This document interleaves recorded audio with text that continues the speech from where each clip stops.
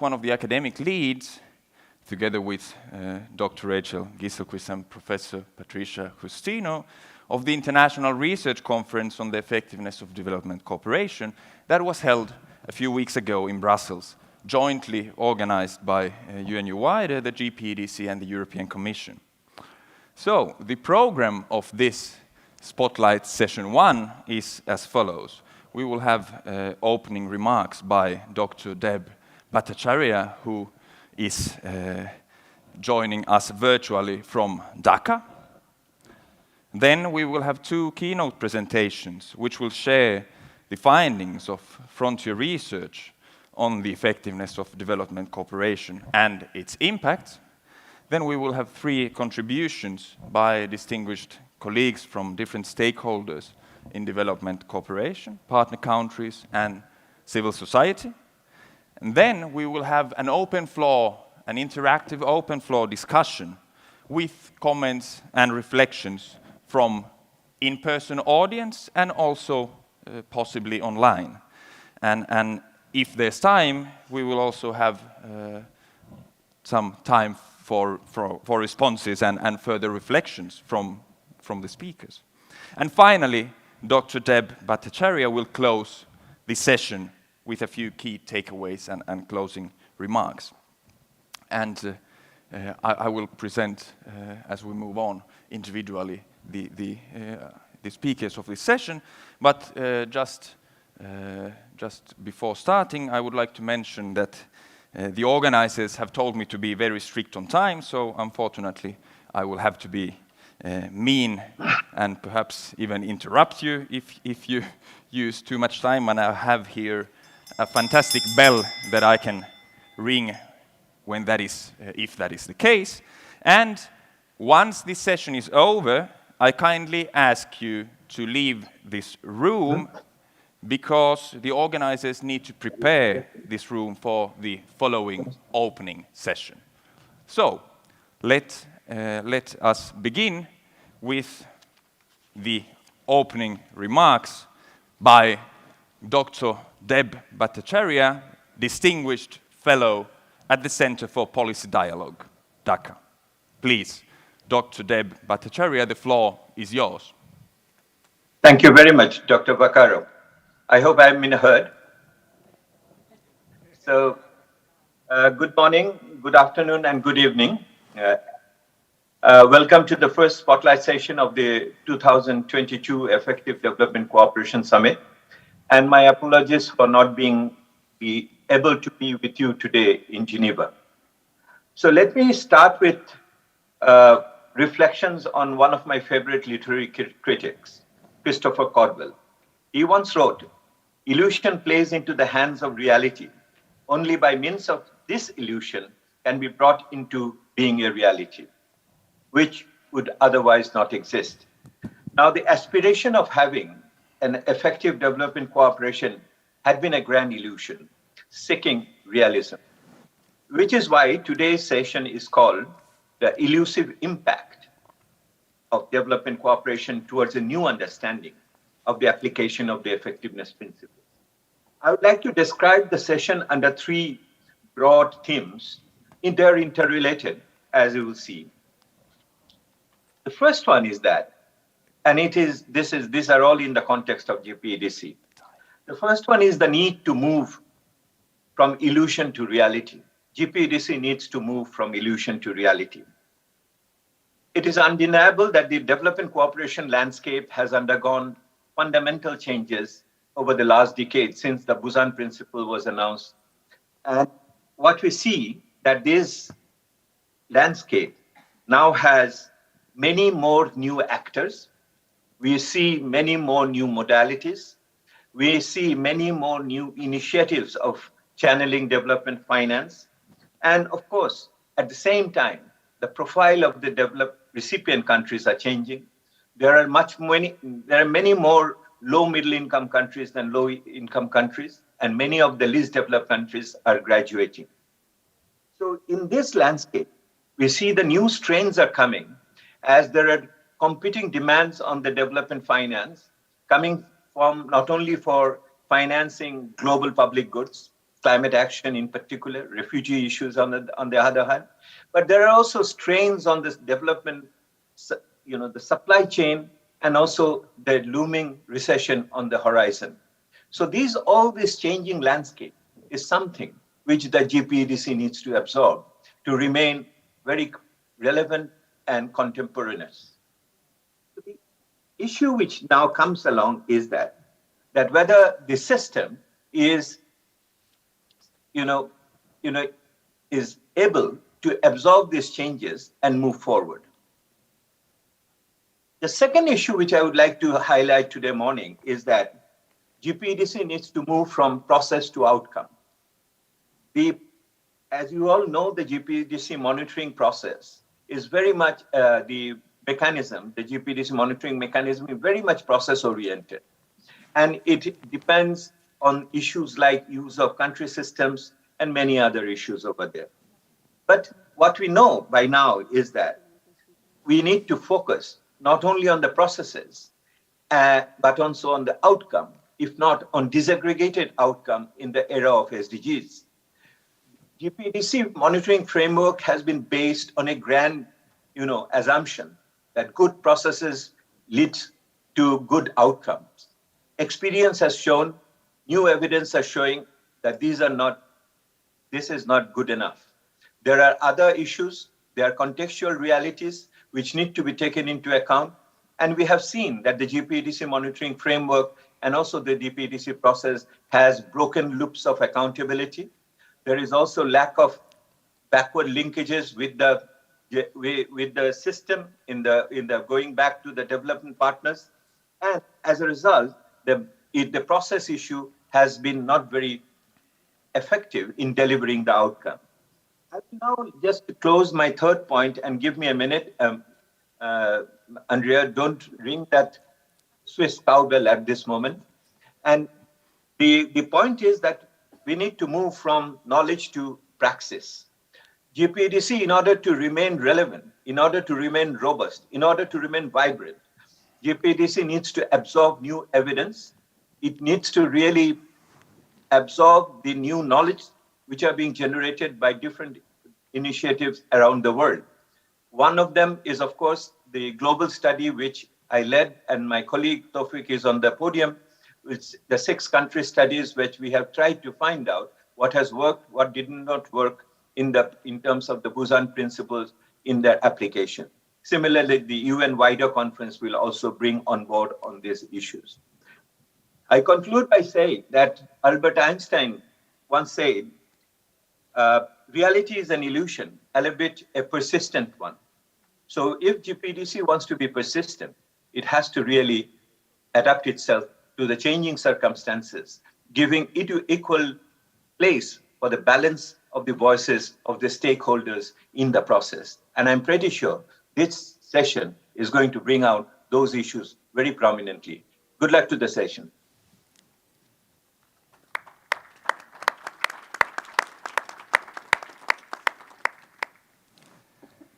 Thank you very much, Dr. Deb Bhattacharya, for these opening remarks. And then let us move forward with the keynote presentations. And we will start with Dr. Rachel Gieselquist, who is a Senior Research Fellow at UNU-WIDER, and her presentation is entitled Relating Development Cooperation to Outcomes, Evidence from an International Research Conference. Please, the floor is yours. Good morning. So it's really a pleasure and an honor to be here with all of you. And today I'll be sharing some findings from our International Research Conference on the Effectiveness of Development Cooperation, which, as Andrea mentioned, was jointly organized by UNU-WIDER, the European Commission, and the GPEDC. So the work presented in the conference was selected through an open and competitive call for papers, which received over 250 submissions from around the world, really a range of research from PhD students and early career scholars to the most senior professors and everyone in between. So it was really a pleasure to go through the proposals. And in the end, we selected 70 papers, about 70 papers for presentation in the conference. The slide here is really just to give you a sense of, at the high level, of some of the themes that were discussed. This is the program, summary program for the first day of the conference. And as you can see here, we started on the first day with the keynote from Professor Anke Hoffler.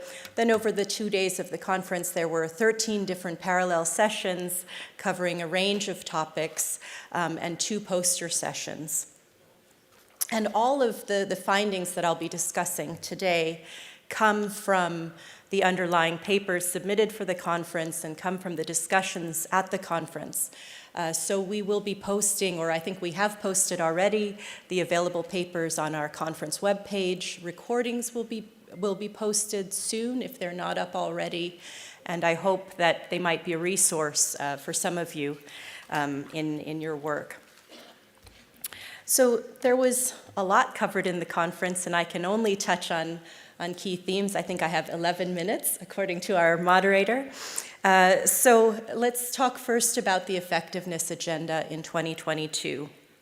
So since Busan in 2011, it's clear that some concerns have been raised about waning enthusiasm and so on, and this was certainly discussed in our conference. I would refer you, for instance, to a nice contribution by Nalima Gulrajani, which is now out as a working paper, wider working paper, and talks about, at a high level, some of these concerns and some possible ways forward. But it was also very clear in the papers and the research presented that the principles they have remained an important reference point for development practice. And I think a nice contribution that underscores this was presented by Rachel Kalea. It's now out as a working paper that I reference here. And it draws on surveys of development officials from development agencies and partner countries and their views about the effectiveness agenda and development cooperation in general. So in seeking to build momentum for the effectiveness agenda, the GPEDC has, among other activities, sought to build the sort of why case for the principles. So what is the link between the principles and better development outcomes? And this was really a key question in the conference. So what does the research say? I think we have 2 broad answers that come out of the research presented in the conference. And the first answer is yes, it certainly seems so. There is a great deal of evidence, and it's a very nuanced, often very case-specific evidence that's difficult to summarize briefly across multiple domains, that projects and programs that embody the principles seem to be more successful and to have better development outcomes in terms of poverty reduction, health and education, stronger institutions, greater security, and so on and so on. And I expect that many of you in the room will have examples of this that you could share. And the research in the conference certainly presented a number of examples, not necessarily framed in terms of the effectiveness principles, but talking about the importance of, for instance, accountability and ownership and so on. So on accountability, one example is the paper by Ryan Jablonski and colleagues, which looks at Malawi, at medical theft and ways to improve or reduce medical theft as a way to influence positively health outcomes, and points to the importance of strengthening accountability mechanisms in this. I would also include here some of my own previous work. There's a whole lot of literature, I think, in this area. So a few years ago, I had a project looking at aid and institution building in fragile contexts. And one of the key findings to come out of that work was the importance of ownership and how that's linked to project success, whether a project is more or less successful. And some of the publications are listed here. That said, in spite of these findings, I think it was also clear in the discussions in our conference that the evidence to date doesn't show a strong causal linkage across countries between better adherence to the principles and better outcomes, a range of development outcomes. And this was a core finding in the co-authored paper that we did for the conference with Andrea and Patricia Justino, where we used currently available GPDC monitoring data and data on a range of other outcomes, or a range of outcomes, and we found no statistically clear relationship between these two. So why is this? It's puzzling given the big literature that I just talked about. So one thing we think that's very important here is to recognize the shortcomings in the currently available monitoring data.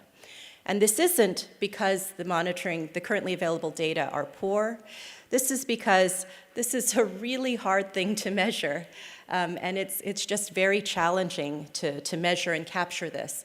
And even with an incredible amount of work and research in this exercise, it's just very difficult. And so I think there's some ways forward that we suggest in the paper, but certainly this is something that will continue, I think, to bother us as a development research community.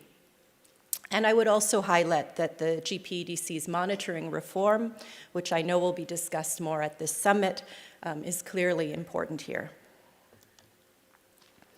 So all that said, if we want to understand shortcomings in implementation or adherence of the principles, it's important, I think, to be talking about obstacles and contextual factors that influence implementation and adherence. And this is perhaps even more important than building the why case and then the sort of cross-country analysis of the linkage between the principles and outcomes.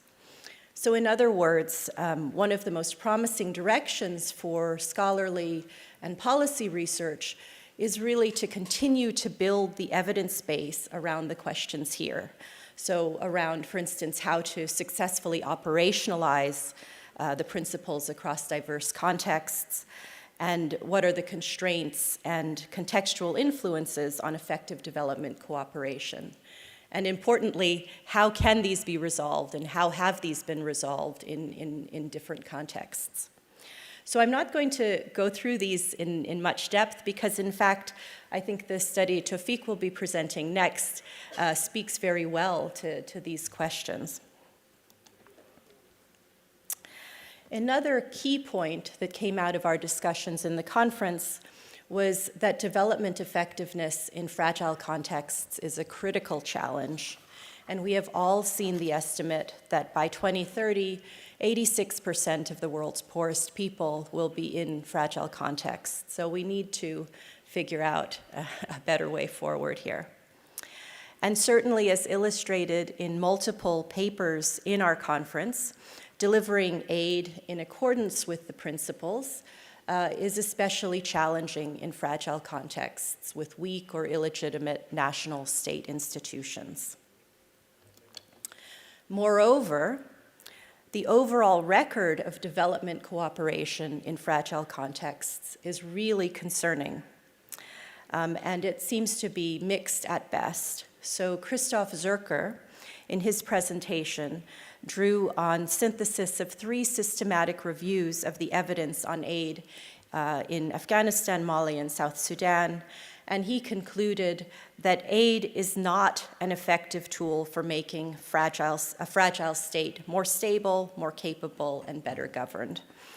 And that what we need now is an honest discussion about aid in fragile contexts that starts from this acknowledgement.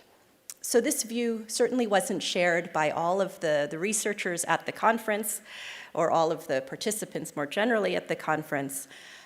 Certainly a number of researchers had a more positive assessment, a more positive synthesis of the evidence. And I would point you here, for instance, to the presentation by David Carment and the forthcoming wider working paper by David and Teddy Sami, which comes to more positive conclusions. But nevertheless, the evidence is really concerning here. So where does this leave us?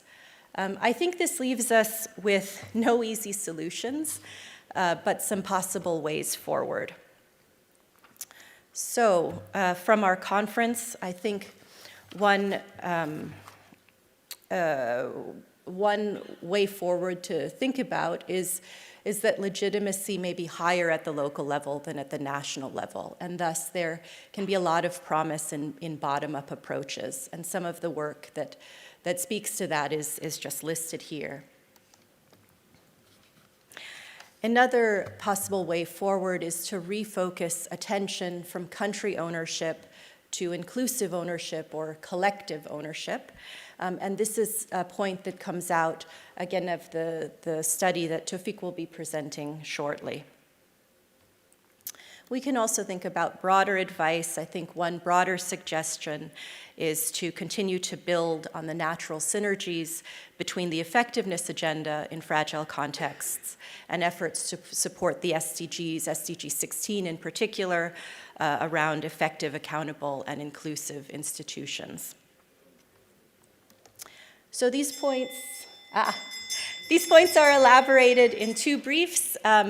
I have copies if anybody wants a copy. They're also on our webpage. And there will be more coming on our webpage in terms of the research. We have several dozen working papers which will be coming out. The conference papers should also be available, the recordings. We have an edited book planned. So please watch this space for more information. Thank you.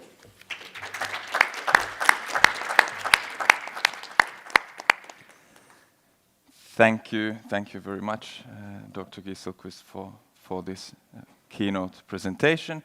And then let us move forward to the next keynote presentation, which is delivered by Mr. Tawfiq Islam Khan, Senior Research Fellow at the Center for Policy Dialogue, Dhaka. Please, the floor is yours. Thank you. It's a pleasure and honor to present our research here. My presentation will be based on a research supported by European Commission to understand the development effectiveness and the Busan principles, the connection at the sectoral level. So this is a collective work by several people. In fact, a total of 34 people coming from 10 countries. They mutually contributed it, led by Dr. Deb. You have to understand that. So the context is given by Dr. Deb that it is understood that the development principles should generate good outcomes at the ground level. So that is the assumption. I mean, we want to see that whether with what context it works and whether there is a possibility to replicate the experiences at the sectoral level. So we looked into the 4 Busan principles as framing issues, but our focus was on sector.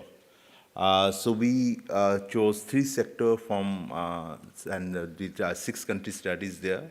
So the crop production, education, and social protection. And the countries were El Salvador, Senegal, Bangladesh, Rwanda, Tanzania, and Uganda. And to support these country studies, we also have 4 thematic studies. This first one is on political economy of aid allocation. The second one was on sectoral coordination.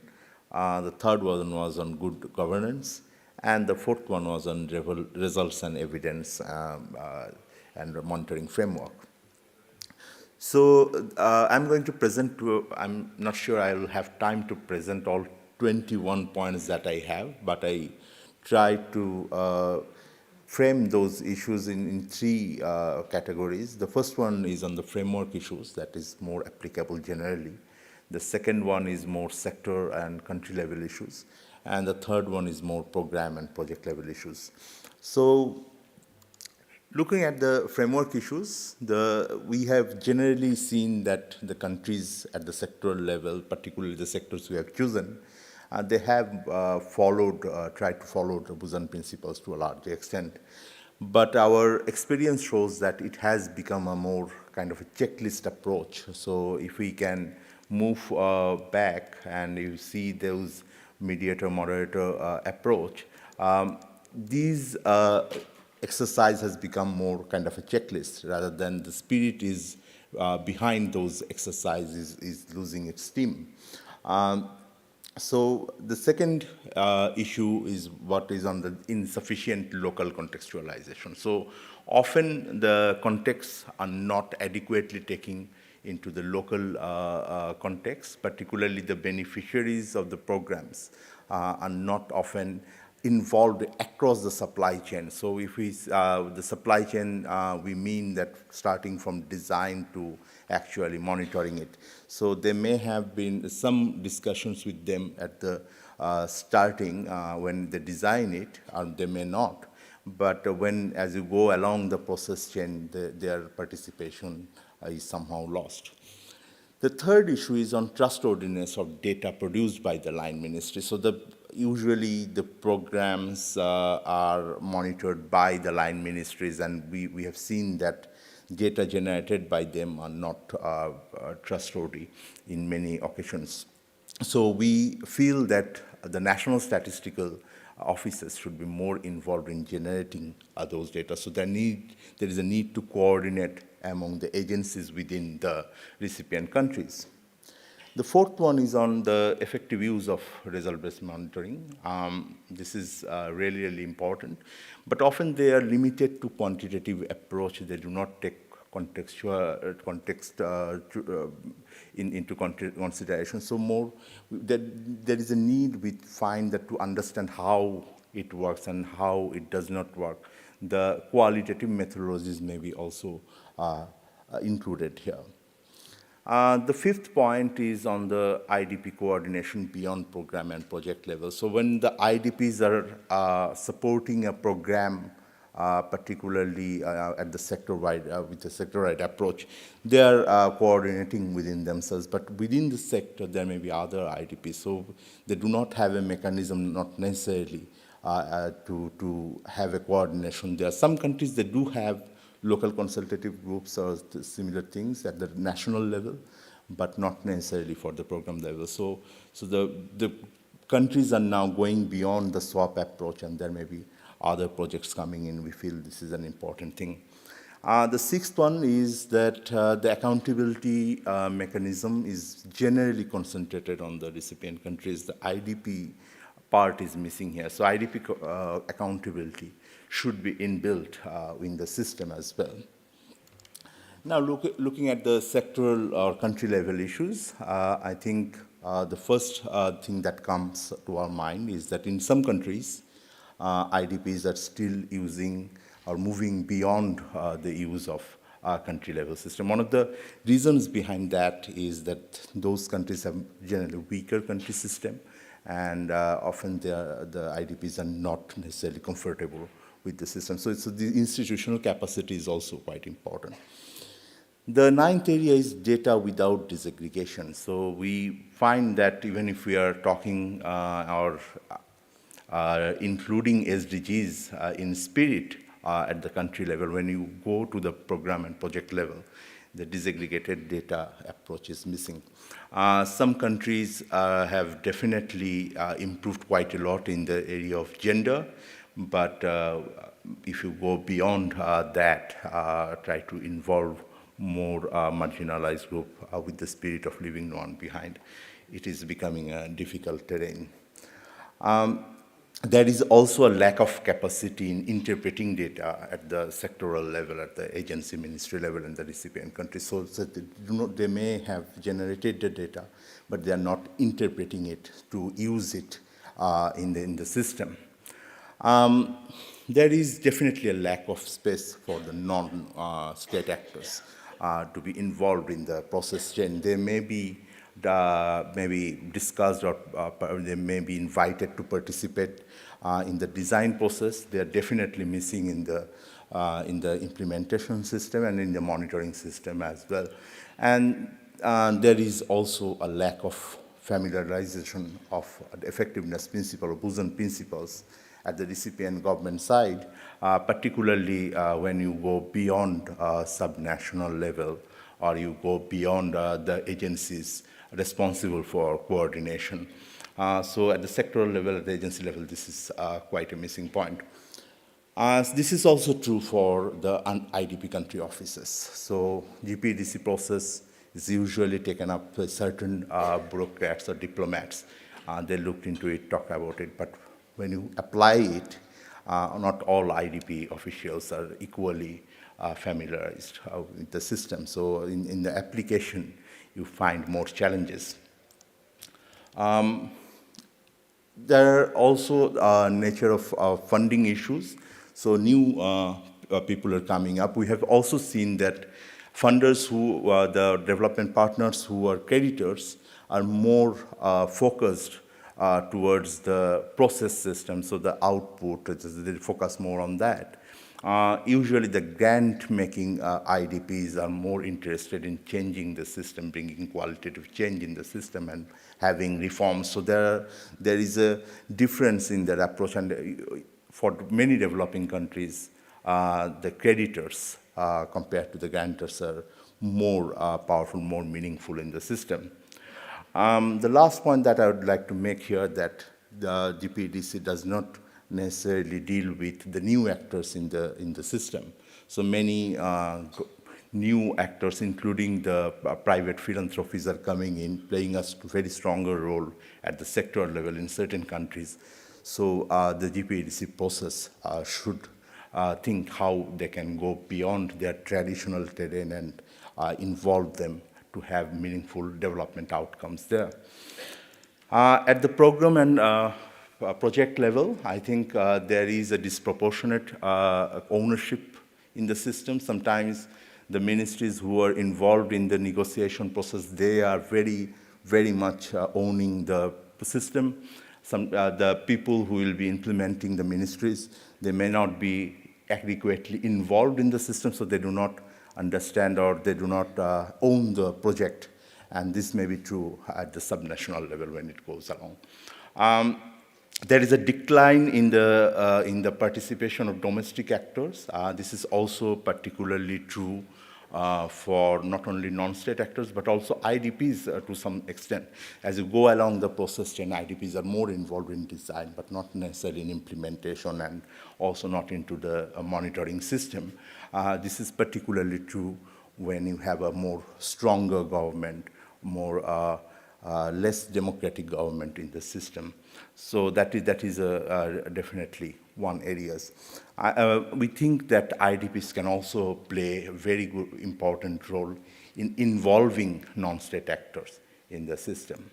So as you go along that, we think that GPDC framework and the Busan principles are very much relevant, but they were designed in a sense that with the assumption that at the country level, recipient country level, there will be at least some form of democratic accountability. So it is built on those assumptions. When you do not have a strong democratic accountability in the system, these principles may not be used in a more outcome-oriented manner.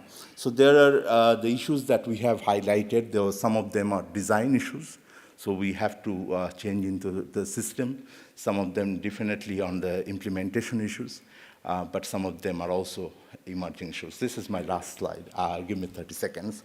So one of the points that I would like to make and to end my presentation is that we can have a consensus at the global level when we come together in places like this. But if we want to make it more effective, we also have to make consensus at the recipient country level, at the national level, and also at the subnational level. And that is where probably GPDC should focus in future as well. Thank you very much.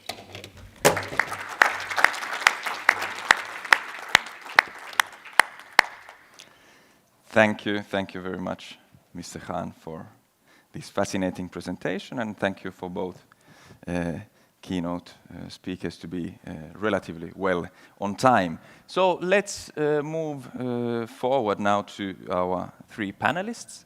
And we have Ms. Laura Aguilarre, Deputy Director General for Development Cooperation from the Ministry of Foreign Affairs, Italy. Then we have Ms. Carla De Palma, General Director of the International Cooperation Agency of El Salvador, ESCO. And then we have Ms. Blanche Simoni Abegui, Regional Representative, Dynamic OSCAF, Gabon. So let us begin with Ms. Laura Aguilar. Please, the floor is yours. And the microphone is not working, apparently. Can you hear me? Yes, very good. Microphone is working. Thank you, Dr. Vaccaro, for giving me the floor. I would like to thank Dr. Deb for his opening remarks and for the two presentations, which were very interesting. There was a lot of curiosity in Capital about them, and very interesting and a lot to learn from them. Thank you very much. And I also would like to say that I'm very happy that there are 3 women here as key speakers, and this is something that doesn't happen every day, and I think it's important that it happens when we talk about development, cooperation, and effectiveness. Having said that, I would like to touch upon 3 points from my side. The first is what effectiveness is for Italy. As you probably know, Italy was involved in the discussion on development effectiveness since the really beginning. We worked for and we organized the first high-level forum on harmonization, which took place in February 2003 in Rome, where the Declaration on Harmonization was adopted. That was the first attempt to work on the need of better harmonize the practices and modalities, donors' practices and modalities with the partner countries' systems. After that, since 2009, the Italian Development Cooperation adopted 4 effective development cooperation plans. The aim was to make sure that the effectiveness principles were translated into new and better modalities and practices to engage with our partner countries. In 2014, the Italian Parliament passed a major development cooperation reform, which states that the whole Italian development cooperation system has to implement the effectiveness principles. When I say the old Italian development cooperation system, I'm talking about something big, because it includes all public administrations, it includes universities, public entities, social society, private sectors, regions, and municipalities. So it's a big exercise, and it was very important to affirm that by law.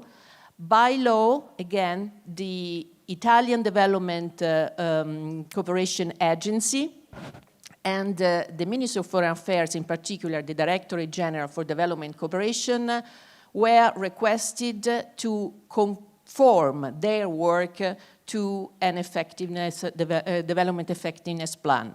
Therefore, we established a joint working group, and in 2019, we launched formally the plan. The plan basically contains results on the effectiveness principles, plus on results on humanitarian aid and situations of fragility situations, plus results on focus on the principle of leaving no one behind. And all this was also based and focused on an approach, operational approach based on results-based management. Doing this, basically, we did what the law asked us to do. And even if, of course, because of the constraints and the limits of the COVID 2019 pandemic, we are quite satisfied because many of these results, in fact, have been achieved. Now we are working on the renewal of the plan. but probably the real next challenge is to finalize a work that we started already, and is to have what we can call Italy's development effectiveness plan, which means agree with all the actors I mentioned before on a set of results probably simpler than the one we have, which is the basis of our work as implementing agency and as Ministry of Foreign Affairs, because imagine that should be applied from regions or municipalities, from legal entities, so it cannot be the same level of engagement, but this is what we would like to do. The second point I would like to touch is our consideration of the specific circumstances of partner country. First of all, we experience the power of working on processes, supporting endogenous development processes instead of simply financing projects. This especially happened in several countries, joining sector programs in education and health through multi-donor, multi-year trust funds. And this has been crucial in favoring policy reforms. Secondly, more recently, in December 2021, the Italian Development Cooperation adopted a policy paper on managing for sustainable development results, which was an in-house work of the effectiveness task team of our implementing agency, AIX, which is represented here by Teresa, here in the audience. This policy paper provides a new framework for action based on alignment to SDGs and adaptation to context. In short, we have adopted a general theory of change, fully aligned to the 5 pillars of Agenda 2030, identifying for each pillar the key outcomes we wish to pursue in the next 3 years, always keeping a focus on leaving no one behind in order to reduce inequalities. This general theory of change is the basis for dialogue at country level with each partner country in order to define context-specific theory of change and results framework. This analysis leads to multi-year country programs aligned to partner countries' planning cycles. We have just started this new planning and budgeting approach, and we welcome the new monitoring framework of the global partnership as well as the action dialogues as crucial exercise to address country-specific challenges. I stop here. I might intervene after that. Thank you. Thank you. Thank you very much. Thank you very much, Ms. Aguilar. And let's move on with our next panelist, Ms. Carla De Palma. Please, the floor is yours. And she will speak in Spanish, so at least we have here headphones. I think you might have headphones as well, so if you think that can be useful, feel free Buenos to use días a todos. So good morning, everybody. It's an honor for me to be on this panel with experts on efficient cooperation for development from the International Cooperation Agency of El Salvador. So we are known as El Salvador Cooperation. Why? Because we were created based on the idea that we can create South-South cooperation. So we can position ourselves in everything we're doing globally. And that's why we try to address this item, the Pilot 2.3, which involves Colombia and other countries. So the efficiency of aid and the experience of our country the last couple of years has influenced our view on development with clear objectives for the South cooperation, not only to be an exchange of experiences and knowledge, but to be based on the principle of solidarity, reciprocity, and horizontality. So when we tried or joined the Global Alliance for this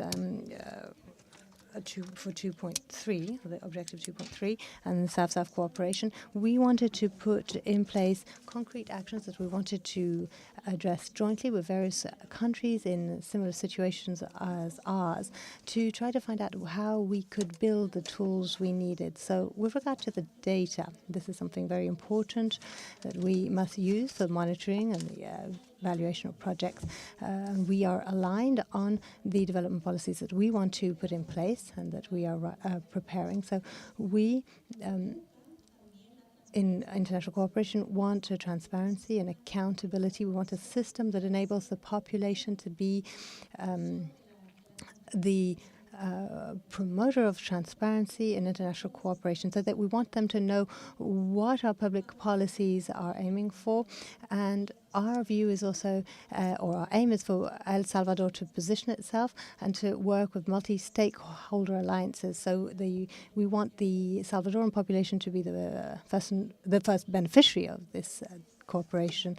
We are committing with various other countries to have these databases and to work and to see how the GPDC, for instance, can work and overcome the challenges we face in development. So we are working in the context of the cooperation framework for 2026. So we're aligning our national priorities on this. We don't want to leave anybody behind. We also have our National Council for Sustainable Development, which, as other bodies, is trying to follow up on the implementation of the SDGs. And we have a new Social Council for Sustainable Development that recently submitted a voluntary report. Now, with regard to efficient, effective cooperation for development, we hope that this work will enable us to carry out an evaluation that will show us where we have to improve and will apply our objectives, transparency, accountability. We all know, for instance, what the principles are of this global alliance: results-based, focus, and ensuring that the data is used to improve development policies. So we believe that this is a place of dialogue with other member countries in a changing world. After COVID-19, we need to stimulate countries. Countries have used different strategies and innovative strategies in the area of cooperation. More than ever before, we feel we need to join our efforts to reach our objective through more efficient cooperation to maximize our impact. We believe that the Global Alliance enables bridges for South-South cooperation to be built to join our efforts, and this will enable El Salvador to continue working towards this commitment to play a piloting role, but do even more for the actions and the work of the Global Alliance. So we believe that South-South cooperation will be seen as a possibility for reciprocal action. We want a whole list of technical cooperation possibilities to be implemented: effective governance, economic development. We consider that this is a place that it will enable us to align ourselves on all the government's efforts and will enable us to align on the international cooperation spaces that we need to work with. Thank you very much. Thank you very much, Ms. De Palma. Perfectly on time. So let us move on to our next panelist, Ms. Blanche Simony-Abegui. Please, the floor is yours, and she will speak in French. So again, you might use the headphones if you wish so. Okay. Bonjour. Bonjour. Merci à tous. Je remercie. Thank you, everyone. Thank you, dear organizers, for enabling me to join this very prestigious panel on this very important topic. So, with regard to the introductory remarks of the first speaker, she encourages us to move from illusion to reality, or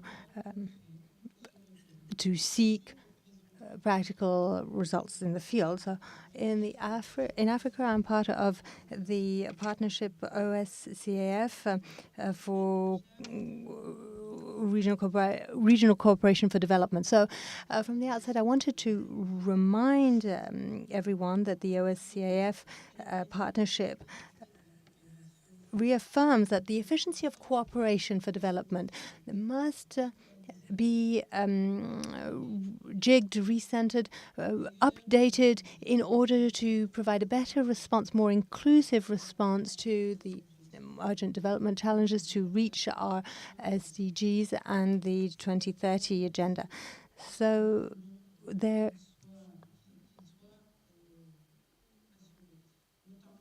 are certain principles that are very important to us. For instance, we want democratic ownership, we want inclusive partnerships, we would like to ensure guaranteed transparency, accountability, we want to focus on results and ensure we don't leave anyone behind. With regards to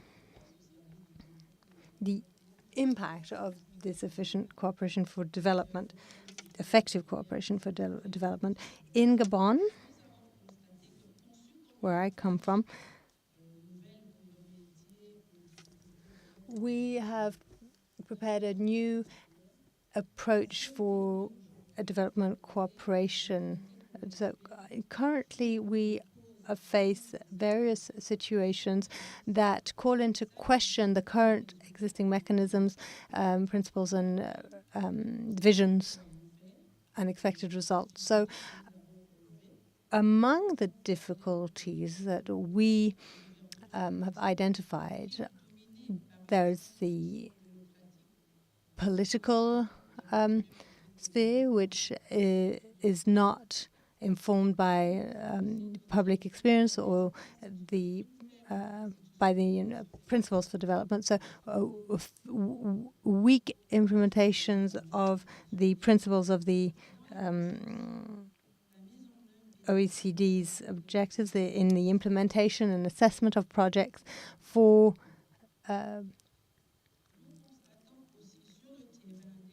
useful which aim at useful public projects. So we need to better apply the standard innovating principles of the CD.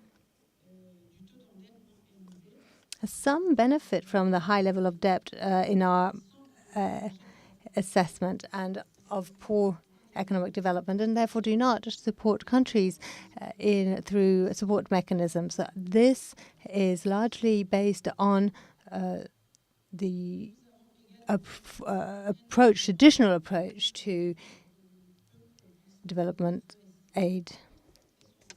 So we have an approach that is not favorable for CSOs, for the participation in the implementation, preparation, assessment, and other of public policies for development.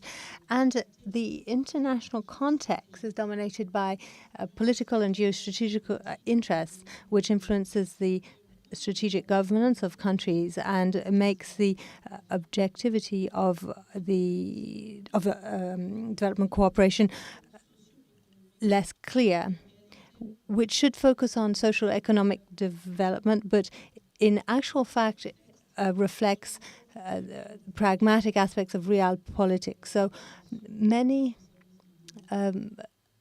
flows are not taken into account in development policies because they're influenced by geopolitical approaches, and they don't aim for the well-being of populations, but they aim to maintain a certain hold on countries through which the aid transitions. And so in this context, the population feel that these flows of aid, rather than freeing them up, seems to bind them to authoritarian regimes and political movements. Then there is the practices of the CD in states and the state of emergency too, and the possibility of violating standards are putting other objectives first instead of efficiency. So among others, there is what we call the COVID gate in all African countries. I'm speaking mainly about Africa here. And this COVID gate means that aid flows have benefited corruption, have led to the creation of networks that have not benefited the population at large, that have not helped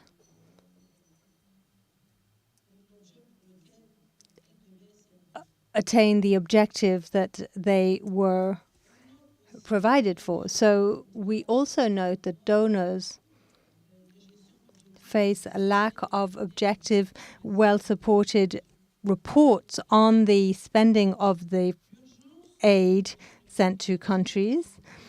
And the climate emergency also leads to cooperation mechanisms that don't seem to respect the CED's principles. So some countries don't have or have not implemented any of the provisions that we prepared to manage the financing flows or the finance flows. So how can we ensure that this cooperation provided to the South enables a sustainable development in the countries, beneficiary countries they're sent to? So to finish, I just wanted to recall the civil society organizations' objectives at this summit. So they want to review the objectives of the PMC, to commit to implement a greater responsibility, to be actively involved in the planning and development work nationally, and to have a clear quantitative objectives and call upon the private sector to play a role in the inclusive stimulus and the triple link and clear figures on climate change to take the climate aspects into account. Thank you very much. Thank you very much, Ms. Abegui.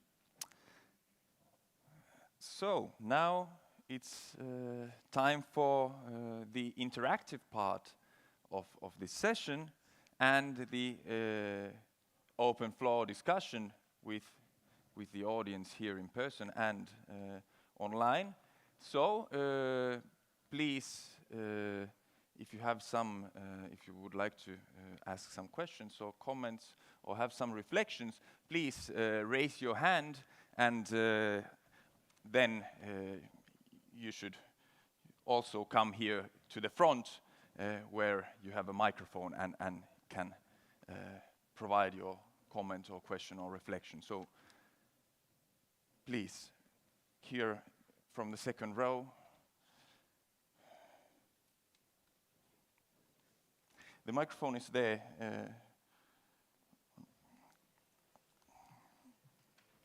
Thank you very much. And I might use the bell as well if... It's okay. It will be short. My name is Jaime Casafranca. I'm Director of International Cooperation from the Ministry of Foreign Affairs of Peru. To the last speech of presentation, regarding corruption and the use of funds and the effectiveness, and make a follow-up. I mean, regarding COVID crisis, the world is not free from another health crisis. We don't know when.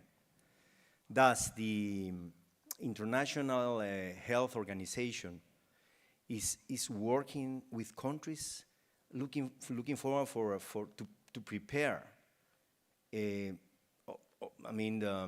community, international community, for the next problem that we could have due to the climate change of the new viruses, because unfortunately it's going to follow us in the next decades. Thank you. Thank you. Thank you. Thank you for the question. All right. Do we have other questions? I see here on the fourth row, one hand raised, please. Yes, unfortunately, you have to go. Hello?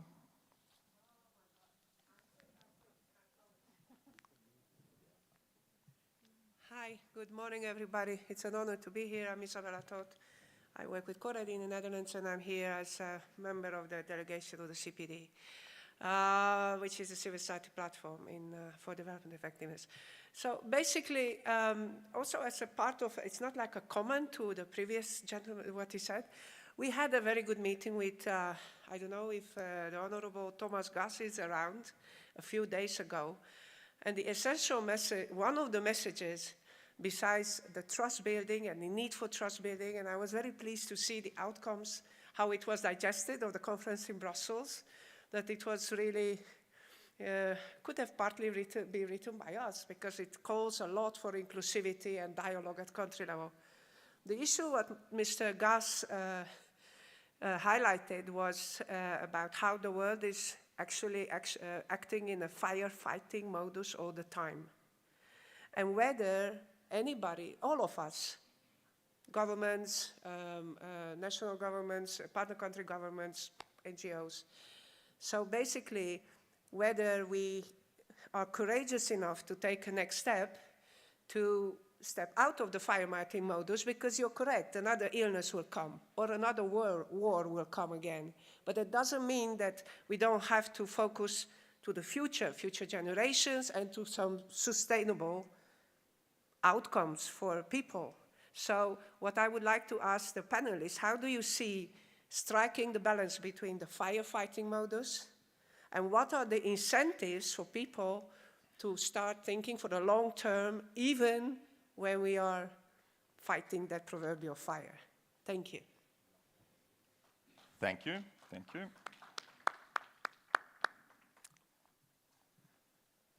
Okay, Hi. then please. Hi, good morning. I am Camille Spencer, Program Director for Monitoring and Evaluation from the Ministry of Planning and Development, Trinidad and Tobago in the Caribbean. My question is to the panelists. I have been hearing the presentations and talking about evidence and data. My question is this: how can we use monitoring and evaluation effectively to support development cooperation where countries have poor data collection management systems, where there's an absence of an evaluation culture, and where there is a lack of political will and buying for the use of evidence in decision making? And that's, for me, if I can get some response on that, that would be most helpful. Thank you.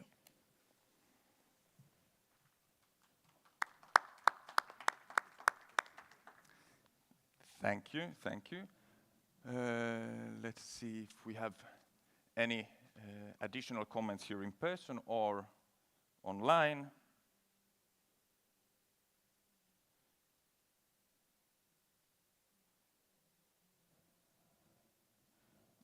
Absolutely.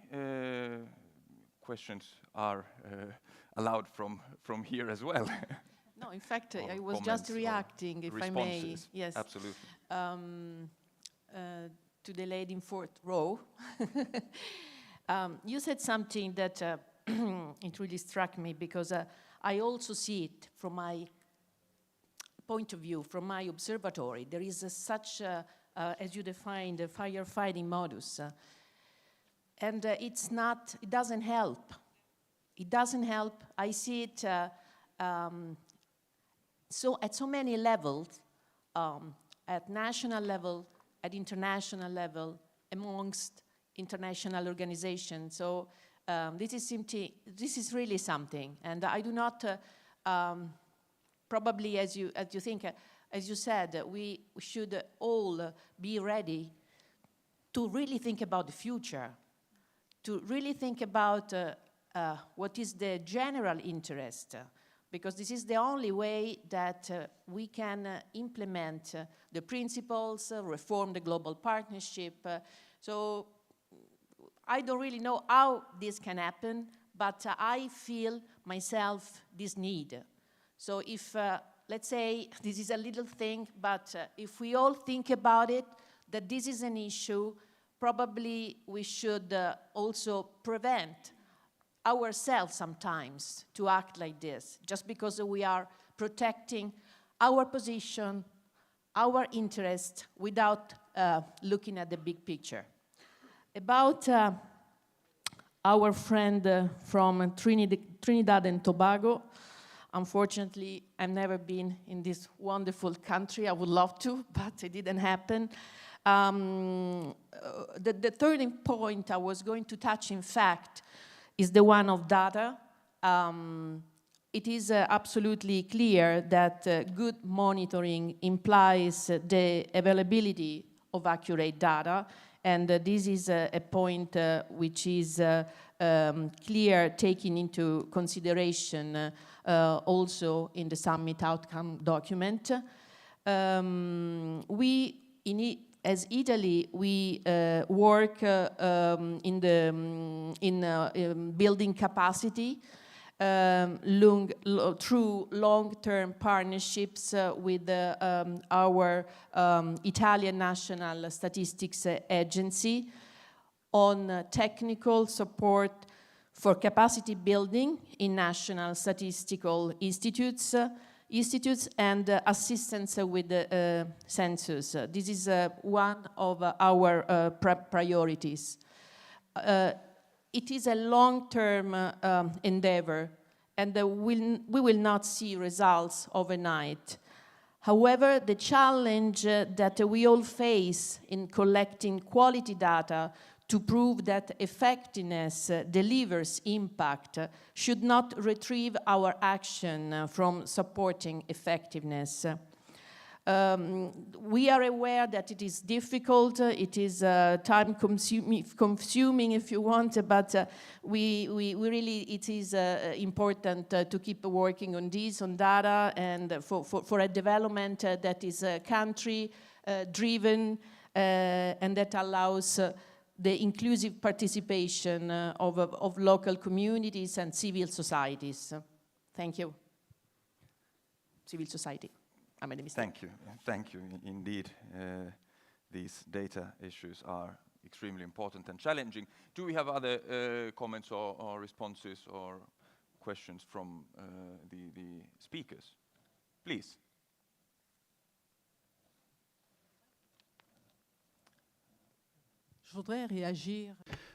I would like to react on that first question, which was trying to ask whether we could cut short corruption maybe with future pandemics. I would say that we do have elements. Of course, there are certain tools. Accountability is one of them. 100,000 million CFAs have been given to Gabon in different chunks. The first chunk was given to Gabon so that they could carry out an audit. It wasn't done, and the IMF, so as not to actually mention anyone, requested a report. Unfortunately, there was never one, but the money was unblocked. The civil society carried out an amazing audit. They did a wonderful job. The Deloitte was the auditor, and indeed they confirmed with his audit that the money was not used for their intended objective. But unfortunately, they still got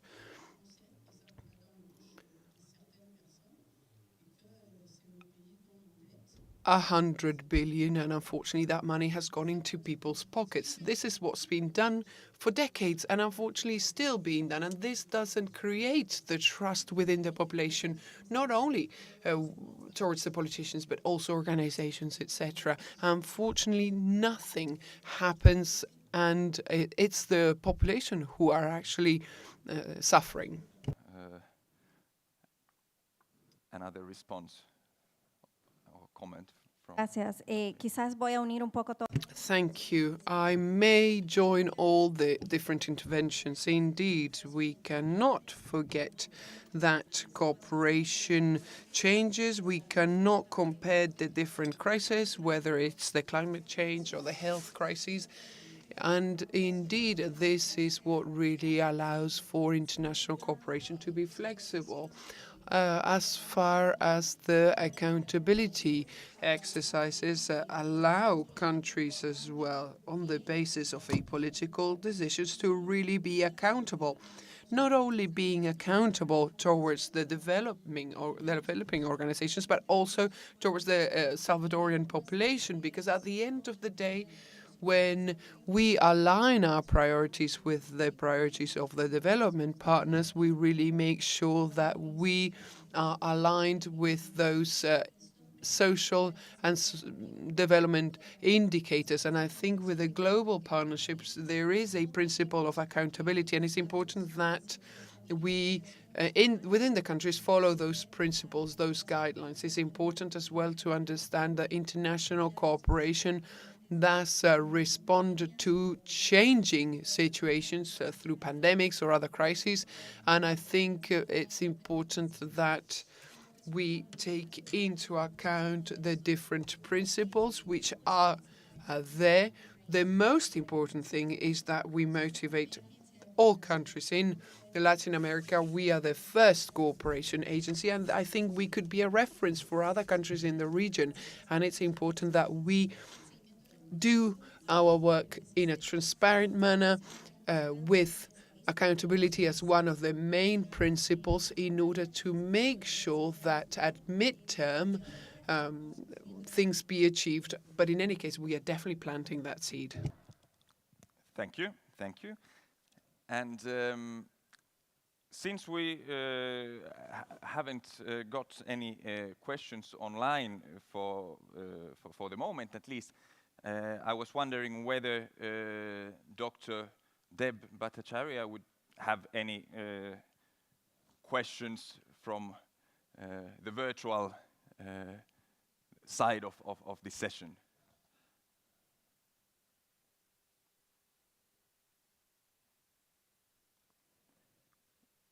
We cannot hear you, at least. Yes, and thank you very much, Andrea, for this opportunity. I greatly enjoyed listening to my two colleagues, Rachel and Tawfik, the presentation about the outcome of the two major knowledge initiatives. And also the three colleagues from Italy, El Salvador, and Gabon have given us a very concrete and evolving on the ground, the efforts which are currently there. Some of them are not necessarily very exciting, some are disappointing, and some are exciting. So if I may proceed, listening to all the five and all the three questions coming from Peru, the Civil Society Forum, and Trinidad and Tobago, I would just summarize my observations and build in the responses into 3 or 4 concluding points. The first point is that the GPADC principles are still relevant, but they need to be re-energized with new value addition. This is one which is coming out very strongly from all the presentations and also the commentaries. The issue is that how do we add value to this? Say, for example, the issue of firefighting came up very strongly. And I would say that an ability to fight fire is much better when we have solved the legacy issues. And the important point of it is that how do you really reform the GPADC so that it can, on the one hand, deal with exigencies, and on the other hand, also deliver on its medium-term commitments together. For example, one of the exigencies at the moment is the refugee issues. Now, if we would have pursued adequately inclusive growth in the source countries and countries of origins of these refugees, maybe we would have not have those refugees coming on the shores of the Mediterranean. So I think that is an important thing, that we see the bigger picture and connect the development cooperation effectiveness to the overall development effectiveness in the respective countries. That would be one of my first points over here. The second point is that I would, whilst we ask for country ownership, I would also alert colleagues about the so-called ownership trap, where one should really be careful about putting all the burden on the recipient countries. And so these countries, with their meager resources, doesn't end up only, reporting on the various interventions and doing various kinds of, management-related issues with scarce resources, scarce capacity to do those things in that way. And every other fault, any other non-delivery will be pinned it to the recipient countries. I call that ownership trap. This is also we have to be very careful about. So in this case, we have to look into the full cycle of the development cooperation. Going back, as the studies have shown, there are not adequate linkage between the headquarters of the development partners, or sometimes also at the ground level office, about their familiarization about the development cooperation principles and effectiveness principles. So the importance of data building, data capacity issues, particularly disaggregated data, all this support has to be, complementary support has to come. This is my second point on the ownership issue, and providing adequate space and resources to the recipient countries. My third point, which is coming out very strongly, is that the issue of inclusive democratic space in the recipient countries. The inclusive democratic space is important. The contextual realities are important for the GPDC principles to work. We have not seen the GPDC principles or the framework one size fits all for all countries in certain ways. Although in the recent past, the GPDC has been more sensitive towards the fragile states and others, and also looking at disaggregate level issues. But still, this is an important part, that how do you really not only look at the bigger picture of development cooperation along with the development as such, but also in terms of development and democracy, the interfaces, which is very, very critical in this case. My last point is that we would need a new narrative. We would need a new narrative for GPEDC. We would need a new narrative for the development partners in the respective countries. Because on the one hand, we are seeing that competing demands for not only the exigencies, humanitarian or global public goods, but also they are also facing economic hardship at this moment in the respective countries. There is the development cooperation is losing political traction over here. So in this case, we will not to relate it to a bigger picture, to give the development cooperation finance providers a new logic, why it is important for them to make those contributions in certain ways. As this has become also more important, as we have just heard, because the development cooperation objectives, unfortunately, quite often is being driven by both geopolitics and geoeconomics. So the geopolitics and the geoeconomics somehow has to be absorbed in the realities within the country framework as it goes over there. And to do that, as I have started off at the very beginning by saying, we need to blend or embed new knowledge, new evidence over there. We need to improve the process to ensure the outcomes and capture the outcomes in the GPDC monitoring framework. And we will have to make this illusion, which is a grand illusion, and death of that illusion, the development cooperation effectiveness, will be a sad thing. And we should not let that die. And we should ensure that it remains relevant and effective and more inclusive and more responsive. And I'm pretty sure the beginning of today's conference in Geneva will essentially usher us into that new phase. Thank you very much for listening to me. Thank you. Thank you, Dr. Bhattacharya, for your points and your comments. And I think I saw that maybe our keynote presenters had some responses or reflections on these points or questions.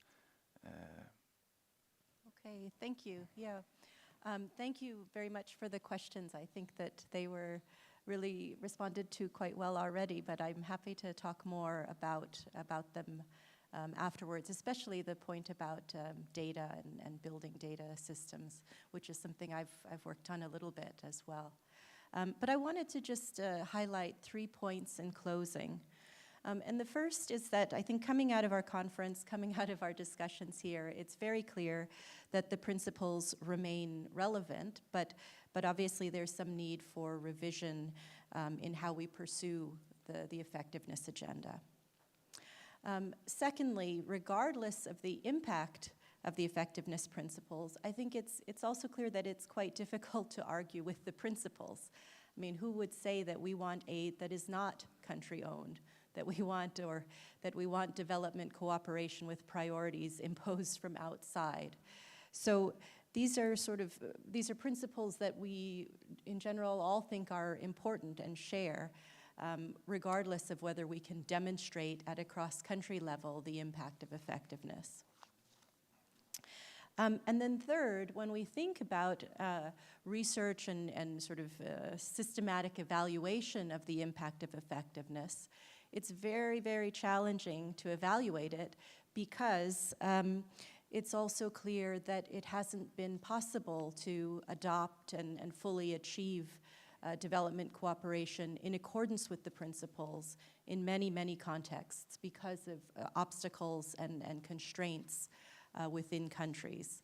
And so I think this is where really, as researchers and as policymakers, a lot of attention going forward should continue to be focused in understanding these constraints.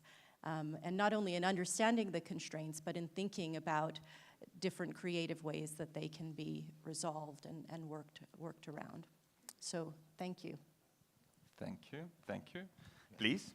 Yes, I think it was a great summary by Dr. Deb, but just a few points to say that what we have understood from our study and the interventions here as well, that GPEDC is still relevant, but it is also applicable or can work more effectively under certain context.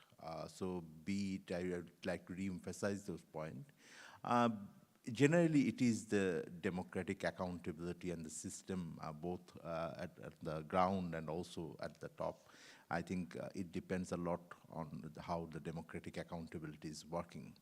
It is also relevant when you have stronger institutions in terms of at the country level, when you are implementing, when you are generating data, when you are interpreting data as well. So institutions will remain very, very important, both at the global level and also at the national and local levels. So this is important. And the third one is on the ownership and political will. And also not only for the recipient country or the IDPs, it is also about ownership of all key stakeholders. So a collective ownership must be formed to make GPEDC framework more effective. And finally, I would like to say that there will be a lot of discussions over the next 3 days. And I understand that GPEDC will be ready to be more relevant and more effective. But it has to transmit at the downstream. Often we can have consensus here, we can have excellent framework here, but it takes a lot of time to go downstream. So when we discuss these issues, we should also discuss a mechanism how we can effectively implement on the ground through the country offices, through the recipient governments, and through the non-state actors as well. And to do that, we also have to focus on the generating evidence and generating research to understand not only whether it worked, but also how did it work or how it didn't work. So that is, I think, whether I think it works is also important, that how it works. So this is something I would like to highlight, that efforts should be continued over the next decade as well. Thank you. Thank you. Thank you very much for these all the comments and questions and reflections also from the audience. So now we have still a few minutes for the closing remarks. Unfortunately, no time anymore for additional questions, but I'm sure that there is time to continue these discussions during coffee breaks and other events. So we have our closing remarks by Dr. Bhattacharya. Please, you have a few minutes for the closing, and then we will finish this session. Yeah. I have made my 3 points at the beginning, and then the 4 points during the virtual discussion. Let me conclude by saying, what do I look at towards the future? How do I look at towards the future? The next 3 days, how it is going to transpire in Geneva, and thereafter, how the life will change. You see, I don't know whether the life will change or not, but the GPDC needs to change. So the GPDC status quo is no option. So I only hope and pray that this discussion we just had from the the impact issue, it has to come to the forefront, and GPDC has to change towards that. Now, for the GPDC to change, it can do keeping the old format and doing tweaking here and there, and what you would call GPDC plus. Add here and there the data issue or the disaggregate issue, local government issues, and etc. But without really revisiting the framework and the framework's interface with the rest of the world, I think that will not take it very far. So what we are looking forward to, many of us, is a GPDC 2.0. What is GPDC 2.0? So GPDC 2.0 is all about bringing the new knowledge into the system. It is all about completing the accountability loop within the system. It is all about making it more inclusive on the ground. It is all about making it responsive to the evolving global circumstances, both in economics and politics and strategic issues over there. The issue is whether the GPDC 2.0 will evolve out of the Geneva summit or not. That is something which we'll have to look forward to. As a perennial, an incorrigible optimist, I want to trust that the GPDC, given its values and principles, will survive the test of time. And I hope our colleagues in Geneva will going to contribute to that. Thank you very much, Andre. Thank you. So, let me ring this bell one more time. Unfortunately, the time for this session is over. Let's give a big hand to all our presenters, speakers, and the audience. And as said at the very beginning, unfortunately, I have to ask you to move away from this room and then come back to the opening session in a half an hour. Excuse me, at 11:45. Thank you. Thank you.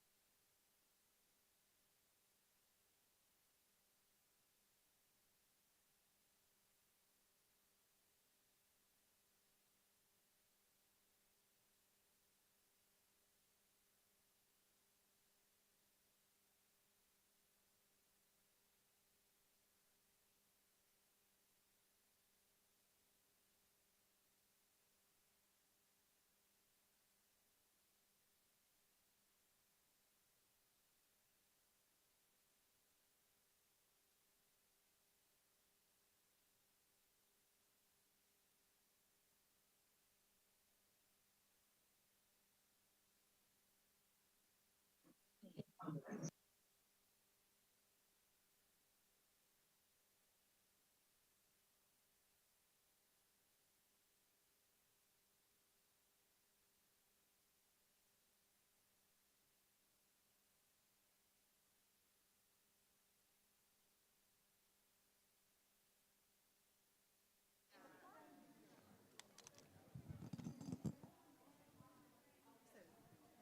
is for the translation, yes?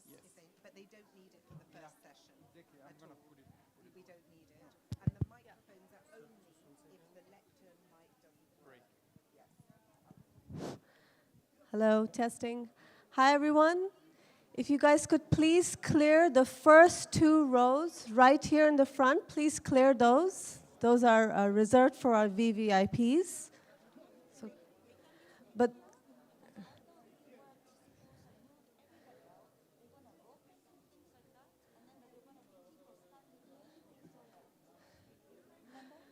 everyone has to leave. That's what I was told. Because people are now kind of like putting all those. Claire?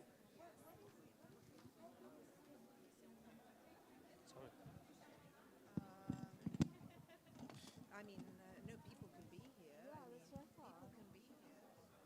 No. Yeah. I'm just wondering, what have I done with my... Hold on. Where do you want the mic? I think here. Just here? Mais le problème, c'est que j'ai fait avec mon iPad. Est-ce que j'ai laissé...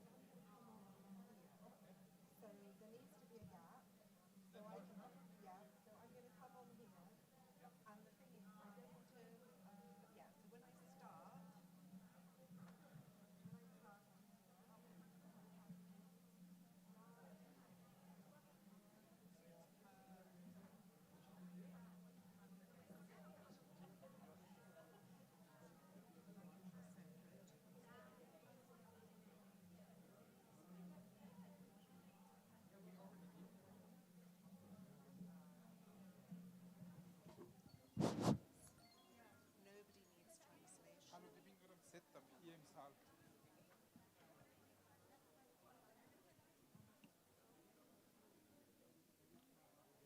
Unten ist was. Unten haben Sie noch was stehen. Im Geneva, ja. Wasserspender ist alles da. Okay, ciao. Mic number 8.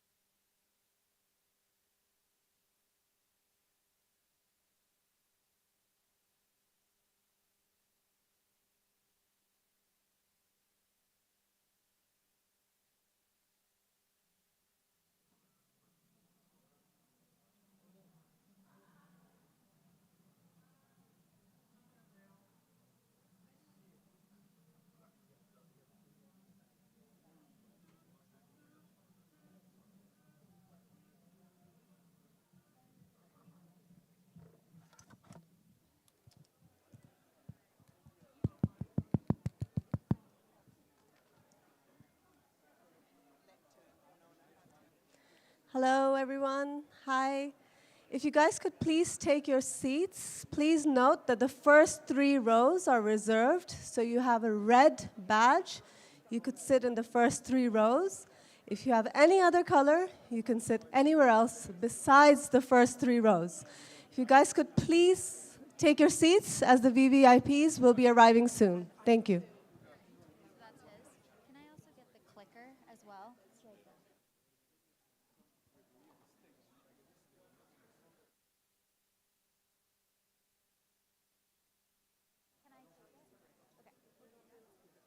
What? Great. Got it.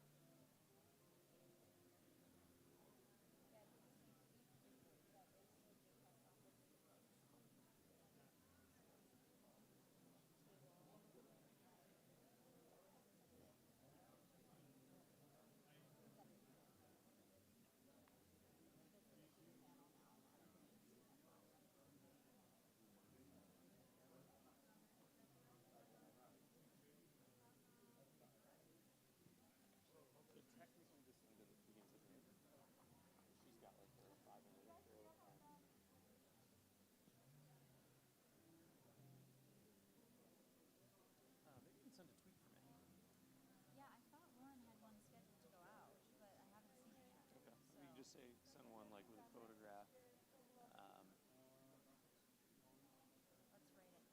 mean, maybe even just like a picture of me here with my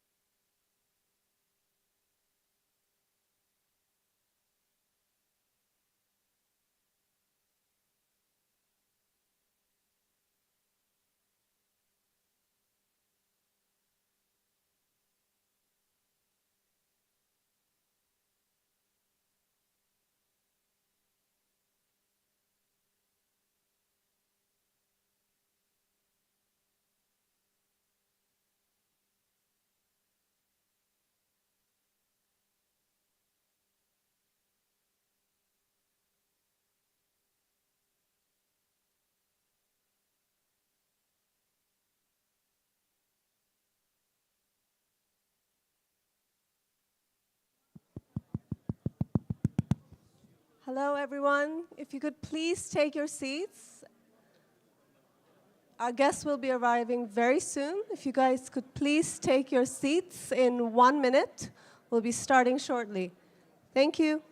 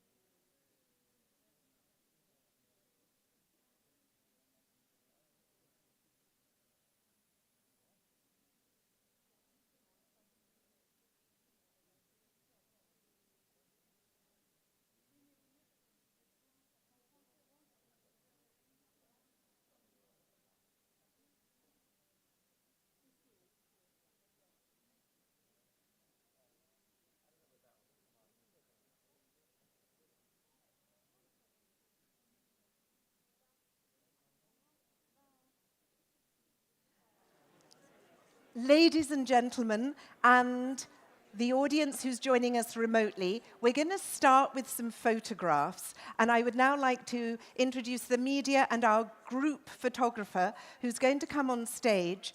And if I may ask the President of the Swiss Confederation, the President of Rwanda, the President of the Republic of Moldova, the Deputy Secretary General of the United Nations, and Vitalis Meja to stand up, because then you'll be very clear in the photograph. Thank you.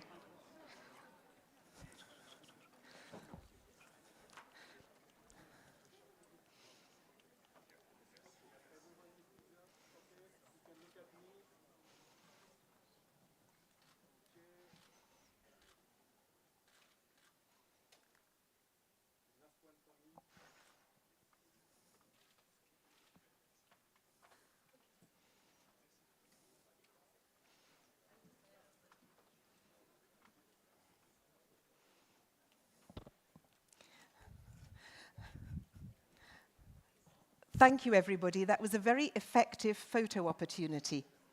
Welcome to the Effective Development Cooperation Summit.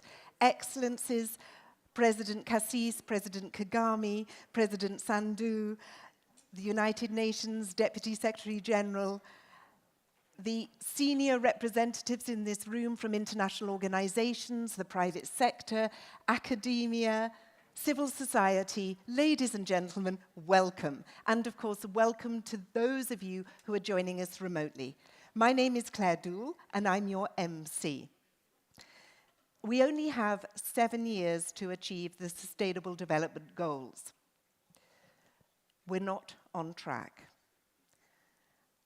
More effective development cooperation is needed now, as we face multiple challenges of conflict, climate change, and economic recession.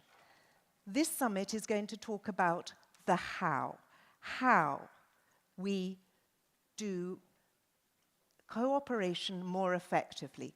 How do we get trust back? How do we get the SDG agenda back on track?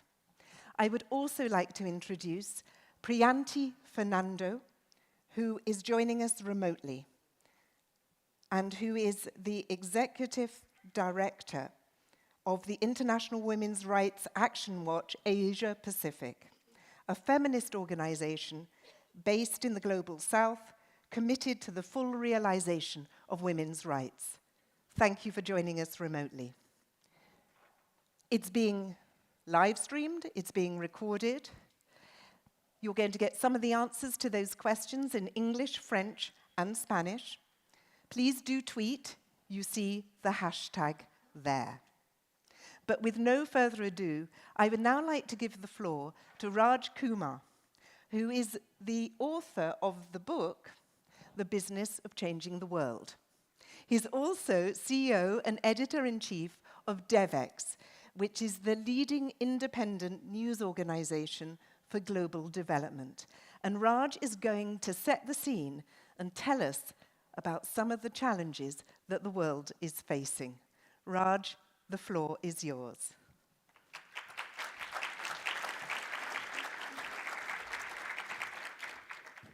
Thank you so much, Claire. It's an honor to be with all of you today. I don't think I've ever been in a room with so many SDG pins, even with Amina Mohammed here. This is a group that clearly agrees on the importance of the Sustainable Development Goals and the importance of aid effectiveness.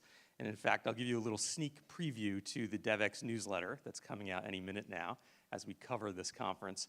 Our editors have called this the Swiss schmooze, because people are so friendly, they're so much in agreement around this issue. But I want to put a little pressure on us this morning. I think about the Moroccan victory in the World Cup, and some of you may have seen the tweet that has gone around saying, "Congratulations, Morocco." Please, congratulations.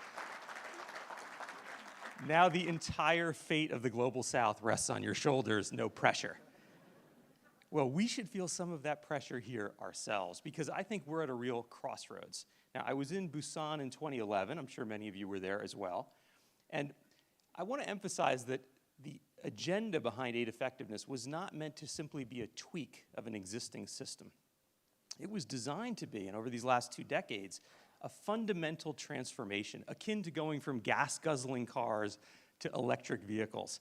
We're talking about changing the sector from being top-down and project-based to really being bottoms-up and systems-based. It's a fundamental transformation, and it comes down to a simple question.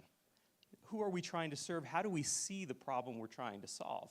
You know, before Busan, we might have said, well, this gentleman, Mr. Happy Letsitsa, who's a farmer in South Africa, we might have said he's a beneficiary, and so we need to provide him with a project or a program to support him.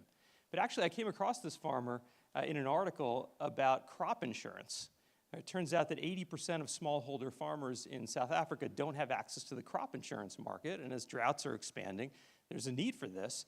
So if we see this same farmer more as a citizen or a partner, it changes the frame of what we're even trying to do when we think about aid. Now, let's talk about the aid effectiveness agenda and where we are. How far have we come? And I've got 4 quick measures to take us through to give us a sense of how we've done since Busan. So one is about fragmentation, and this might look a little bit like the waiting rooms for some of the ministers in the audience in recipient countries. There was a statistic provided by the World Bank that showed that back in 2009, 55% of aid recipient countries had more than 60 donor entities represented there. That means if you met with each donor on average once a quarter, not a single day would go by without a meeting with the donor agency. That was the case for more than half recipient countries. By 2019, it had grown to 78%. So a massive burden on recipient countries. What about tide aid, something we've heard a lot about over many years now since the Paris Declaration? Well, there's been real progress in many countries, but the overall Development Assistance Committee numbers, the average is still over half of aid is tied. And there may have been real progress on the rules around untying, but the de facto reality is the majority is tied. And in some donor countries, even very large ones, the UK, Japan, the United States, a very high percentage, sometimes over 80% of aid remains tied to donor country suppliers. Country ownership is maybe the most fundamental question when it comes to aid effectiveness. How much aid is controlled by donors? How much is controlled by the countries themselves? This was a key part of the Busan agenda, that countries should have their own strategy for development and be in the driver's seat of it. Well, the Center for Global Development crunched the numbers and found that 2/3 of aid still, this is as of 2020, is controlled by donors. 2/3. So real progress, certainly, over the last 2 decades of the aid effectiveness agenda, but a long way to go. Finally, when we think about trying to achieve the Sustainable Development Goals, a key element reiterated over and over is we've got to get private investment to align with these goals. Well, how much of the ODA budget is actually designed to bring private sector investment along? As of 2019, it was 2% that went toward blended finance instruments. Now, the people who are in these industry groups say it's growing, but it's likely still at a single-digit percentage of ODA going to bringing in, crowding in private sector investment. So the needs, as I don't have to tell all of you, when it comes to the development sector, are growing. In fact, this is just one element of the broader use of ODA. This is the humanitarian needs around the world. And look at how quickly they are scaling. There's probably not a country represented in this room that hasn't seen dramatic effects from the climate, from conflict. And you can see just this year alone, if we were to actually meet the humanitarian needs as requested by the UN, it would take 1/3 of global ODA. So the needs are growing, but funding is plateauing. Back in the Cold War era, aid levels were relatively high. Aid effectiveness was not on the agenda. The Cold War might have been good for aid levels, but it was terrible for aid effectiveness. As we came out of the Cold War, we saw aid levels begin to drop. This is ODA per capita, data from the World Bank across all lower and middle income countries. Well, then we hit the year 2000, and it became kind of a golden era for global development. The world was globalizing. There was a sense that problems anywhere are problems everywhere. Global economy was growing, trade was increasing, and ODA budgets began to be supported by all political groups around the world. And you started to see a dramatic consensus behind this that grew through the 2000s, even past the global financial crisis, and even through the Euro crisis and some of the civil war in Syria and many other major challenges saw ODA levels continuing to creep up. but they began to plateau sort of at the middle of the last decade. The political consensus started to shift, especially as many more migrants came to the borders of the US and of Europe, as donors began to prioritize their budgets towards supporting refugees within their borders. You began to see the political calculus behind ODA change. I don't need to tell many of you in this room that.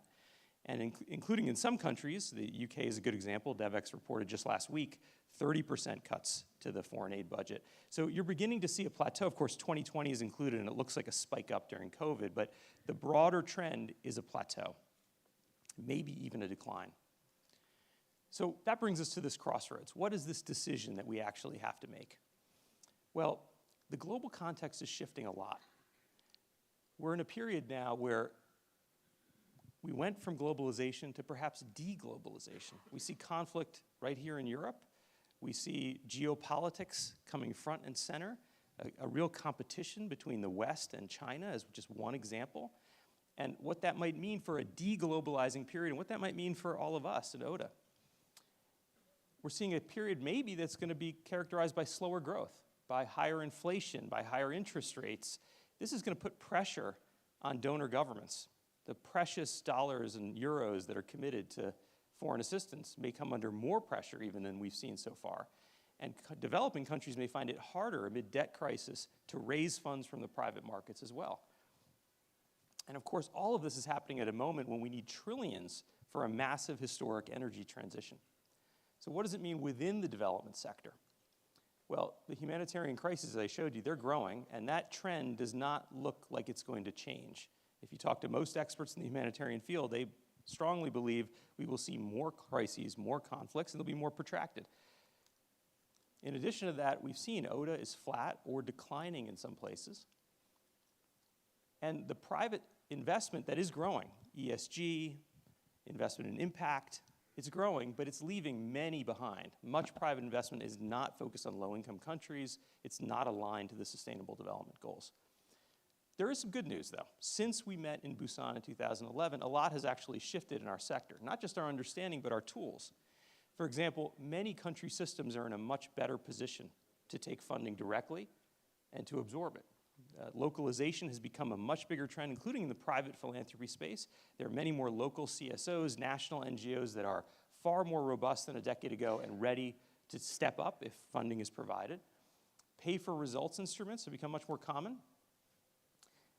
In terms of private capital, de-risking private capital is possible with lots of new financial innovative instruments. And the social enterprise sector, I'm sure there's some social entrepreneurs in this audience today, has become much more robust. There are thousands of social enterprises around the world ready to be supported and to unlock private capital in their markets. And there is a historic opportunity to go directly to people like the farmer, Mr. Letitsa, I showed earlier, through cash transfers, through financial inclusion, through digital connectivity and IDs. So we are in a very different position than we were before.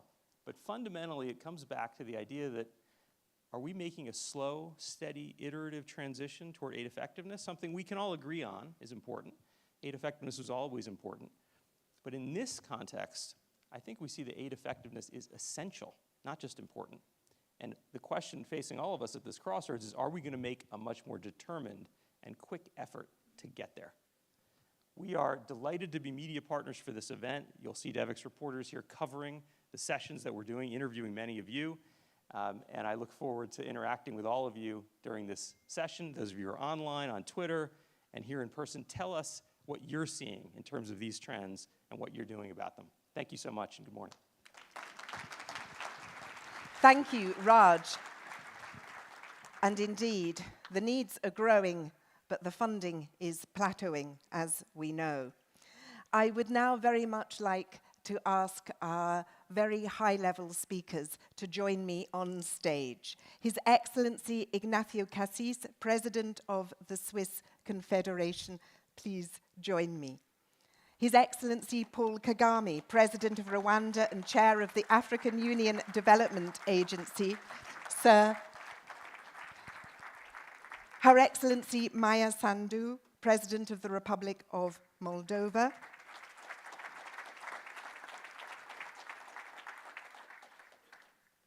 Her Excellency Amina Mohammed, Deputy Secretary General of the United Nations.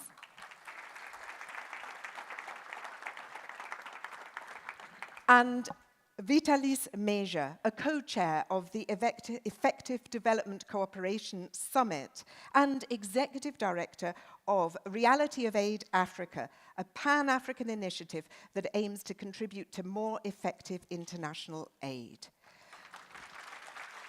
Thank you.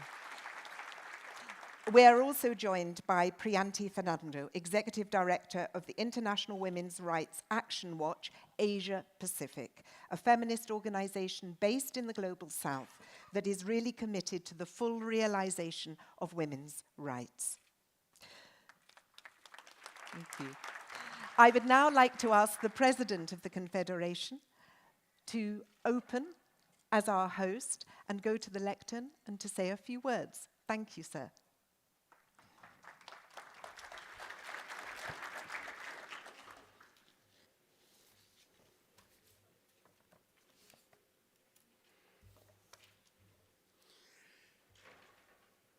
President Sandu, President Kagame, Deputy Secretary General Mohammed, distinguished ministers, high representatives of governments, local authorities, multilateral organizations, the private sector, and civil society, Excellencies, ladies and gentlemen, welcome and thank you for accepting my invitation to this high-level conference, to question what we do, to relentlessly improve the way we do it, to commit to sustainable development despite pressing crises.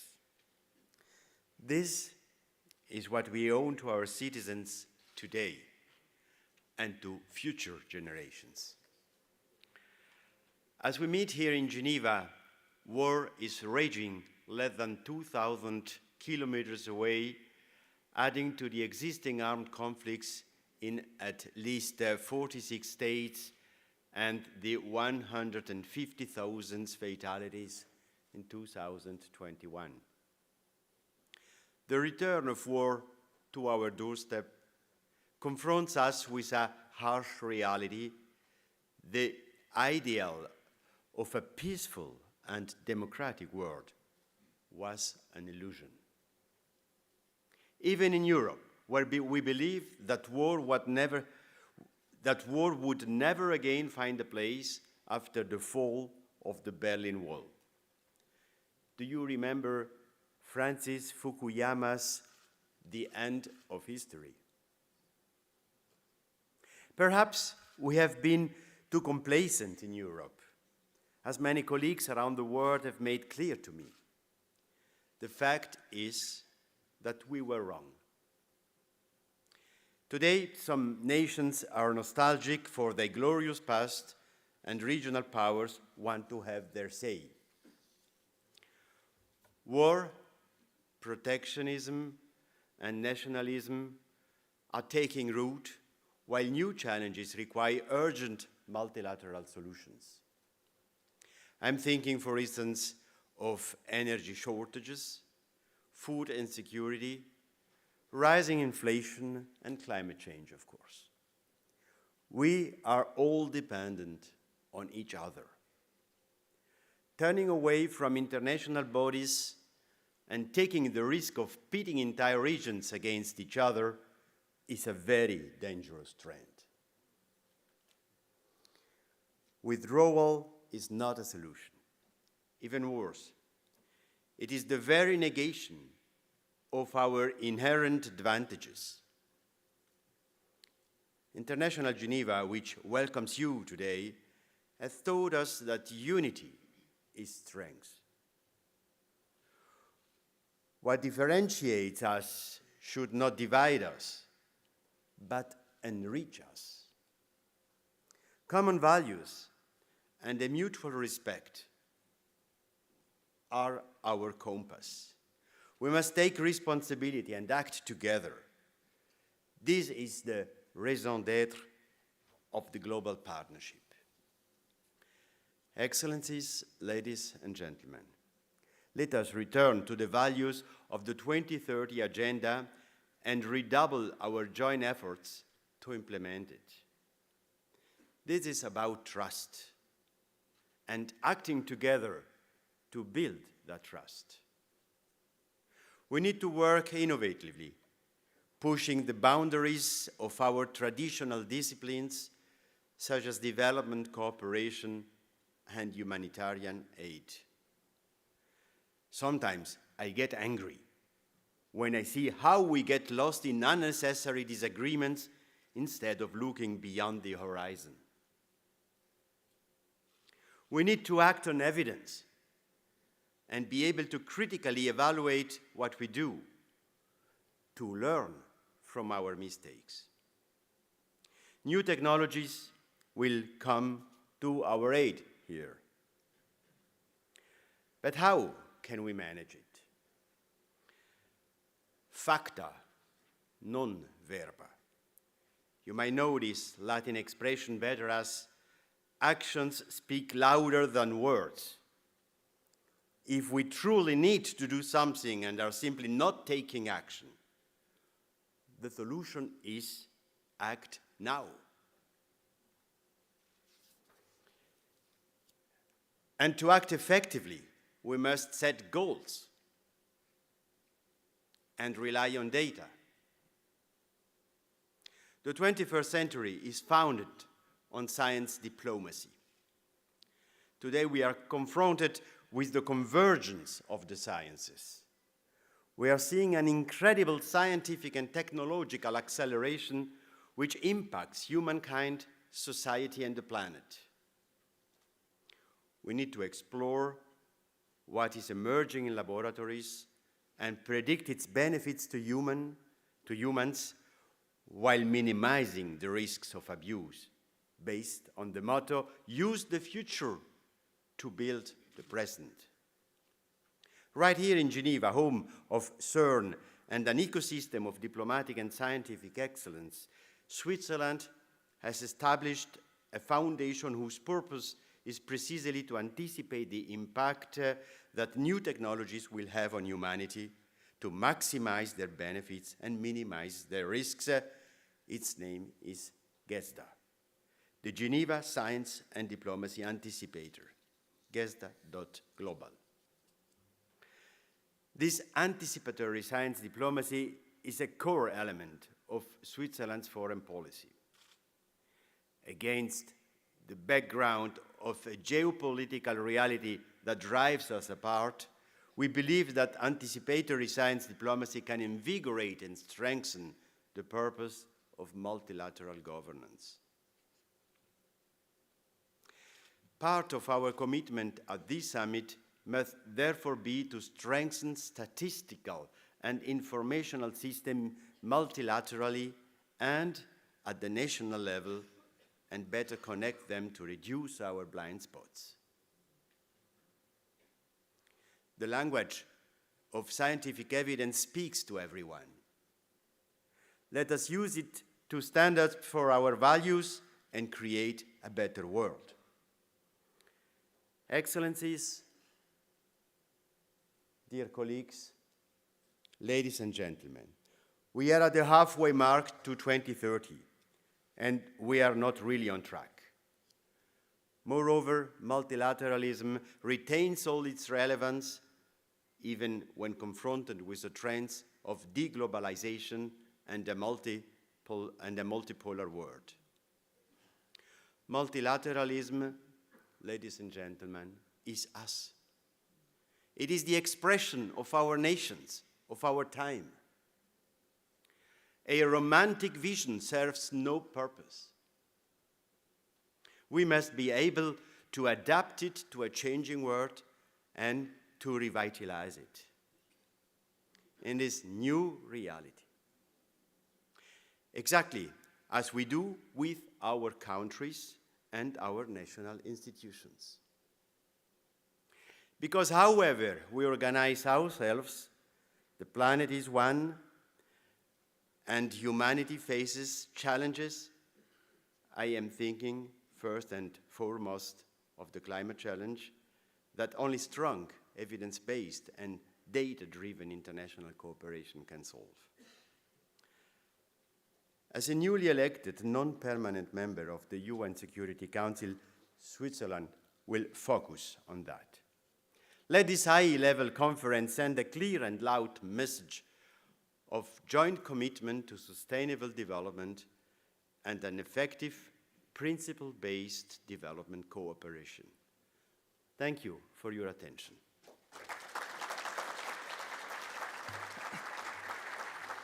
Thank you, Mr. President, for that call to the return of the values of the 2030 Agenda.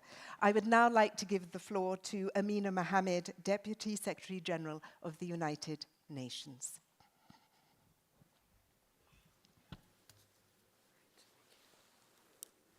Thank you. Your Excellency, President Kassis of the Swiss Federation, Your Excellency, President Paul Kagame of Rwanda and Chair of the UNCTAD, Your Excellency, President of Moldova, and my colleague, Mr. Vitalice Mesha, who is coming from Reality of Aid and also the co-chair of the GPEDC, Excellencies, many friends in the audience, ladies and gentlemen.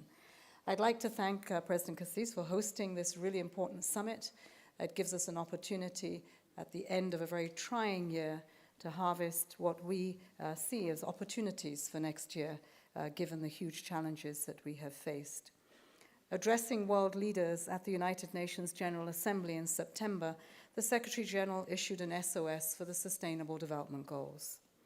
Emerging from COP27 and on the heels of the AU-UN partnership, it is also clear that while some progress is being made, including the historic agreement to establish a fund for loss and damage, we are still far from being on track.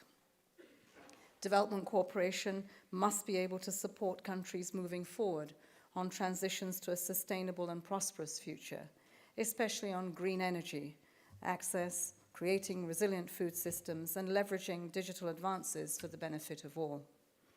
Surging conflicts, rising geopolitical tensions, disruption to supply chains, and a devastating food crisis, all narrowing fiscal space, declining public trust, and the fallout from the climate emergency really have combined to create a superstorm with disastrous consequences for millions of people across the world.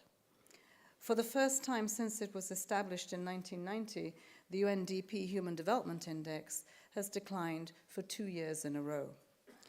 At the midpoint of the SDGs, it is clear that a radical shift is needed if we are to keep the promise of 2015, a promise of dignity, of opportunity, of rights, and peace for all on a healthy planet.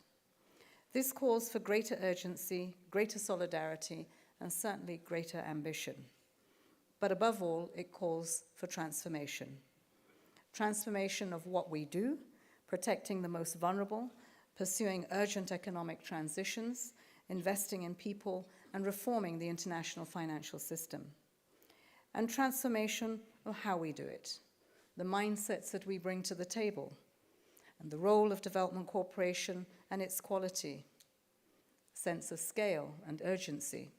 All these will be critical, and it is what brings us here today. We all recognize that the old traditional North-South aid models are simply just not enough and are an inadequate response to the scale of the challenges that we are facing today. We also know bilateral aid alone will not deliver the type of impact at scale that can achieve the SDGs, especially when we see many bilateral programs remain loosely coordinated or not anchored in national priorities. Of concern, despite efforts to fulfilling ODA obligations, which has saved lives and millions of livelihoods, many countries are increasingly diverting funding away from long-term development goals towards immediate crisis-related needs, including within donor countries themselves. At a time of surging and mutually reinforcing crises, we need additionality and the alignment of financing with the SDGs, not creative repurposing. While we expect developing countries to embark upon integrated, inclusive, multi-stakeholder development processes, we also know that this is a shifting and a fragmented landscape across donors, civil society, the private sector, philanthropies, and more. And so it is time for development actors to rethink the way they work in order to lift the burden of achieving the SDGs by 2030 and enable an inclusive and fair international system that can withstand shocks and deliver peace and prosperity. We need to look at ODA with a new mindset, where developed countries invest in development outcomes with a focus of enabling transformation and sustainability through our domestic budgets, catalyzing other sources of funding and investing together to achieve the goals. Small, fragmented projects are no longer going to make the cut. The scale of what we have to address is too much. And we need greater transparency across all ODA sectors to ensure we are measuring what we want to manage. And in doing so, moving away from the narrow GDP-centric measurements to truly capturing vulnerabilities across all nations. Excellencies, as stressed by the Secretary-General in his call for an SDG stimulus, this will require reforming our broken global financial architecture. Designed many decades ago, we need to address the immediate needs of countries. In the near term, development actors must work together to create the additional fiscal space needed for countries to invest in recovery, including by better leveraging lending from multilateral development banks and public development banks, reinstating and improving upon the debt service suspension initiative, rechanneling all unused special drawing rights, among others. We must also work to enhance affordable credit and significantly lower the cost of borrowing, especially as developing countries who routinely pay upwards of 7 to 8% on their loans compared to around 1 to 4% for much of the Western world. In the long term, these efforts must be aimed at preparing the world for future shocks and facilitating just transitions, including by aligning all forms of finance with the SDGs and utilizing innovative tools such as country cooperation frameworks and integrated national financing frameworks to ensure that they are aligned with country-specific priorities. Excellencies, today's challenges require collective action that is country-led, result-oriented, inclusive, and transparent. Put simply, we need multilateralism that delivers for all people. Initiatives such as a Global Partnership for Effective Development Cooperation are critical. We recognize and appreciate the leadership of OECD DAC in driving the ongoing reform of the partnership to shift focus of effectiveness to the country level, including through greater collaboration with the UNRC and UN country teams. All of these essential. As you take this forward in the coming days and months, allow me to highlight 3 issues for your reflections. First, the commitment of the UN development system. As Raj spoke to fragmentation, it is one of the issues that we've taken seriously in trying to get the UN funds and programs to act as one. Over the past 5 years, we have worked with member states and our development partners to be fit to respond to the complex demands of the 2030 Agenda. Under that leadership of an empowered resident coordinator, united around a UN cooperation framework and new generation of country teams, all positioned to support the drive for effective development cooperation. But it needs the support of donors to help and ensure that we are funding a one plan, a one set of priorities to achieve the SDGs. Resident coordinators and UN country teams are bringing all stakeholders to the table to forge transformative partnerships around countries' national development needs and priorities. And this was particularly apparent as countries grappled with the impacts of the COVID-19 crisis and as the UN development system redoubled its efforts to support an attainable recovery. It is increasingly visible on the critical transitions that are now underway on energy, on food systems, on education, and on digitalization. Second, I would urge us all to focus on the effectiveness of development spending. It is clear that development assistance and other sources of international financing are currently failing to meet the needs of developing countries today. It is essential that development resources are aligned with national needs and priorities in the most efficient manner possible. We are working hand in hand with partners such as the EU to ensure that our collective expertise is better pooled and used to support our common ambition. At the same time, that contributes to greater coherence, efficiency, and effectiveness of development assistance. and these all key pillars of the Global Partnership for Effective Cooperation, Development Cooperation. Third and last, supporting national leadership. People, particularly the most vulnerable, must be at the center of our development approaches. In our report of our common agenda, the Secretary General noted that to deliver on the promise of 2030, partnerships need to be grounded in a renewed social contract and to fully engage all parts of society, especially our women and our girls. Excellencies, the SDG Summit next year will be an opportunity and a turning point for the SDG implementation. We must create a new sense of urgency and momentum so that we can ensure development cooperation not only delivers, but it delivers at scale with a sense of urgency. Development as an emergency. I wish you the very best in the discussions, and you can count on the support of the UN development system as we move forward in what will hopefully be a transformative journey to delivering on the SDGs in 2030. Thank you.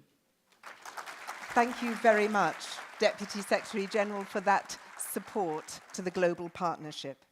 I would now like to give the floor to the President of Rwanda and Chair of the African Union Development Agency, Paul Kagame.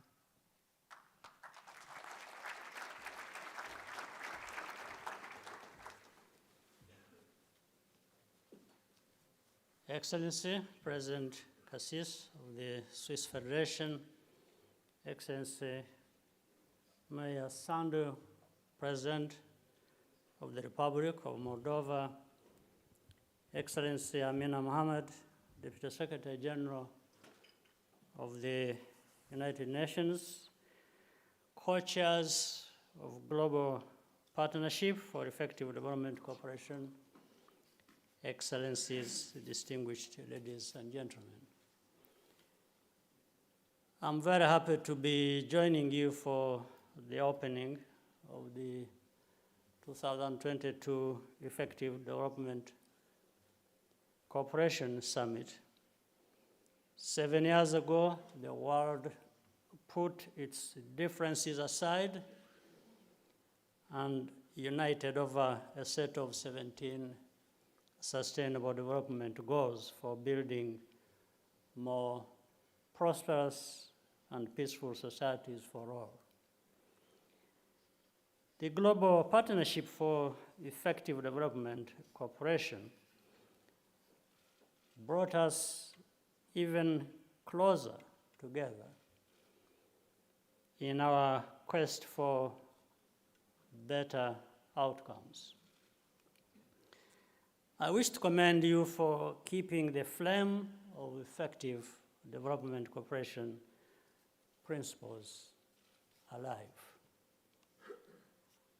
This is no small feat when the landscape of development cooperation is under unprecedented strain with the COVID-19 pandemic, geopolitical tensions, and a global downturn. But we have to maintain the urgency to get back on track for the 2030 Sustainable Development Goals agenda. Progress remains slow, and in some cases, it is reversing. The guiding principles of putting country ownership first, focusing on results and mutual accountability, are more relevant than ever. And this is really because we should be learning lessons from what works and what doesn't work, and why. We just can't be repeating ourselves over and over, stressing very important points, and yet not moving forward on them. But with some reports indicating that the cost of meeting the SDGs targets has increased by up to 25%, new ways of doing things, especially in mobilizing resources and partnerships, are needed. One area that requires special effort is better resource mobilization among recipients. For example, following a similar emphasis on agriculture, the African Union has made increased domestic financing for national health systems a priority and is tracking this on an annual basis. I'm pleased to note the participation of Nados Bekele, our Chief Executive Director of AUDA NEPAD, on the Extended Steering Committee of the Global Partnership. Development effectiveness is also about keeping track of progress, identifying gaps, and making adjustments where needed. In line with this, I welcome the new monitoring framework, which will include an assessment of the private sector's engagement as a key player in the development cooperation. Finally, the lessons of the pandemic and current global uncertainties are teaching us that everyone, rich and poor, is affected when there is a breakdown in trust. That includes trust between development partners and recipients. Building a robust framework for trust has been the goal of the Global Partnership for Effective Development Cooperation since its establishment more than a decade ago. Development cooperation that is more inclusive and open to innovative partnerships and that delivers for the people who need it most is one way to build resilient systems nationally, regionally, and globally. Now, more than ever, we need to be focused and remain committed to our promises of delivering the Sustainable Development Goals. We look forward to continue working together and staying the course. I thank you.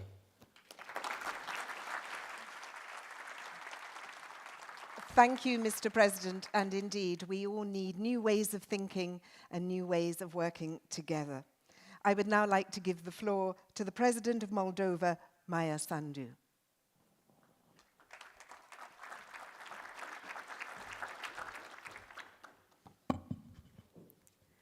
President Cassis, President Kagame, distinguished audience, thank you for having me at the launch of the Effective Development Cooperation Summit. I'm humbled to be in a room full of individuals representing states, organizations, communities, civil society, the private sector, people who are committed to making progress in poverty reduction and human development in their respective countries and across the globe. Yet, how come when there is so much will, means, and resources available, we are still off track in achieving a better living for the majority of our people? We are slow in achieving SDGs. What are we missing? As we are faced with ever more complex challenges. How can we increase the effectiveness of the development tools we will use to address them? These questions have answers. They might be different depending on where we stand, but we have them. What we need is more solidarity, trust, a more open dialogue with each other. We need development solutions that are better tailored to the challenges faced by different countries. We need to work closer and better together. I would like to share with you 3 recent experiences of my country, the Republic of Moldova, in how we deal with unprecedented and interlinked challenges that alone we are not prepared to face, despite the strong political will to change things for the better for our citizens. First, the pandemic. The world, as we know it, was put to the test by the COVID-19 pandemic. Countries struggled to keep the sanitary crisis in check and get vaccines for their citizens, while the world economy took a massive hit, its consequences we can feel still today. In December 2020, when the world was already providing vaccines to the first-line responders and to the most vulnerable, there was no light at the end of the tunnel for Moldova. Immediately after we came to power, my team and I made extensive efforts to secure vaccine deliveries to our country of under 3 million people, a market of no interest to vaccine producers during a time of scarce supply and fierce competition for the job. But we called persistently on our international partners, and they delivered. In an act of extraordinary solidarity, Moldova got a first batch of vaccines from neighboring and friendly Romania in February 2021. Soon after, we were the first country in Europe to receive a vaccine donation via the COVAX platform. Thanks to our strong determination and relationship of trust that we built with our partners, with our international partners, we were able to start vaccination in Moldova in March 2021 and save many lives. Second, the war. In February 2022, as many countries were still grappling with the effects of the pandemic, Russia attacked the very core of the international rules-based order, the sovereignty and territorial integrity of another country, Ukraine, our neighbor and friend. This brutal, unjust, and unprovoked war also profoundly affects my country. On the morning of the February 24, thousands of Ukrainians, mostly women, children, and elderly, started lining up at our border, fleeing from the Russian bombs that were falling on their homes. This was the first refugee crisis we had to deal with in our history. Moldovans and the international organizations were unprepared for what was to come. But the Moldovan people followed their intrinsic values and instincts. They opened up their hearts and homes to help all Ukrainians who needed shelter. Central institutions, local governments and communities, our diaspora, civil society, development partners, and the private sector mobilized and worked closely together to put in place proper mechanisms to welcome all who needed a roof and a hot meal. That system was not ideal. It wasn't always as rapid as we envisioned it, but it worked. It worked because the government, civil society, and our international partners and donors trusted each other. And because from day one, the government was transparent and comprehensive about their needs regarding the refugee assistance and about the use of resources. Nearly 700,000 Ukrainians passed through Moldova since the beginning of this war, for a population of 2.6 million people. This is more than a quarter of our population. Over 80,000 of them are still in Moldova today. Half of them are children. Many of them live with regular Moldovan families. Donors funded programs to help integrate refugees by facilitating employment, learning Romanian language, ensuring access to online education for Ukrainian children, and other measures. Transparency and trust also helped us step up our cooperation in the field of security with our international partners, primarily with the European Union and its member states. Our border guards now work alongside Frontex officers to secure our borders and prevent human, arms, and drugs trafficking stemming from Russia's invasion of Ukraine. Third, the energy crisis. As Moldova now braces for a hard winter caused by an unprecedented energy crisis, we are working side by side with our partners to handle this challenge. We want to ensure that our citizens have affordable access to gas, heating, and electricity this winter. For this, the government put together in a record time a credible system of identifying those most vulnerable who need government support. This was instrumental in setting up a credible energy vulnerability reduction fund to help compensate for the excessively high energy costs incurred by our citizens due to the anomalies on the spot market. The Energy Vulnerability Fund helps us address the energy crisis. Friends like the EU, Germany, France, Sweden, the United States, and others offered loans, grants, and direct budget support to help Moldova get through the winter. We are grateful for their help. In April, Germany, together with France and Romania, set up a unique solidarity mechanism, the Moldova Support Platform, which brings together partners and friends to help Moldova overcome the multiple crises triggered by the war.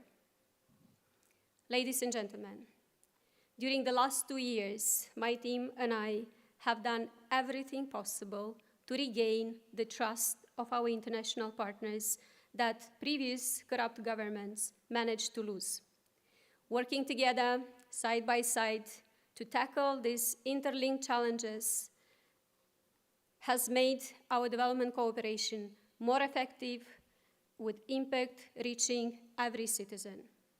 During all this time, we maintained a transparent and open dialogue with our partners, backed by a strong political will to consolidate democracy and to help our citizens live better lives. The experiences that strengthened our international partnerships also convinced member states of the European Union to grant us in June the candidate status to join the EU.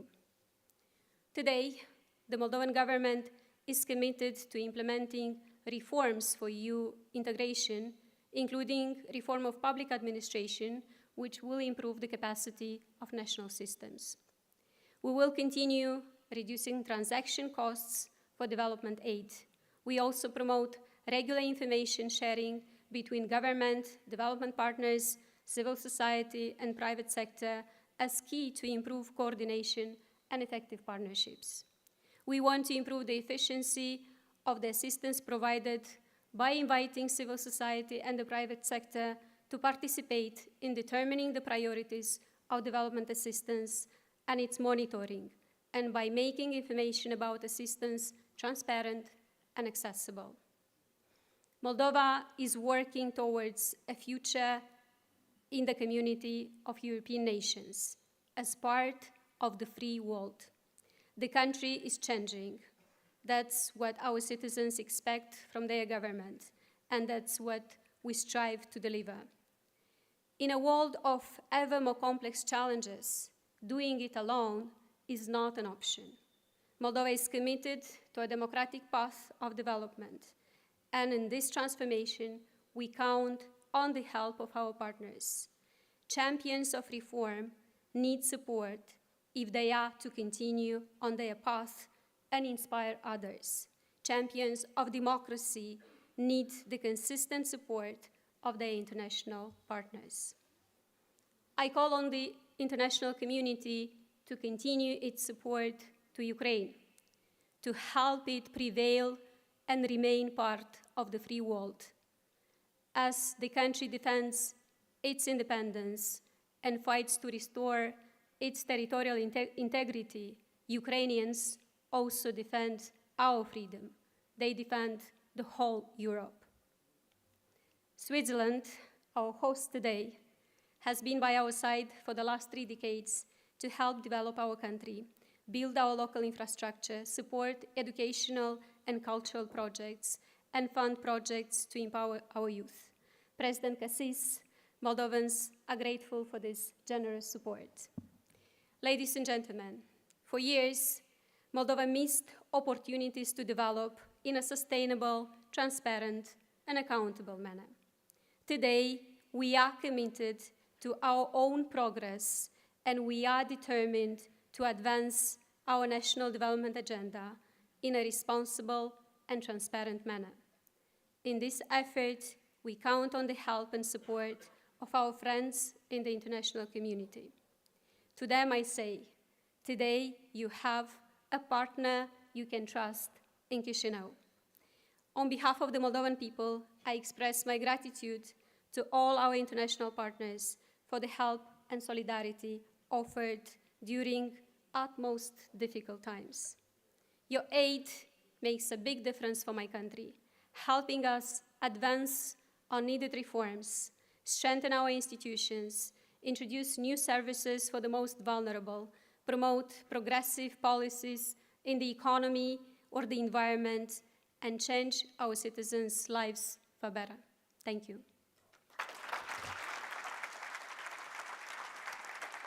Thank you very much, Madam President, and indeed sharing the Moldovan experience and showing that transparency and trust does produce effective results. I would now like to give the floor to one of the co-chairs of the summit and Executive Director of Reality of Aid Africa, Vitalis Meja. The floor is yours.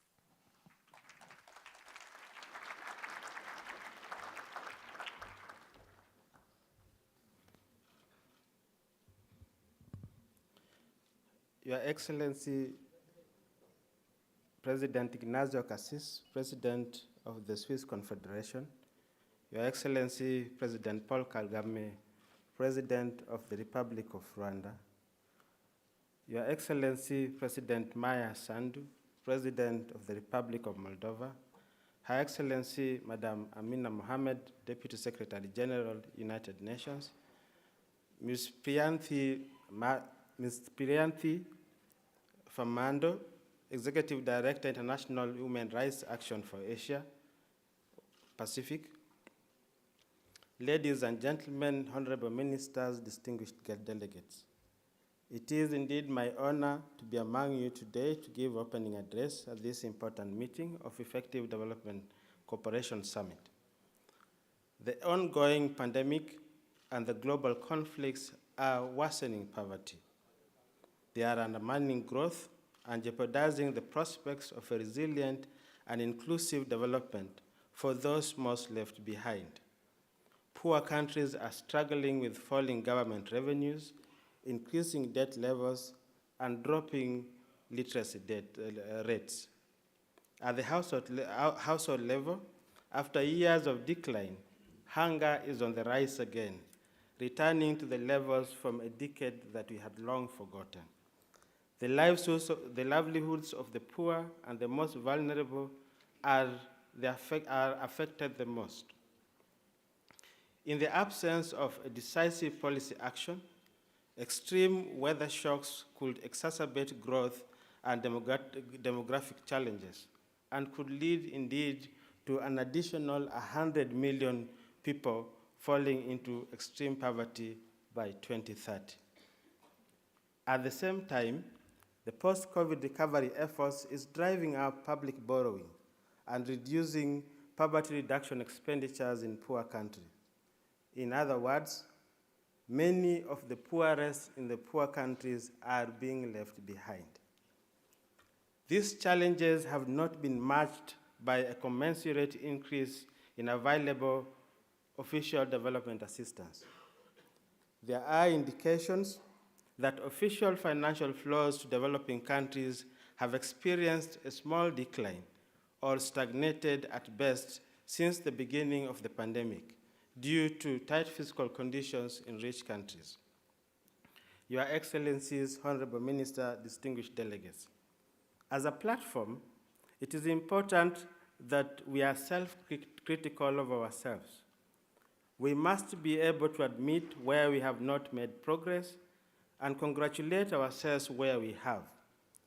We have made great progress in applying the whole society approach in our work. We now have foundations actively involved in playing their role in the realization of development effectiveness for those most left behind at the local and at the national level. At the same time, we have made great progress in bringing the private sector in the ambit of development effectiveness. The Kampala Principal Assessment Metrics remain one of the most important tools for holding private sector accountable for their development effectiveness.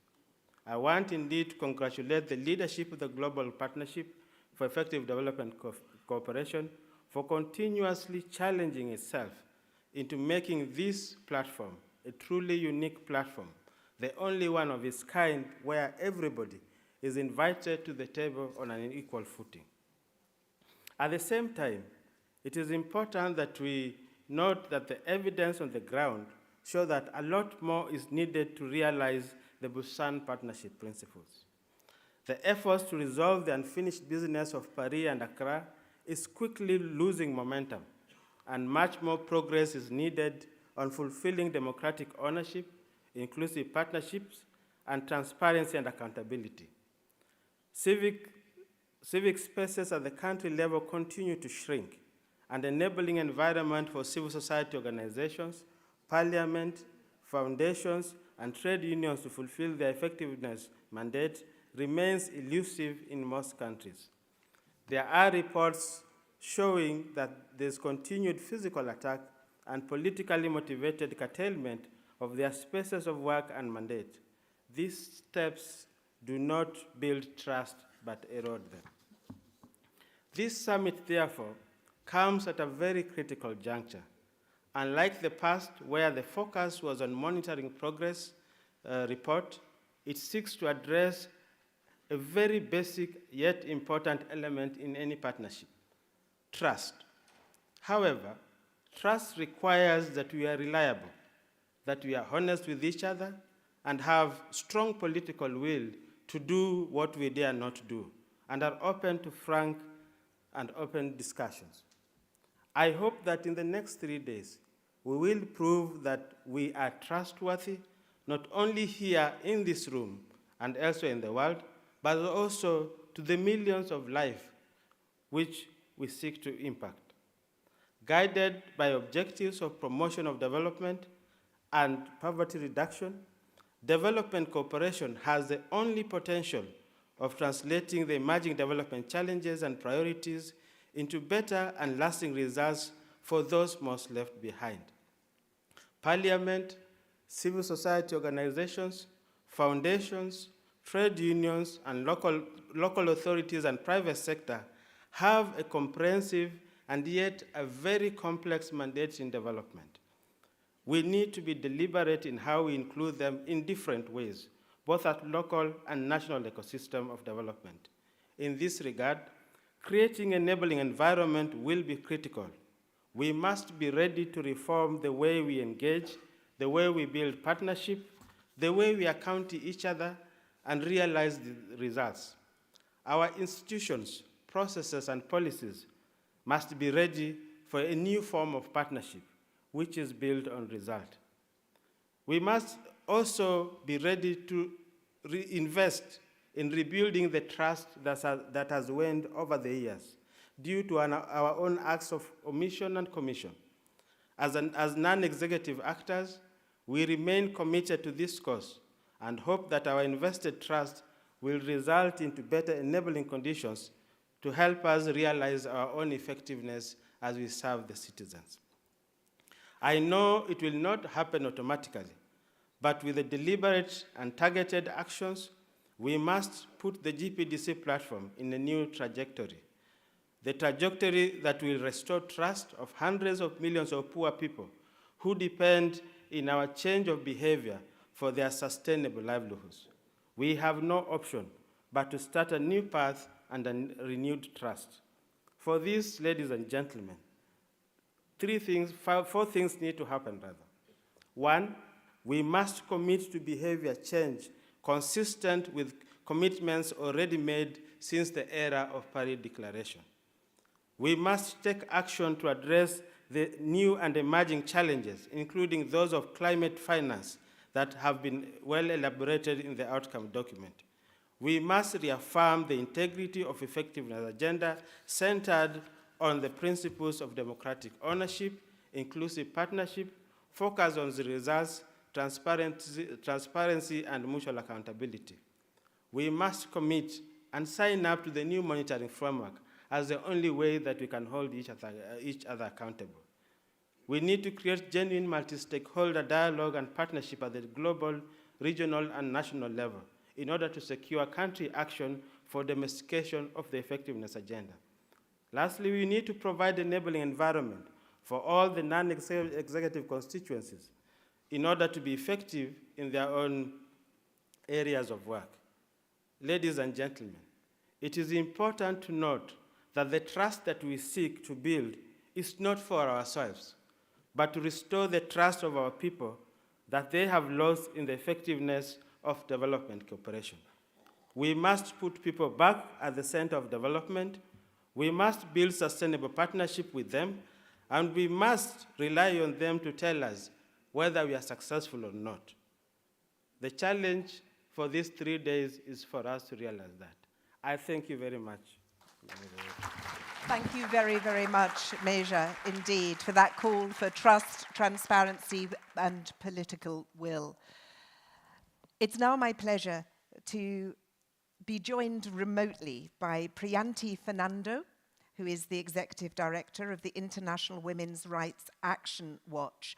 Priyanti, we've heard from all of our speakers that, of course, we're not on track for the SDGs. Tell us very briefly what that means for the women in the global south. Thank you, Claire, and thank you. Good evening from my heart of the world to everybody in the room. I wish the women who I work with were here to talk for themselves, but since they are not, I think what I have learned with my work with them is that it means that their lives become more impoverished and harder, that they continue to become even more disadvantaged and discriminated against when it comes to the protection and fulfillment of their rights. And gender equality becomes a very distant dream. Women need food, health, education, decent work, water and sanitation, a clean environment, etc., which are what the SDGs are about. So not achieving each of these goals means that goal 5, which is about achieving gender equality, is also compromised. How important is it that women have a voice at the decision-making table? Well, of course, it's very important, right? I think it's very, very important that women have a voice at decision-making tables, and we've been talking about this for a long time. It's happening, albeit rather slowly. And I think there are 2 very good examples here already on stage, Moldova and Rwanda. But I think what is just as, or even more important than women sitting at decision-making tables is that the voices of women in vulnerable situations are heard, and that the spaces in which decisions are made are not, dare I say, patriarchal or just dismissive of women's lived experience, especially the lived experience of women who experience multiple forms of discrimination. In South Asia, we have seen many women heads of states and many women in decision-making places. South Asia is where I come from. I'm from Sri Lanka. But that hasn't necessarily translated into a better deal for women on the ground.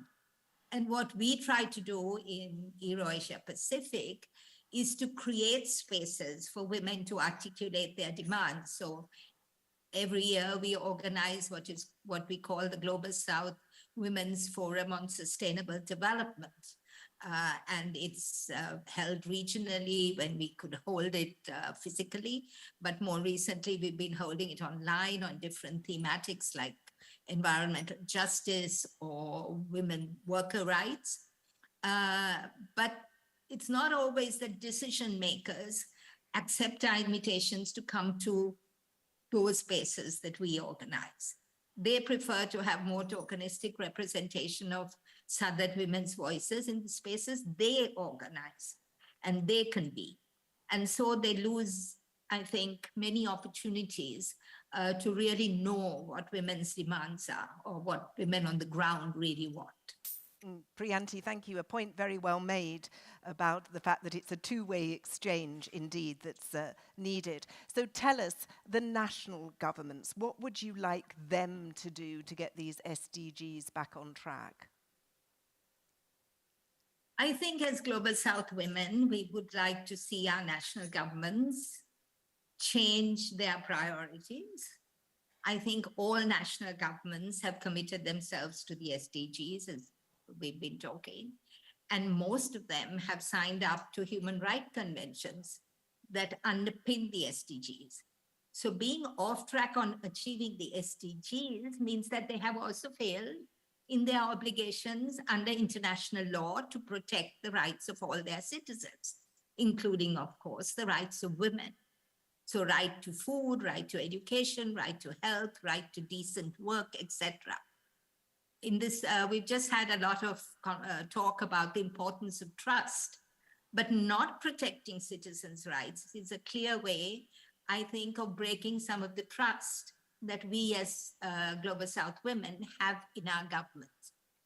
So I think what we would demand is that when states are making these economic policies, when they're thinking of implementing austerity measures or reducing taxation, or when they're thinking of heavily investing in the military or providing incentives to transnational corporations, that they check how these policies and these budgetary allocations impact on achieving the SDGs and protecting the rights of their citizens. I think that means that you have to be courageous enough to make some really hard choices and challenge these global institutions that I think often try to ignore or downplay state obligations to be accountable to their citizens, not just their debtors, right? Priyanti, very briefly, because time is not our friend, the international community, the so-called international community, what would you like to see them do more of? So for me, the so-called international community, it's a sort of an euphemism for global North governments, right? And I think the Deputy Secretary General of the UN outlined some very important elements of what could be effective global North and South partnerships. But I think basically global North government should be doing a lot more than they are making sure than they are doing right now to make sure that SDGs and human rights are not undermined in the global South. And this means, I mean, there are many things, but one of the things is that they need to keep to their own extraterritorial obligations, where many of the women's groups that I'm working with are now calling out global North governments against abuses to workers in their companies, in their transnational companies, for blocking the TRIPS waiver and access to COVID vaccines, for creating tax havens that facilitate illicit financial flows and all of that.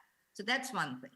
The second thing is the global North governments serve on the decision-making bodies of all these international institutions whose policies are often detrimental to the achievement of the SDGs and human rights. So there is a role to be played in kind of influencing that. And thirdly, very briefly, Priyanti, because time is not our friend. Yes, okay, I'll just finish, right? So the other thing is that I think they need to kind of resolve some of the contradictions of selling arms and profiting by arms and creating geopolitical areas of conflict, which I think people talked about.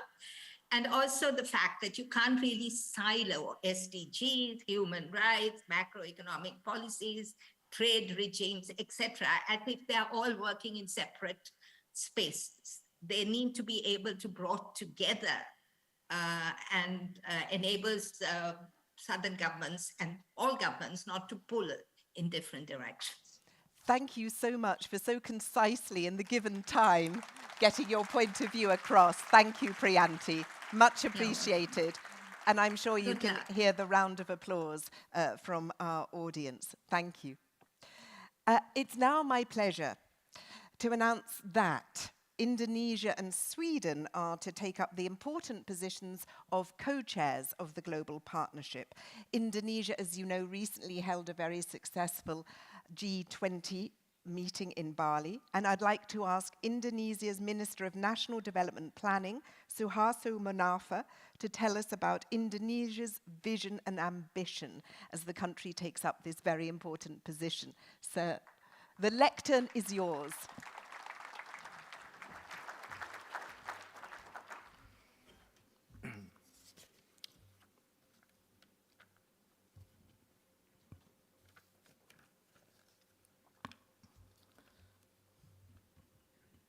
His Excellency Mr. Ignacio Cassis, President of the Swiss Confederation, Excellency Ms. Maya Sandu, President of Moldova, Excellencies Mr. Paul Kagame, President of Rwanda and Chair of NEPAD, Excellency Ms. Amina Mohammed, United Nations Deputy Secretary General, Excellencies, Honorable Co-Chairs, Steering Committee, and the Joint Support Team, the representative of non-state actors, distinguished guests, ladies and gentlemen. We would like to send our gratitude for the trust given to the Republic of Indonesia to be the co-chair representing countries with dual roles, and we send our congratulations to Sweden for continuing the Swiss co-chairmanship. We truly hope that together with the other co-chairs, Democratic Republic of the Congo and Reality of Aid Africa, we would optimize global partnership for effective development cooperation as the primary multi-stakeholder vehicle in driving the achievement of development effectiveness. Since the beginning, Indonesia has been actively involved in establishing a global architecture on effective development cooperation through multi-stakeholder partnership and private sector participation, including within the South-South and Triangular Cooperation framework. Indonesia has stipulated effective development cooperation as a priority in our national development policy, and it remains highly relevant as an enabler for our economic transformation. The GPEDC principles have guided us,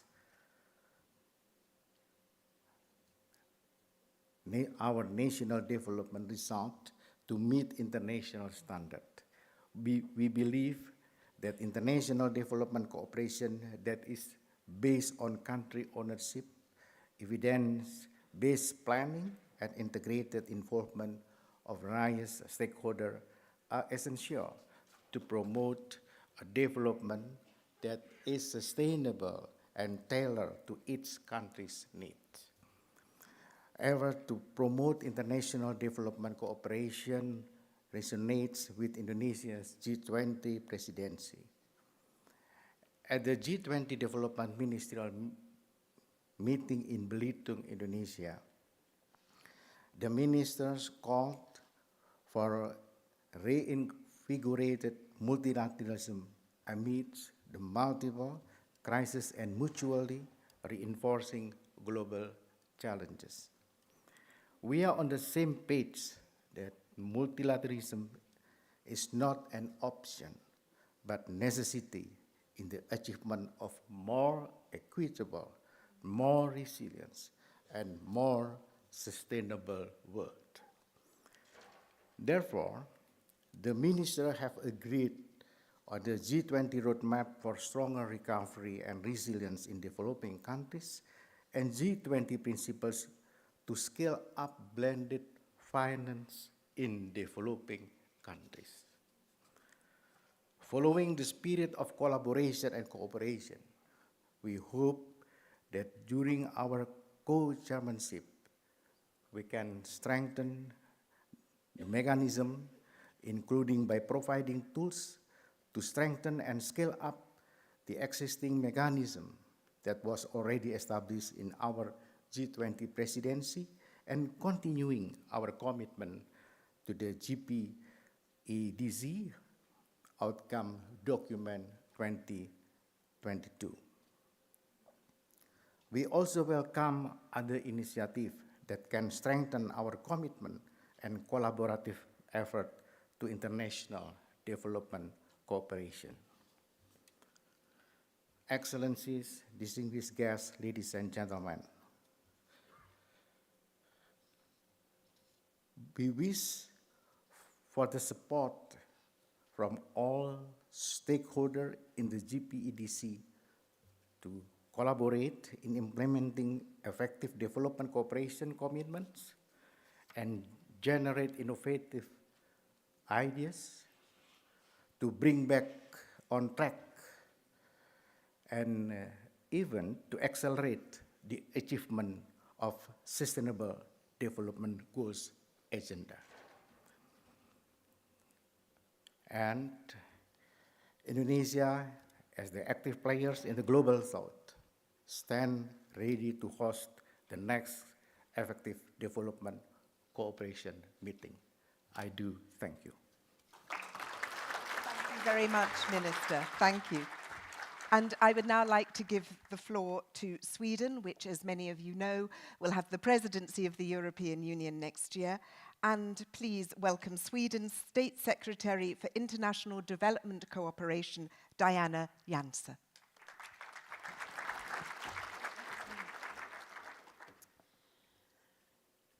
Presidents of Switzerland, Rwanda, Moldova, Deputy Secretary General of the United Nations, Ministers, Excellencies, distinguished representatives, ladies and gentlemen.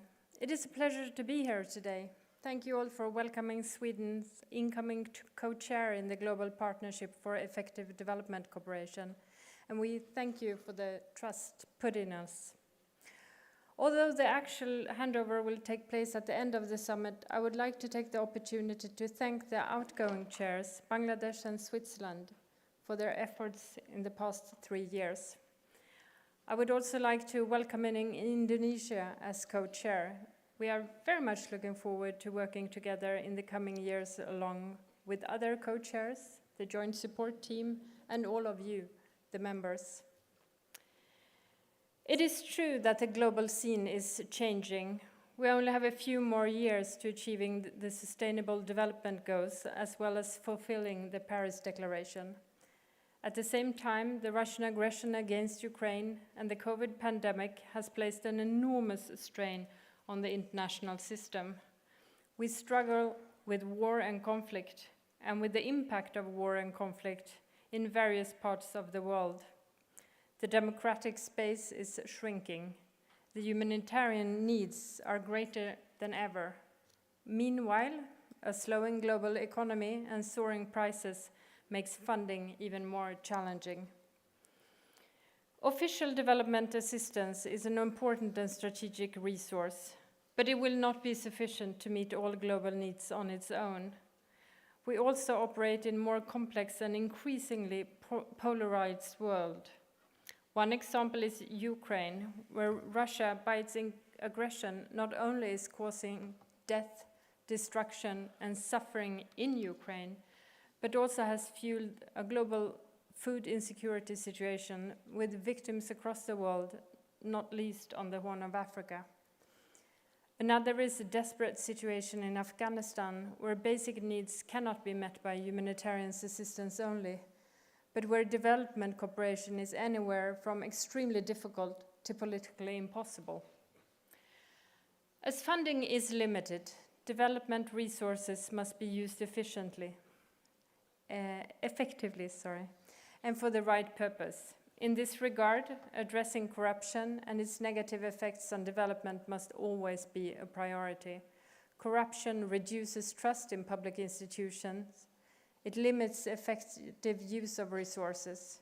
During our presidency of the EU next year, we intend to focus on the EU's work against corruption as a development obstacle.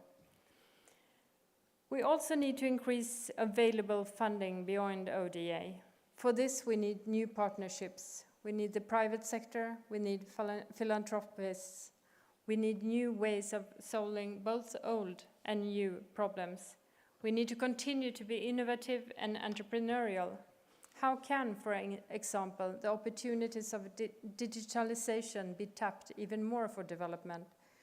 Where is the next new effective instrument like guarantees? The principles of effective development cooperation, ownership, focus on results, inclusive partnerships, accountability and transparency remains valid.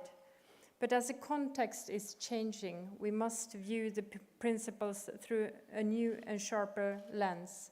The principles must fit reality. Governments have the primary responsibility to deliver for its citizen and should always be held accountable. We cannot make reality fit our principles. While we all agree that the principle of ownership includes the partner country government, it is also clear that it stretches beyond and involves a variety of local actors and partnerships. And how can we still ensure effectiveness in what we do where there is no legitimate government to partner with, as in Afghanistan? When it comes to results, we simply must do better. The fact that, in quite a few instances, we are still engaged in development cooperation work in the same countries as we started supporting some 60 years ago is evident of that something is not working.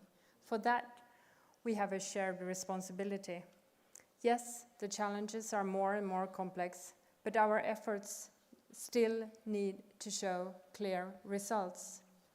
We are here together, laying the groundwork for a more relevant and stronger development cooperation, contributing to addressing the challenges in today's world. Sweden will continue taking this work forward in cooperation with all of you.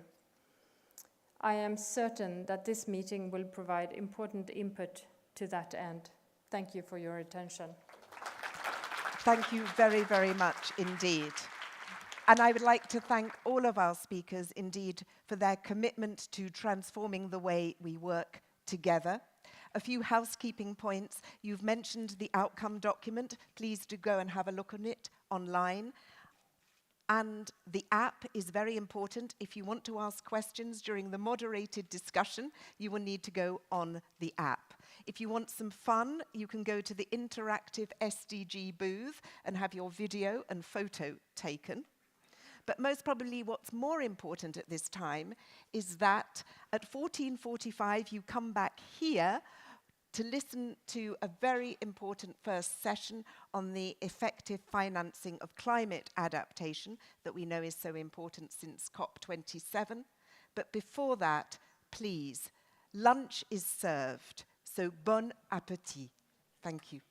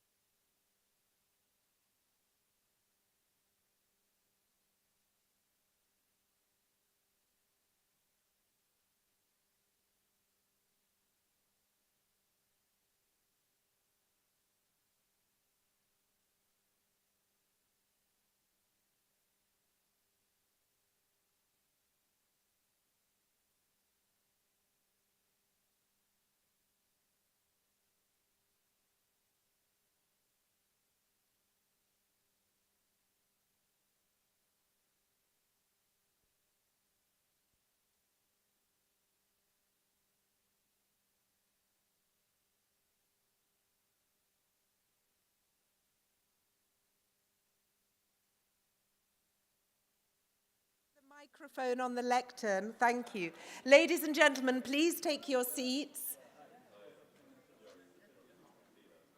I see that you all know where to go. You've all realized that we've gone digital and that there's no written program. You just have your water bottle QR code. Everybody's been asking about what is the Wi-Fi, and here you have it on the screens. Another very important announcement is that you're all invited to an official dinner in the Zurich room at 19:15.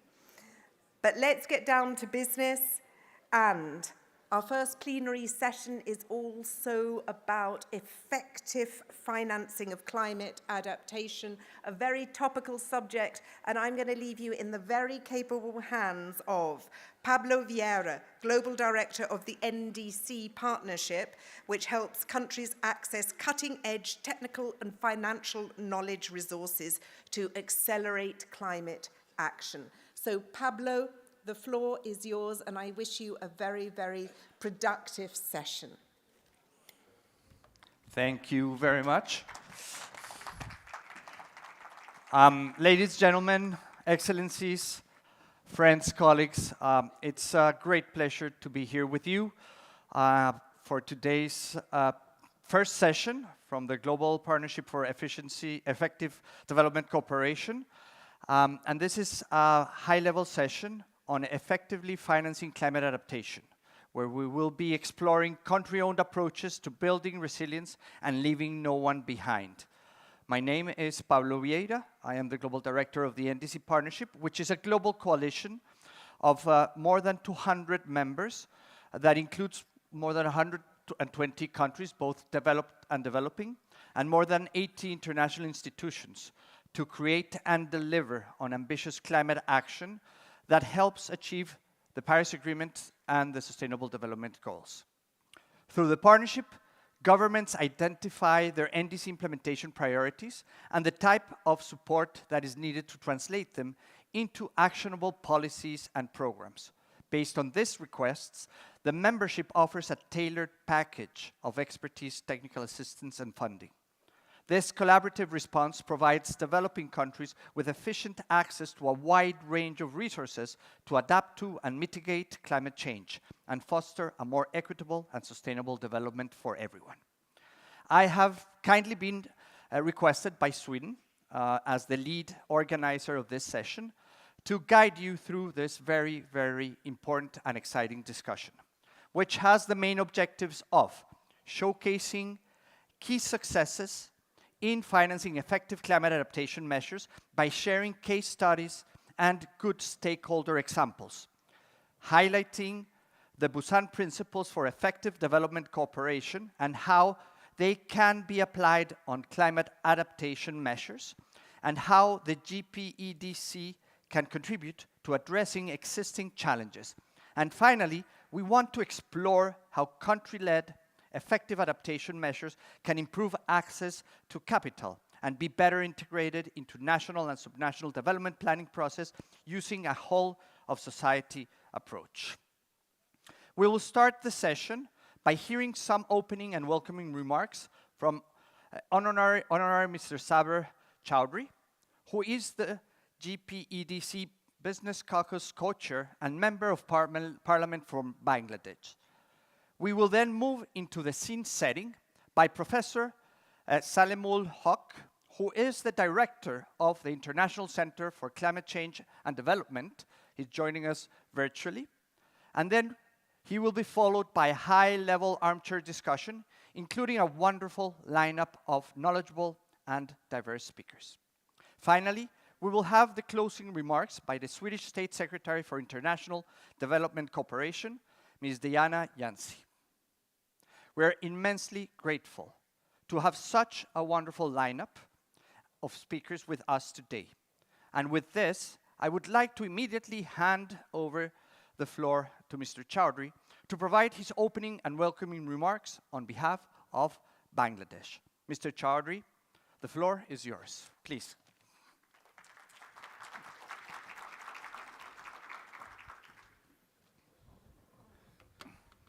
Thank you, Paulo, and a very good afternoon wonderful to be back in Geneva, and that too in an in-person session. I think we are all enjoying the personal contacts and the networking.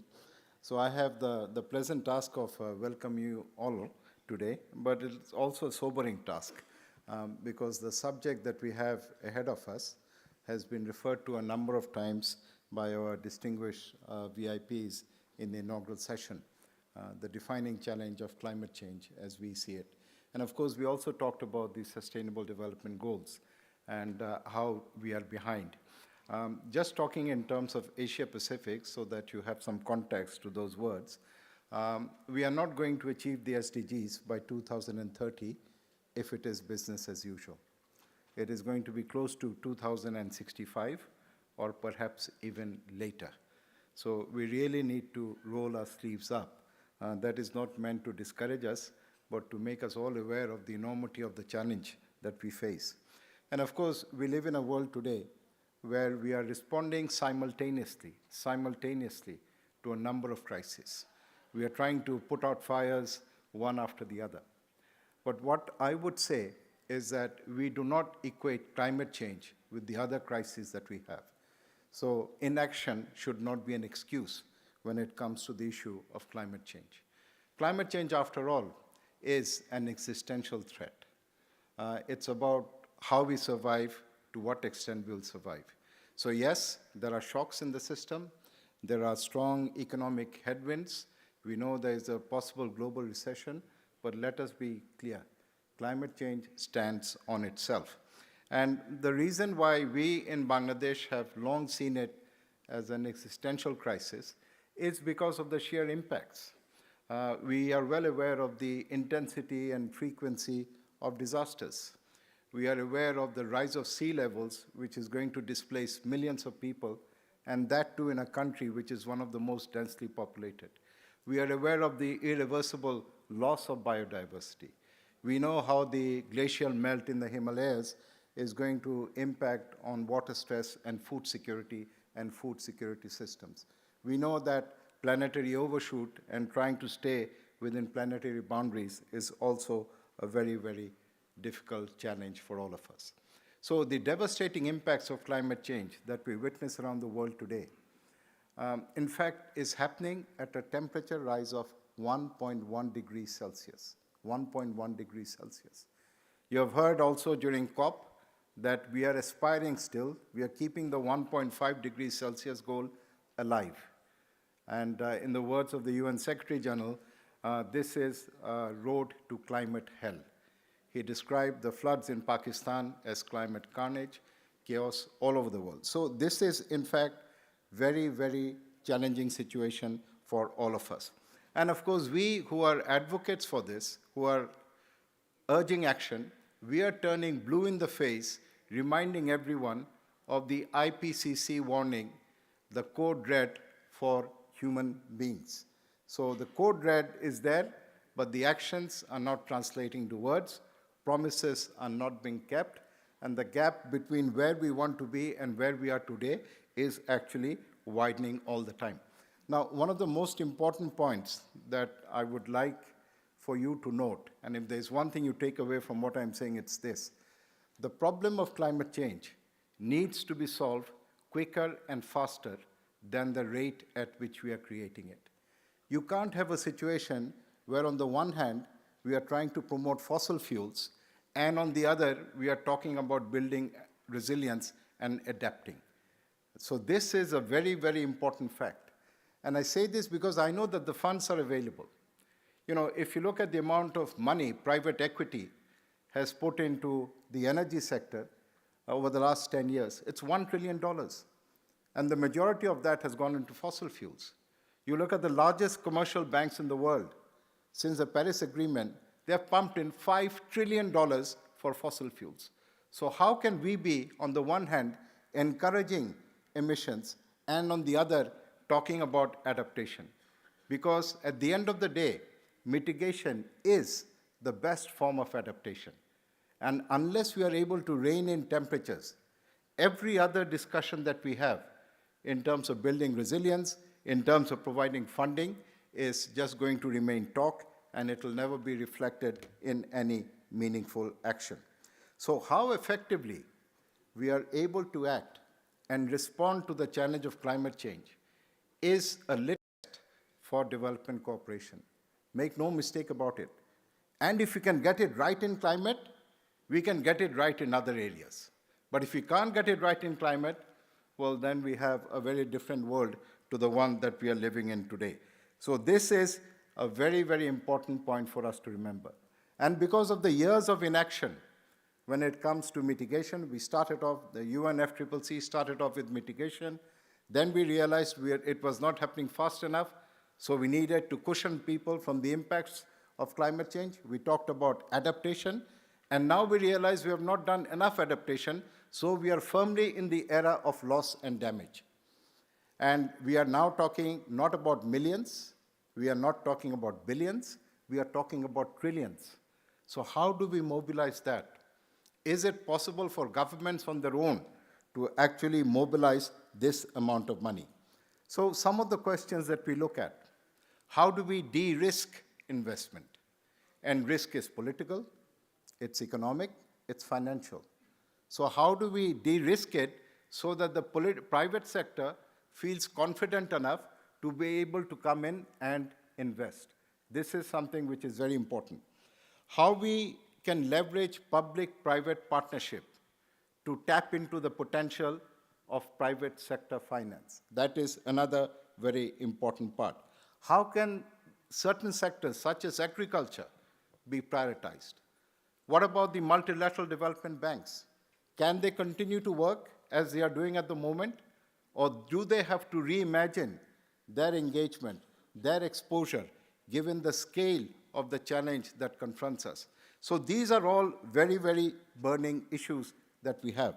Because unless we address them, then the whole idea of leaving no one behind is just going to be a concept. It is not going to be realized in reality. So we know that the global challenges require a global fix. And this is where development cooperation is going to be tested much more than it has been in the past. And this is when we have to rise to the occasion. And I leave with one positive example of what we have tried to do in Bangladesh. You know, we talk about adaptation, we talk about building resilience. In Bangladesh, we have tried to go and imagine one step forward, and that is prosperity. So how can you adapt? How can you build resilience and then use that as a springboard for prosperity looking into the future? And we have the Mujib Climate Prosperity Plan, which Bangladesh, as one of the climate vulnerable countries, has promoted. Now we know that Ghana is looking at it, LDC countries are looking at it, the Maldives is looking at it, Sri Lanka has launched it, and that provides not just a template, but that provides a specific plan of engagement of the private sector in investment opportunities. So these are some thoughts that I wanted to share with you. As I've said, climate change is the defining challenge of our times, and it's time for us, as well as the private sector, to rise to the occasion. Thank you very much. Thank you very much. Thank you very much, Mr. Chowdhury, and you framed it excellently. The challenge is enormous, but there's great opportunities. And this is what this session is about, to learn from each other, to see what are those best practices, what countries are doing to innovate, to try to bring the resources that are necessary for countries to implement, because it's very clear. As we talk about the climate crisis, we're talking about development crisis for the developing countries around the world. So we will now move on to Professor Huck, who is the director of the International Center for Climate Change and Development and one of the leading global voices on adaptation, resilience, and climate action in least developed countries. Professor Huck is joining us virtually. You can now see him. So, Professor, please, the floor is yours. Thank you very much, and thank you to the organizers for inviting me to speak at this very important event. For not being with you in person, and would love to have been there, but I'm unable to join you. So I'm going to make three sets of remarks, two of them global and national, and then a third, a more localized one, specifically in the context of my country. It's a great pleasure to be speaking after Mr. Sabir Hussain Chaudhry, who is one of our leading parliamentarians and leading the struggle on climate change in Bangladesh. So the first point I'd make is about global finance for adaptation. I'm sure this audience doesn't need reminding that the Paris Agreement included a promise, pledge from the developed countries to provide $100 billion a year starting from 2020 onwards to support the developing countries to tackle climate change, both through mitigation as well as through adaptation. Unfortunately, the 100 billion was not reached in 2020. It still hasn't been reached. And in fact, the amount of funding that was available skewed very highly towards mitigation. 80% of it went for mitigation and only 20% of it went for adaptation, when the vulnerable developing countries had been asking for and demanding at least a 50-50 split, 50 adaptation, 50 mitigation. So one of the positive results we had in COP26 last year in Glasgow was a recognition by the developed countries that that was not right. They promised to correct it by doubling the amount of funding for adaptation very soon. They still haven't reached the doubling figure yet, but hopefully they will do that soon. And in Sharm el-Sheikh in COP27, we took stock of what was happening. And the positive news is that funding for adaptation has increased, which is a positive side. But then there's a second issue with respect to the funding for adaptation that has been deployed from the global level. And that reflects the findings of Working Group 2 of the Intergovernmental Panel on Climate Change 6th Assessment Report, where they actually examined the effectiveness of adaptation projects that have been funded from global funds across the developing countries. And they found that only 10% of the adaptation funding actually went to the most vulnerable communities and benefited the most vulnerable communities. And in fact, they found a very significant number of them not only did not benefit the vulnerable communities, but made things worse for them. And they coined the new phrase called maladaptation. So funding for adaptation, far from helping people, actually made things worse for them. And that, obviously, this is many different reasons for all of this, but one overarching reason that cuts across all of the different places where they found this is the fact that the projects that were brought forward were very top-down. There were international so-called quote-unquote experts telling the national governments and the local people what they had to do, and they just followed the instructions and they found that it didn't work. And they did not consult the local people, particularly the most vulnerable people, who are the ones who actually suffer the problems and have a very, very good idea of what is needed to help them deal with those problems. In many cases, they're doing it themselves without any external help as best they can. And so one of the biggest problems with the way in which climate adaptation finance has been deployed has been in this very top-down and, as a result, largely ineffective way. And what we want is not more money alone, we want better money. The quality of the funding for adaptation is an equally important issue as the quantity. And in particular, how do we ensure that the most vulnerable communities for whom this funding is supposed to be addressed are actually going to benefit from it? And this has given rise to a movement within the larger adaptation community, of which I am very much a part, of what we call locally led adaptation. We have developed 8 principles, many different institutions and organizations signed up to them. And now we are in the process of trying to address those principles to ensure that locally led adaptation is in fact introduced both in the design of adaptation projects, including the voices and views of the local communities, in the implementation, they should also be involved, and finally, even in the monitoring of the results, because they are the arbiters of what is effective and what is not. The donors giving the money are not the arbiters to decide whether money was effective. The recipients of the funds are the arbiters of whether the funding was effective for their purposes or not. And this global growth of the locally led adaptation community of practice and community of research and community of funding is growing very substantially. And I'll mention something that happened just yesterday in Bangladesh, in my country. The Honorable Prime Minister of Bangladesh just opened a new global hub on locally led adaptation in Dhaka as part of the regional center of the Global Center on Adaptation. So Dhaka is hosting the South Asia Regional Center, which is also now become the global hub on locally led adaptation, where the experience of Bangladesh in particular, but South Asia more generally, can be shared with many other countries. And we have a huge amount of experience from NGOs, civil society, academics, mayors of towns, the government, different ministries, Ministry of Local Government, Ministry of Environment, Ministry of Planning. Bangladesh has gone up a very, very steep learning curve and has become a global champion on locally led adaptation. And we are very interested in moving up that ladder, sharing our knowledge and experience with others, and inviting others to share their knowledge and experience with us. We have not solved everything, but we have certainly moved up the knowledge ladder in terms of getting everybody involved in this. And the three key lessons I'd leave with all of you to consider is, firstly, it requires a whole of society approach, not just the Prime Minister or the President or the Minister of Environment putting a plan together. That plan has to be involving all the different parts of government, the whole of government, and in fact, all of society as well, the different stakeholders in society. And Bangladesh has achieved that. Bangladesh has a very much a whole of society approach in tackling climate change because it's an existential threat for us, as Mr. Saber Hussain Chaudhary said.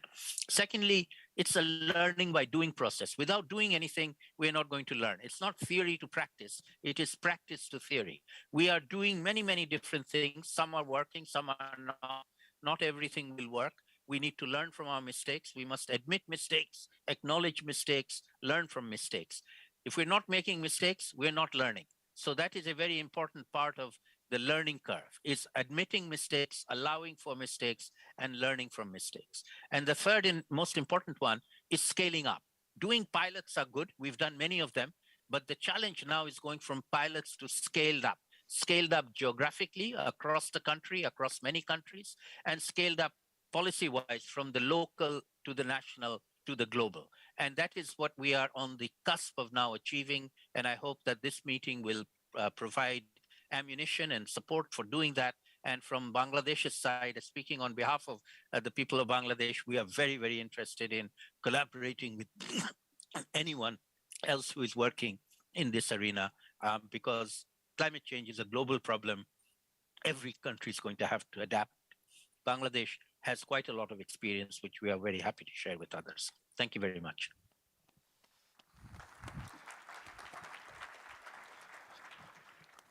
Thank you very much, Professor. This presentation was very insightful, and of course, your three recommendations are critical. And I want to end with the last one in terms of how we need to scale up. And the only way that we can scale up is really by working together, by cooperating, by collaborating. And as highlighted by Professor Huck, several challenges exist in terms of effectively financing adaptation measures. We at the NDC Partnership have witnessed this firsthand. Since its launch in 2016, the partnership has received more than 4,000 distinct requests from more than 80 developing countries. Nearly 70% of these requests pertain to adaptation, and more than 40% of them are around budgeting and investment specifically. In fact, finance mobilization is the most requested area of support for the NDC Partnership. And based on insights from our developing country members, we have identified common challenges and needs, and I'll highlight very quickly 5. First, countries need support to bolster internal capacity to translate high-level plans into actionable adaptation targets, and enabling them, these targets, and turning into investment plans. Second, countries also need support to integrate adaptation priorities into existing government processes and systems to ensure they are reflected in budgeting cycles. This is the importance of linking both development and strong climate action. Third, countries would benefit from consolidating adaptation priorities into one centralized project pipeline, informed by regular strategy cycles that include the NDCs, the long-term strategies, the NAPs, sectoral plans, and development plans. Fourth, we need to work together to enable countries to double down on project development with embedded capacity for project preparation and to engage the private sector. And finally, countries needs support to develop strong enabling environments for innovative policies, regulations, and fiscal and financial instruments to increase attractiveness to private sector investors and others. So to respond to these needs, the partnership launched its finance strategy earlier this year that supports policy framework, integration of NDCs into national development plans and budgets, supports NDC investment planning, and the identification and preparation of projects. Mobilizing the adaptation finance needed to achieve transformational change is going to require more than money. To materialize NDCs and NAP goals, we will require aligning processes, simplifying requirements, building in-country capacity, strengthening coordination amongst finance providers, and much more. We need a whole-of-government approach, a whole-of-society approach, and a collaborative approach.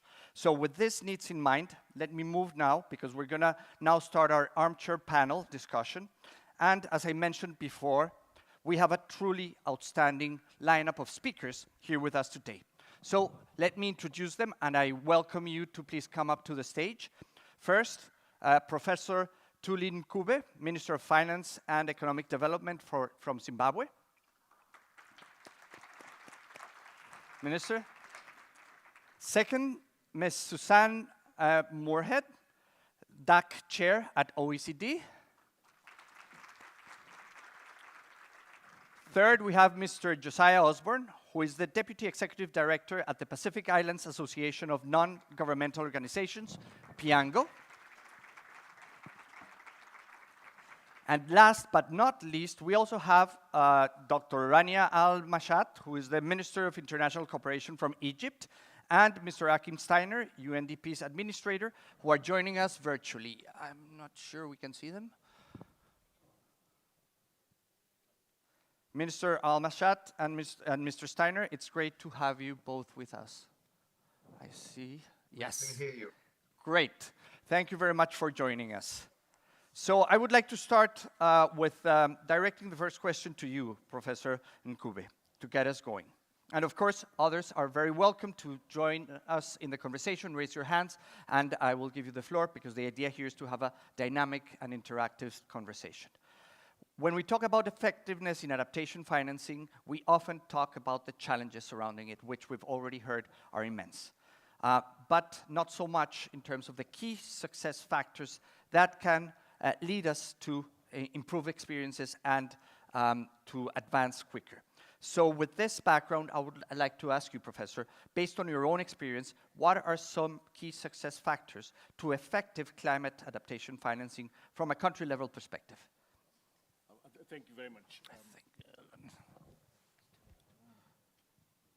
I think it's... Yeah. Good. Thank you very much. I think we all recognize the cost of climate damage, well, 1.3 trillion or so dollars. These are big numbers, and that we need easily upwards of $200 billion annually to be able to deal with the adaptation finance gap. But I think the first line of response should be from the government itself, domestically. And that's what we've recognized in Zimbabwe, that it is the government that has to lead that financing challenge, and then work with the development partners to coordinate all of that, but government should lead. So what we've done is we've identified the key areas. The first area has been that of water security. So we decided to build 10 dams across the 10 provinces, and a lot more, frankly, but also recognizing that a dam is not just a piece of infrastructure for impounding water, but that's just the beginning. At the end of the day, you have to get that water onto the land via irrigation, and then that's how you create food security. In fact, we've been so successful that this year, for the first time in 50 years, we're food secure in wheat production. While everyone is looking for wheat, we have enough wheat in Zimbabwe. And that's just an example of how well this has worked. So each dam, again, from each dam, you can also produce power. So each of the dams, we have a hydropower project for which we're inviting the private sector, and the returns are very good, all with internal rates of returns of 30% and above. So the private sector has no reason to come on board. So that's just one way. Another way is again through agriculture, we have been giving free inputs and also fertilizer, and using also drought-resistant seed for cotton farmers and so forth, which we're getting from India, but all designed to really climate-proof our agriculture. We've come up with a wonderful system that we think works. So government has to lead by example and lead from the front and then coordinate everybody else. We have a national coordination policy, a national coordination platform, which I think has come together quite nicely. And we are working, I mean, we have got organizations such as, for instance, IFAD, who are funding irrigation schemes, 6,100 hectares that they are funding. Also, we've made use of the IMF SDR resources to fund 18 irrigation schemes. But also we'll be launching going forward a sort of a climate finance facility, working with our infrastructure bank and also the ministry responsible for climate change specifically. So a lot is going on, and really we believe that the government has to lead, but also we need a coordination policy approach overall. But it's also important to embed everything in some kind of national development plan or national development strategy. We have that. We have a national development strategy, and all of this action, what I'm talking about, is embedded in that. Thank you. No, thank you so much. And I think you bring very important points in terms of, first of all, looking at opportunities like in the sectors like energy and agriculture, where you can have both mitigation and adaptation co-benefits, and that makes it easier to mobilize finance for that. But the ownership of the government, that's the most important starting point, and you being here is a clear demonstration of that, so thank you for that.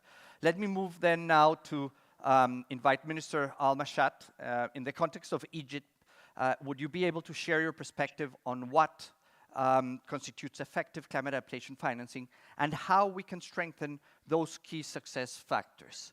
Minister, please, the floor is yours. Yeah, thank you very much. And Professor Haki gave several statistics, which I will not repeat, but there is a lot of disparity when it comes to adaptation finance. Let me highlight a few points.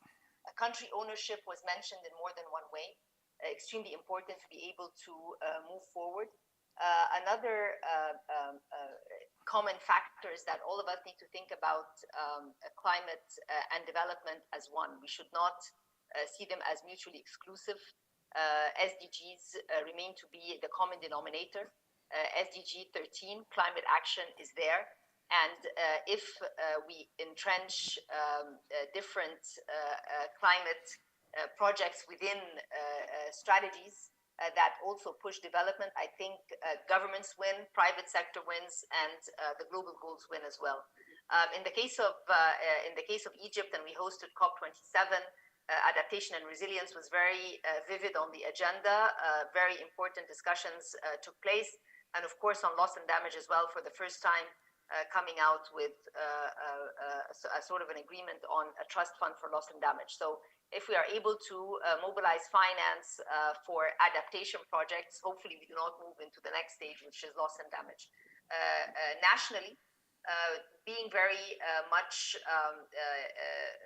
believing in the SDGs, in the development goals, and climate action as well, we have our green transition plans. We also launched our 2050 climate strategy. Within that climate strategy, we were very clear that each of the projects, how they integrate with the SDGs. We took a subset of these projects, some mitigation and some adaptation, and created our own country platform for the nexus of water, food, and energy, NWFE, NWFE, and it's pronounced in Arabic, or means in Arabic, fulfilling pledges. So we wanted to show practically how we can mobilize the international community to create a platform for technical advisory, for concessional finance, all of this to mobilize private sector investments in adaptation projects, food, water, and also its link to renewable energy. We've been done very well with this, with the platform so far. And the reason why is because these projects have been homegrown. They are part of where we want to see the country going.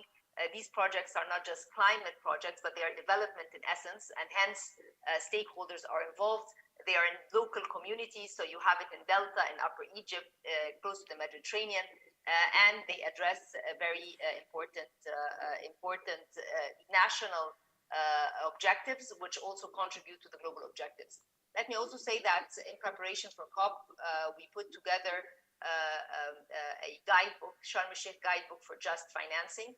And in the guidebook, I know that in the opening remarks from the parliamentarian from Bangladesh, he mentioned many questions. How can we do this? How can we arrive to implementing or mobilizing the 100 billion, etc.? What we try to do in the guidebook is actually show, this is what needs to be done to see this how.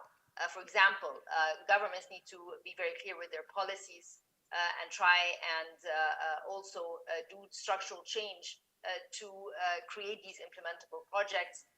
Private sector MDBs need to also come forward with concessionality and the private sector as well, seeing these opportunities could come in. We also have on adaptation in the guidebook ideas for a resilience credits. We know that there are carbon credits in mitigation projects. Now we're discussing with IFAD how we can have resilience credits, very important when talking about the adaptation space. And also there's a focus on what some successful examples that the African Development Bank has done and IFAD have done in countries that have moved into adaptation projects through climate finance. There needs to be an integrated approach. Countries today are finding it very difficult to finance in general, and therefore integrating climate finance with development finance in a very transparent way to have all the stakeholders together on the table. But this has to be, as I mentioned, and I underscored this very effectively, country-led, because that's the only way there's going to be sustainability in the implementation of these projects. I'll stop here and look at the rest. Thank you very much. No, thank you, Minister. And first of all, congratulations on a very successful COP. One of those outcomes is this guidebook that allows countries to better understand how to take a comprehensive approach to mobilizing finance. So congratulations on that also. Let me move on to Mr. Steiner. Based on the work that UNDP is doing around the world and your extensive experience in the field, what would you see as some key success factors for effective climate adaptation financing at the country level? Thank you very much, Pedro. A pleasure to join you for this panel and listening to the speakers who have already spoken. I think where we are today is really a very steep learning curve. On the one hand, I think Salim Al-Haq spoke about it. We are, I think, in a world where, especially when you're a sustainable development organization, adaptation in one sense comes naturally to the portfolio. UNDP for many years now has a 50-50 ratio between mitigation and adaptation. But let me also note that the more adaptation investments we have to make, the less money a country has available to invest in actually developing its infrastructure, its schools, its health systems. So the longer we take in many respects to act on climate change, the more steep the curve will be on adaptation expenditure. And I think this is something that we do need to take into account. And part of the lesson that we, I think, have learned with so many countries is that designing an adaptation strategy into, as Minister Al-Mashad just mentioned, national development strategies, but also national infrastructure, national health, and for example, electricity and power generating infrastructure, roads, railways. These are ways in which we can, at least in terms of a more resilient infrastructure, perhaps be able to bend the curve. So a great deal of our attention, and at the beginning when you spoke about the NDC partnership, you laid out a number of the tracks that need to be addressed by countries, that we as part of the partnership also addressed through the climate promise in UNDP. A great deal of that, however, does not yet rise to the reality that when you are a country like Pakistan, when you are a small island developing state, suddenly adaptation takes on an entirely different meaning, because you've just lived through an absolute trauma. The floods in Pakistan, the hurricanes, the typhoons, the extreme weather events, the droughts, these are increasingly repetitive phenomena causing extraordinary damage to the economy. So I think in the way that we look at the financing, and Mr. Chowdhury also alluded to it at the beginning, Mr. Ngube spoke about it just now in Zimbabwe, so far much of the financing for adaptation is coming really out of the public budget. And I think we do very quickly have to find, through incentives, regulatory frameworks, ways in which any actor in the economy makes adaptation an integral part of their investment strategy. It's the only way that we can leverage the kind of financing domestically initially that will be needed to be able to put the kinds of measures in place. In UNDP, we have looked at our portfolio where we assist so many countries, over 140 right now. The leveraging factor at the moment, you know, $1 spent, and leveraging is about 2.5. We need to get to about 10 to actually reach the kind of financing that I think we're all very conscious of. Let me also say a couple of words about broadening the array of instruments, and I'll end with that in terms of lessons learned. I think we are also in a position where we have to recognize that the extreme nature of these catastrophes will increasingly impose on countries, communities, farming households, a price that is extraordinarily high. Insurance becomes more critical. We need to build that into the system. And the loss and damage discussions and the facility that was adopted in principle in Sharm el-Sheikh will be another way in which we can at least step up as an international community to also assist in those moments. But I'll perhaps come back later with some more lessons. Thank you. Thank you very much, Mr. Steiner. And I would like to highlight that together with UNDP and the GCF and under the mandate of the Secretary General of the United Nations, we're all working together on the Adaptation Pipeline Accelerator, which is exactly focused on supporting countries through this lessons learned, through this best practices, better mobilized finance for adaptation. So thank you for that. Let's move on to the next question. How can all of us work together across stakeholder groups to strengthen those success factors with reference to the principles of country ownership, transparency, mutual accountability, result focus, and inclusive partnerships? And I would like to start here with Mr. Osborne. Maybe you can share a bit your experience and perspectives from the Pacific region, please. Your Excellencies, dignitaries, and special acknowledgements to my Pacific leaders who are in the room. I stand here on behalf of Pacific CSOs as well as the CSO Partnership for Development Effectiveness.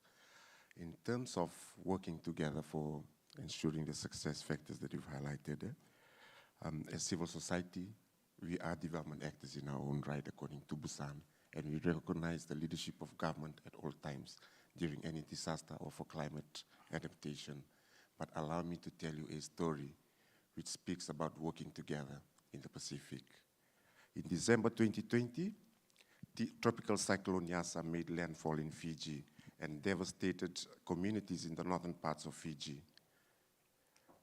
So one of those communities was called Dongea. This was all flooded. It was really flooded up to a level that it took away, the flooding took away most of the houses. And this was one of the extreme cases of flooding.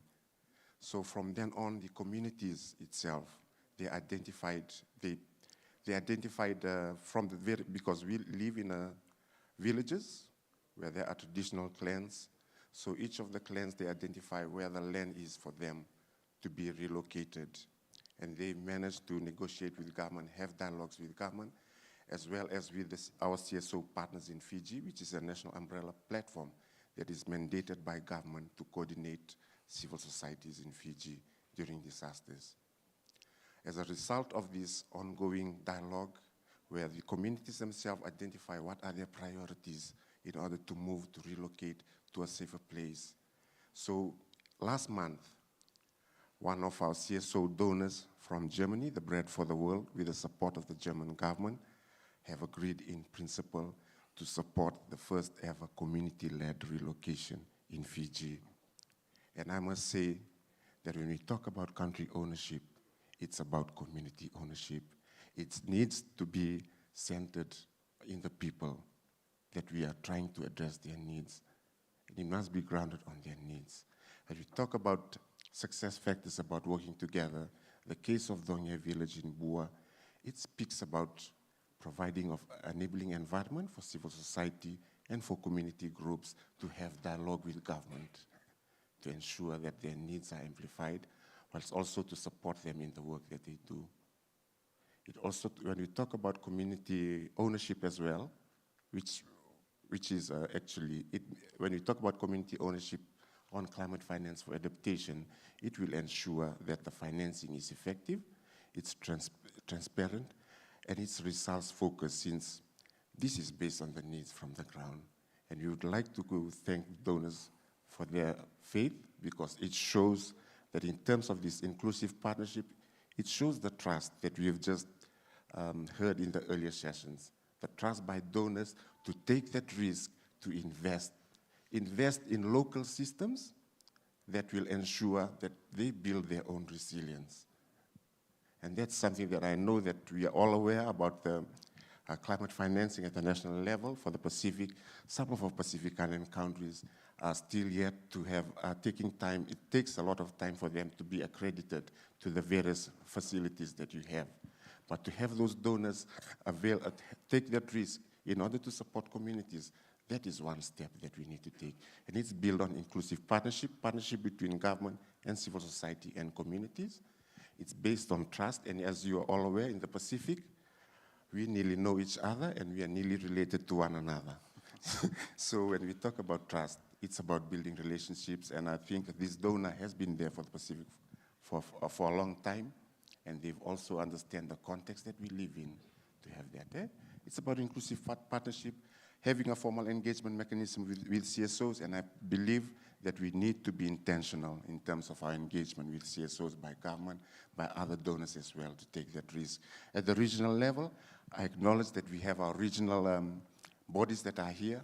We have our framework for resilient development in the Pacific, which under that framework, we have the Pacific Resilience Partnership Task Force, which includes development partners, governments, and CSOs sitting together as actors that will take the partnership forward in order to build climate, not only adaptation, mitigation, but to build resilience in the Pacific. Thank you. Thank you very much.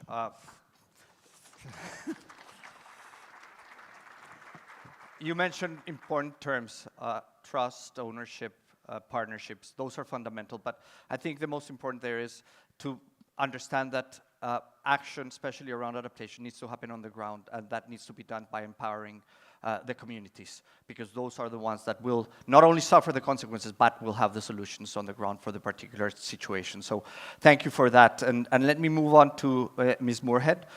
Based on your valuable knowledge and the views on this topic, considering your unique role as chair of DAC, and your vast experience as an ambassador, a diplomat working across the world and with numerous international organizations, it would be great to hear from you what you feel are the steps that we need to move forward in terms of collaboration and working together to drive the implementation of these best practices.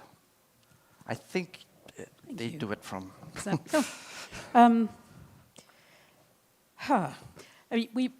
I think one of the good things so far is that there is actually a remarkable degree of consensus now about what the problems are and what needs to be done. And I don't think that was the case even 5 years ago. And what all the very esteemed and interesting speakers have talked about is bringing the principles of development cooperation front and center into climate action. Of course we need to do that. You know, we're here at this GPEDC summit. These principles are not nice to haves. We know that development doesn't work without them. And what we've heard is that climate action doesn't work without them either. And, you know, for reasons that I think we're all familiar with, when we collectively or individually were setting up some of the climate architecture, we parked these principles at the door and went inside. But we know it has to be country-led, it has to be whole of society, it has to be transparent. You know, there has to be country ownerships, it has to be based on partnership. So it feels to me as if there's already some progress made, that nobody is disputing this anymore. So what do we have to do about it? What is missing, in my view, is a sufficient sense of urgency at a political level. When we think about what happens in acute humanitarian crises, we move into a different mode. We take more risks. We're prepared to make mistakes and have failure. We're prepared to mobilize phenomenal resources that are available. Think of COVID. It can be done. But at the moment, there is still a sense that there's so much else on our plate that we can kick this down the road for another 3 years, 5 years, 10 years, and we can't. So just from the point of view of the Development Assistance Committee, in the run-up to COP26 in Glasgow, we agreed a declaration that committed us to aligning all our official development assistance with the goals of the Paris Agreement. Now, you could argue that to do that in 2021 was a bit late, actually, but better late than never. It's already having an impact. DAC donors are spending more now, actually, on adaptation than on mitigation. And there's a real recognition of what our friend from the Pacific was saying, which is, I mean, there's no development without climate action. You can't separate these anymore. So I think, you know, for our part, we are working hard on the transparency, I mean, as the custodians of the ODA data, so that you can actually see what's going where, so that it's not greenwashing what the real financing is. We know we need more resource. We know actually meeting the 100 billion would be a start, but it's only a start because we're going to need an awful lot more than that. We know that partner countries don't want to substitute development finance and climate finance. We know that the private sector can do far, far more and that they need to be ready to take risks. So I think it's, to be honest, a call to action, and particularly a call to action of the development and the green climate finance institutions to really get the money out of the door far faster than is happening at the moment. I mean, some Pacific islands have to wait 3 years to collect the data to be able to apply for adaptation finance. That is a disgrace in 2022. And collectively, as shareholders, as partners, we need to put a stop to that and say, this is an emergency, let's move on to an emergency footing. Thank you very much. And you're absolutely right in terms of the urgency and needing to move away from business as usual. And we have demonstrated very recently that it was possible through the COVID crisis. So I want to come to this same question to you, Minister Ncube, because you also have a great background as Chief Economist and Vice President of the African Development Bank, and know the multilateral development banks have been a big part of the conversation lately in terms of what needs to happen and with other stakeholders and funds like the GCF. So what are your thoughts on this? First of all, multilateral development banks have also mainstream climate response programs in all their development programs. They have to be at the table when it comes to coordination with other partners, including the governments. They really have to be a part of that. And I think that they also have just to scale up resources towards the right infrastructure for climate response. But I'm pleased to say that for the African Development Bank, they have a full program on irrigation development, on just a response to the agricultural sector, to build resilience in that sector, as well as to ensure food security, but deal with climate change in the process. I know, for example, they have a successful pilot program in Ethiopia, where we have seen the impact of that program in wheat production. Oh, well, they didn't give us money in Zimbabwe. I would have gladly taken the money for our wheat production program. We financed it ourselves, but they did a great job in Ethiopia. So they have to be part of that conversation, financing, coordination. For example, in Zimbabwe, we have got the coordination platform, as I said earlier, with all the development partners, and we have got a system for tracking, the impact of what we're trying to do, progress, what we're trying to do. We've got an information system called the Dev Promise. It's just an acronym. I can't remember the full thing, but Dev Promise is easier to remember. And every partner contributes to that. They can download that, they track that, and development banks have to be a part of it. One area where they could also support is in the area of providing guarantees for especially in the energy space, for solar investments in the solar sector, because investors in that sector, the IPPs, are looking for three things. They're looking for a guaranteed decent tariff. Often it's a tariff of the order of 9 cents per kilowatt hour.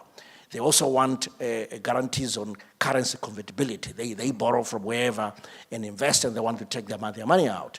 And third, they're looking for a government guarantee on the power purchase agreement, the PPA. So where the development banks could come in is basically to substitute a government on the guarantees for PPA, but also assist government when it comes to currency convertibility. That's one area, in my view, where everyone will win, and that's a commercial deal.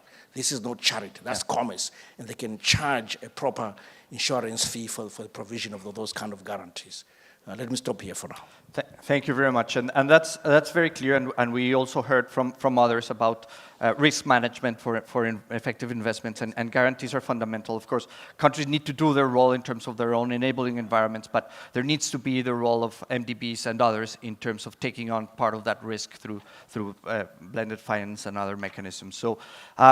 To close this second round of questions, let me go to Mr. Steiner, as you might have additional points regarding this topic on how we can work across stakeholder groups to strengthen the success factors that have been outlined here today.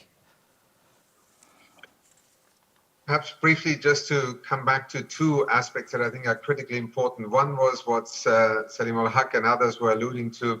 How do we make the learning curve not a top-down learning curve? Certainly an organization like UNDP would absolutely recognize the centrality of involving communities, stakeholders in the design.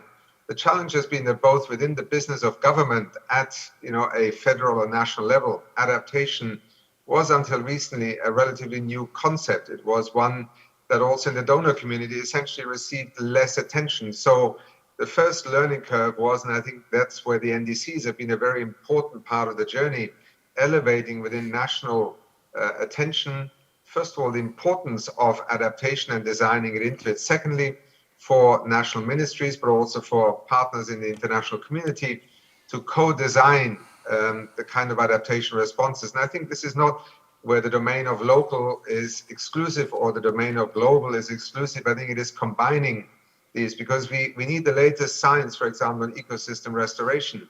We need the economics on watersheds, for instance, or on replanting of mangroves, as we need to also look at the economics of investment, for example, on putting new infrastructure in place, the drainage capacity that comes with extreme weather events. I mean, there is a whole new arena of practice that had to be developed from a national planning point of view, but also involving communities. The second one really is with the financial world.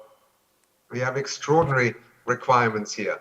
One may be still in the public finance and international cooperation domain. For example, the fact that so many SIDS in extreme circumstances do not qualify for any financing, yet are at the forefront of sometimes having these extreme losses, points to the fact that we need a new multidimensional vulnerability index. It's a discussion that has been ongoing for years and should finally be taken to conclusion. But we also need to look at financial markets.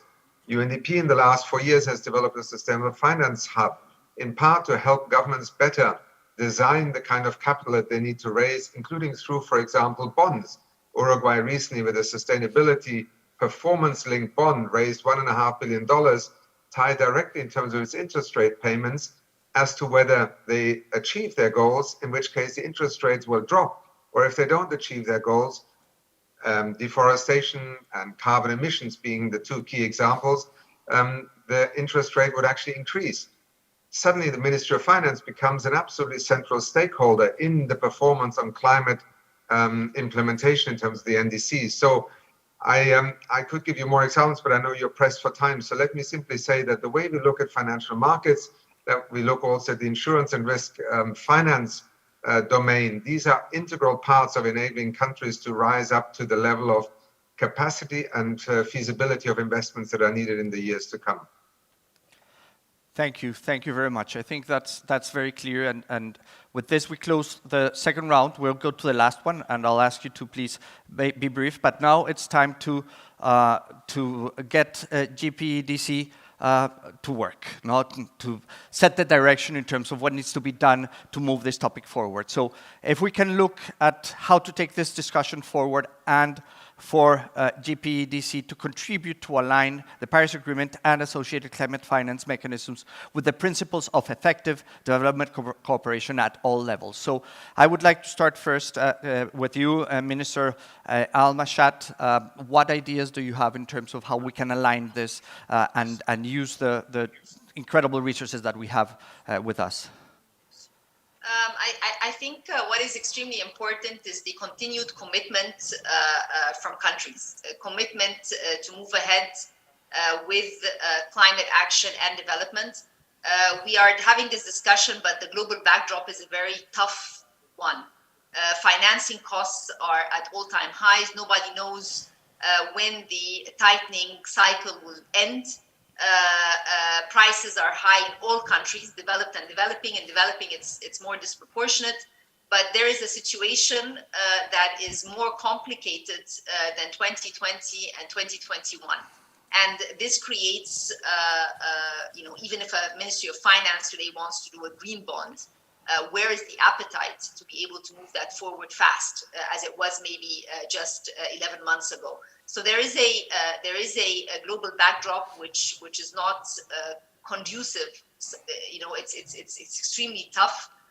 So renewed commitment is very, very important, and trying to also with the international financial institutions and development partners think together on how to smoothen out some of the, because in order to move ahead with the projects, move ahead with the adaptation, to move ahead with the NDCs, you need the financing be it from the budget, which is coming under pressure, or coming from the IFIs, which again are going through a lot of discussions on how much more they can provide given some of the innovative ideas that came out of COP and before that in the annual meetings of the IMF and the World Bank. So there's an ongoing discussion that needs to also be taken into account.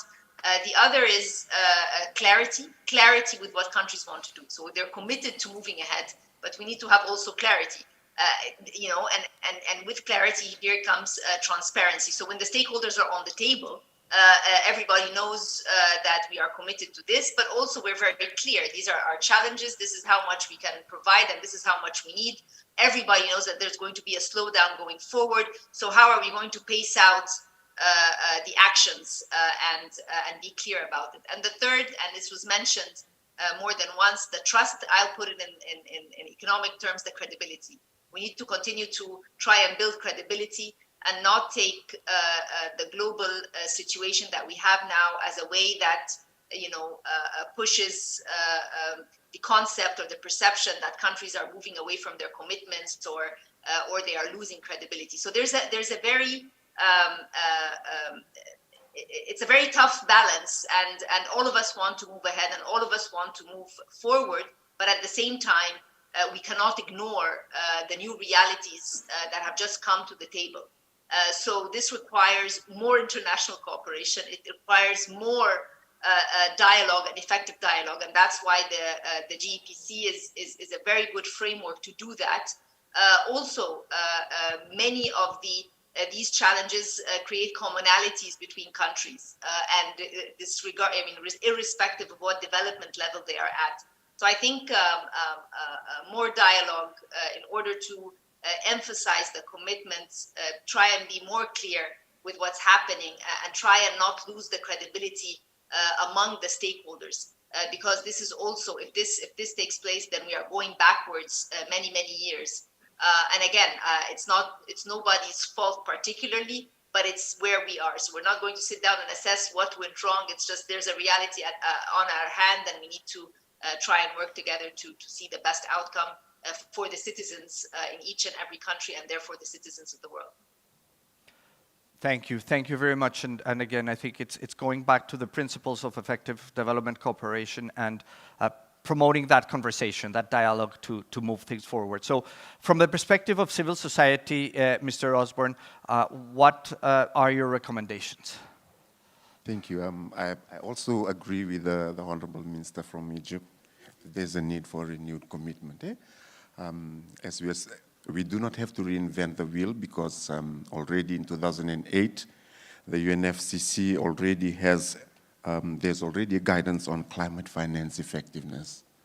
So I believe that there's a need for more alignment without that. Climate finance effectiveness is something that we need, and it is also aligned to what we are advocating for here in terms of all the principles for development effectiveness or effective development cooperations. The only thing I would like to contribute is that there's a need to also have new collective quantified goal on climate finance to address climate adaptation, loss and damage. I'm aware that at COP27, We have a loss and damage finance facility, but there's a need to ensure that CSOs are part of the process, similar to the GPEDC, where you have CPDE as a global CSO platform. There might be a need in terms of the loss and damage facility to have a CSO task force to be part of the global loss and damage facility to ensure that our voices are part of the ground. And also, I'd like to reiterate that we need to act now. It is really urgent that we act now. For us in the Pacific, there are communities, because of budget constraints, their adaptation, they would like to have seawalls and stuff to be built, but there are budget constraints in Kiribati, where we are working in our projects, and in some other countries. So we need to act now, because these are people that are really vulnerable. And we owe it to our young people. We owe it to our children and our future generations. So the time to act is now. Hashtag act now. Thank you. Thank you very much. Definitely, that's the most important thing. Finally, let me invite Ms. Moorhead. It would be great to hear from you. What are those views in terms of what GPECD should do to take this forward beyond this very interesting discussion today? So I think in many ways it's, as Mr. Osborne said, it's plugging the gap between the rhetoric and the reality. And we have made these commitments historically, and I wonder whether with the new loss and damage fund that was announced in Sharm el-Sheikh, we couldn't actually do it better this time, that we couldn't actually set up a fund that was easy to access, quick dispersing, a 2-page application form that got to Kiribati in time, without needing 3 years of data collection, and to improve, I think it was Professor Hook said, to improve the quality as well as the quantity of finance. And then to go back to the rest of this fantastically old-fashioned, complex climate finance architecture and sort it out. So when we all leave here, you know, as shareholders, as members, as governments, as CSO representatives, insist that these institutions work better and use the resources we do have, make them go further and make them work harder. We've talked about, you know, sweating the balance sheets of the development banks. We've talked about innovative financing. There's lots that can be done, but we just need to crack on and do it now because it is urgent. Thank you very much. And thank you all for your contributions. I think that your point in terms of what do we do about the climate finance and the architecture, I think the point is that we can't adapt existing frameworks to solve the climate issue. We need to start from zero in many senses. We need to innovate. We need to change the way things are. We need to move away from business as usual. And for that, it's very important to be inclusive, to make sure that we're leaving no one behind. And through this, bring all relevant stakeholders' perspectives to be taken into account. And for this, we would now like to open the floor for some questions and interventions from the audience so that we can have a more inclusive exercise. Thank you all for your interventions, but you might be put on the spot now from some of the audience. So we have a number of people who have already requested it to intervene and have shared their questions through the virtual system. So let me welcome up Ms. Estherine Fotabong, who is the Director of Program Implementation and Coordination at New Partnership for Africa's Development, NEPAD, to provide your reflections and questions to the panel. If you could please join us in the podium, that would be great. Thank you so much.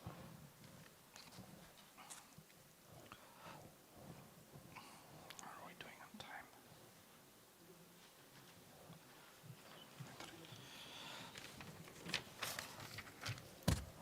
Good afternoon. Let me acknowledge the panelists and thank them for the very rich discussions that we have just had. And let me also say all protocol observed to all the excellencies that are in the room and to all the other stakeholders. So I'm coming from African Union Development Agency, and we are a member of the steering committee of GCD. the discussion the panel just had is really exciting and important for the African continent. We just came from Glasgow. Sorry, not Glasgow, from Sharm el-Sheikh. and my High Excellency, I'm sorry for that. We did have an excellent time in Sharm el-Sheikh, and progress was made for the African continent with regard to the loss and damage. This is 2 minutes, it's a short time for this very important discussion. But on reflection, I think a number of things have already been said, and I will just follow Mr. Osborne to say #action now. And we need action in a number of areas. Obviously, we are calling as Africans for increased flows on climate financing, particularly to adaptation, and we are glad that in Sharm el-Sheikh we did have, in Glasgow we did have commitment on that. So we want increased flow, increase in efficiency in the use of climate financing, and increase to see more impact on the funding that is currently available. Obviously, with all the statistics that is given before, this is not enough. We have an annual estimate of about $11.4 billion, but we do know that by 2030 we need about $125 billion to go to adaptation financing. We are nowhere near there, so a lot still needs to be done. So more financing is important, but beyond the financing, we also need capacity for accessing that financing. I'm speaking from an African perspective. We do know that the capacity to develop bankable programs needs to be strengthened. So project development facility is somewhere that we need to see more investment being driven into. And I really want to echo what the sister from DIAC just said, that the financing architecture right now just doesn't work for the African continent. And a lot needs to be done to try and make it more accessible. Information flows need to be there. Most countries do not even know where to start looking for information on where to access this financing. So we at AUD and Nepal, we're really hoping and working towards putting a climate center with information technology. Lastly, we of course want to see more capacity in terms of planning at all levels. We think it's important not to take a cookie-cutter approach when we talk about adaptation, because spaces are different, and approaches and solutions need to be addressed to those spaces. So I will just as my reflection, but the question really to Madam Mohad, the DAG chair, is what practical support can the development partners, especially OECD DAG, provide to African countries to identify climate adaptation financing requirements and effectively mobilize resources, including innovative mechanisms such as green bonds and carbon markets? Thank you. Thank you very much. Ms. Moorhead? Yeah, thank you. Great question. I mean, I suppose I would say this, wouldn't I? But I mean, the DAC members are already doing a lot. We provided over 80% of the recent IDA replenishment that, as you know, is doing a huge amount. We finance, obviously, the African Development Bank. And then bilaterally, as I said, we have made this joint commitment to ensure that all our official development assistance supports the Agreement of Paris. So it's work in progress. Our secretariat, and we have a policy network called Environet, and I know the chair is here, so I can introduce you. Actually, almost sitting next to you. And what we try and do is to provide practical guidance to donors and partners about how to do this better and how to access finance, and then to share lessons of what works and what doesn't. So I'm going to join you up afterwards. But I think a lot of this, and it was what I think His Excellency from Bangladesh said, is we do know quite a lot, but we're not sharing it enough. Critically, we know what doesn't work. we have got some ideas on better development and climate action finance. We just need to accelerate it. Hashtag action now. So it's not all bad. And I think you often come away from these conversations about climate change just thinking this is so overwhelming that let's do something easier. Let's not sort of go down this tunnel because it's just too difficult. But it's not too difficult. There's a lot of really good, positive things that are happening, and I just think we need to get better at disseminating them and getting more resource into actually making it work on the ground. Thank you very much, Ms. Moorhead, and thank you for the question. Let me move to Mr. Julius Caignelet. Please, if you could join us. He's the Vice President of the Federation of Free Workers of the Philippines.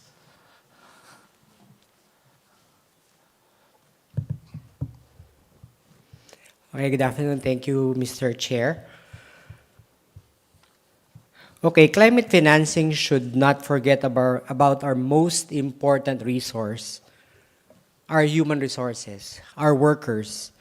Trade unions consider that the best way to contribute to climate adaptation in line with the development effectiveness principles is through a just transition.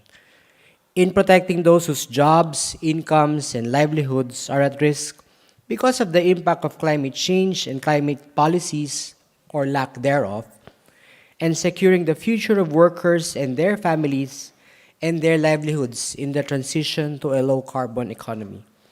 A just transition refers to a wide-ranging strategy based on social dialogue between and among workers and their unions, employers, government, and communities to provide and guarantee decent climate-friendly jobs, social protection, training and reskilling opportunities, and greater job security for workers and communities affected by global warming and climate change policies. The Just Transition Agenda is an agenda for change in favor of the decarbonization of the economy, committed to achieving a sustainable, resilient, and inclusive society that eradicates poverty, inequality, and hunger, and guarantees decent work. It aims to ensure that the impacts on the most vulnerable populations and regions are anticipated and managed in a fair and concerted manner while maximizing the opportunities for socioeconomic transformation. A just transition is therefore strongly relevant for the work of the Global Partnership on Climate Adaptation. In my country, the Philippines, for example, mine closures have been accompanied by initial attempts at just transition measures, adopting a capacity-building approach with social dialogue and tripartism at the heart of the process. Many years in the works now, trade unions are lobbying for the establishment of the Mining Industry Tripartite Council at the national and local levels, as a tripartite cooperation mechanism which provides guidance in terms of just transition policies and programming, while promising the absence of a law on just transition could set our gains back if those in power are not climate friendly. My question, therefore, it has been almost 5 years since the adoption of the Solidarity and Just Transition Silesia Declaration. But how many states and development partners have taken guidance from it? My question is, how could GPEDC stakeholders work together to ensure that the objectives of just transition are realized at the country level? How could we ensure that we can effectively use social dialogue where workers through their trade unions have a voice in the process of establishing just transition measures? Hashtag just transition and hashtag social dialogue. Thank you. Thank you. Who are you? Anyone? Anything you want to answer the question, or? Yeah, anyone from the panel. Okay. Anyone or two. Anyone or two. So thank you. Any one of our panelists wants to jump into this question?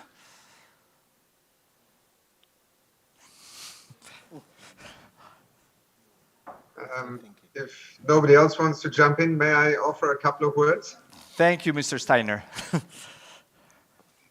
First of all, thank you for raising this point. I think ever since COP24, when that notion of just transition and the principle of just transition that were just referred to, that were actually developed under the tripartite umbrella of the ILO, arrived in the official climate discourse, I think we have seen a great deal of attention being given to not just the energy transition, the technological challenges, the economic and financing and the environmental issues, but I think increasingly the social acceptance, but also the trust that citizens will have that these transitions do not come at the expense of some, while others may be the beneficiaries of it. And I think this lack of trust has become for many governments increasingly an issue of concern, because the disruption that is implied to establish power production systems, to establish energy economies, industries, transport industries, I think clearly carries with it a great deal of uncertainty and concern about the future. I think in some respects, we have seen through the work that countries have done in their NDCs that the comment is in fact right. Many countries do not yet give this enough explicit attention.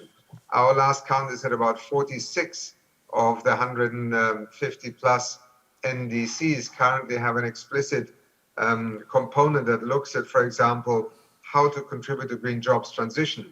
Where are the net employment gains going to come from, rather than the specter of net employment losses? We have also seen more recently new discussions emerge since Glasgow around just transition, just energy transition partnerships. South Africa, Indonesia, Vietnam are currently engaged in a particular negotiation with a set of international partners to mobilize financing to enable them to exit coal-fired generating infrastructure more quickly. And a lot of the discussion in South Africa has centered precisely around how to design that exit from dependence on high-emitting, carbon-emitting fossil fuel sources, with communities, with local economies also at the center of it. So I think a lot more attention is needed here, because this will also strengthen the support and the confidence of citizens in this. And therefore, I just want to very much underline the comments that were just made. Thank you. Thank you very much. And just in the interest of time, I'll take one more. You want to come in, Minister? No. But if others that don't have a chance to ask a question, please use the virtual platform, and we can take note of your questions and come back to you with the answers. But let me invite Mr. Benjamin Belgi, who is the Executive Director of WINGS, which is a global network of philanthropy organizations. So please, if you can take the floor.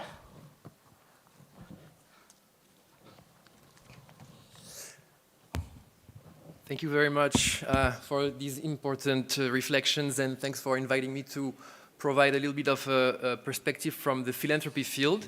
I represent WINGS, and I'll say a word about this global network, but we're also glad and proud to be part of the steering committee of the GPEDC.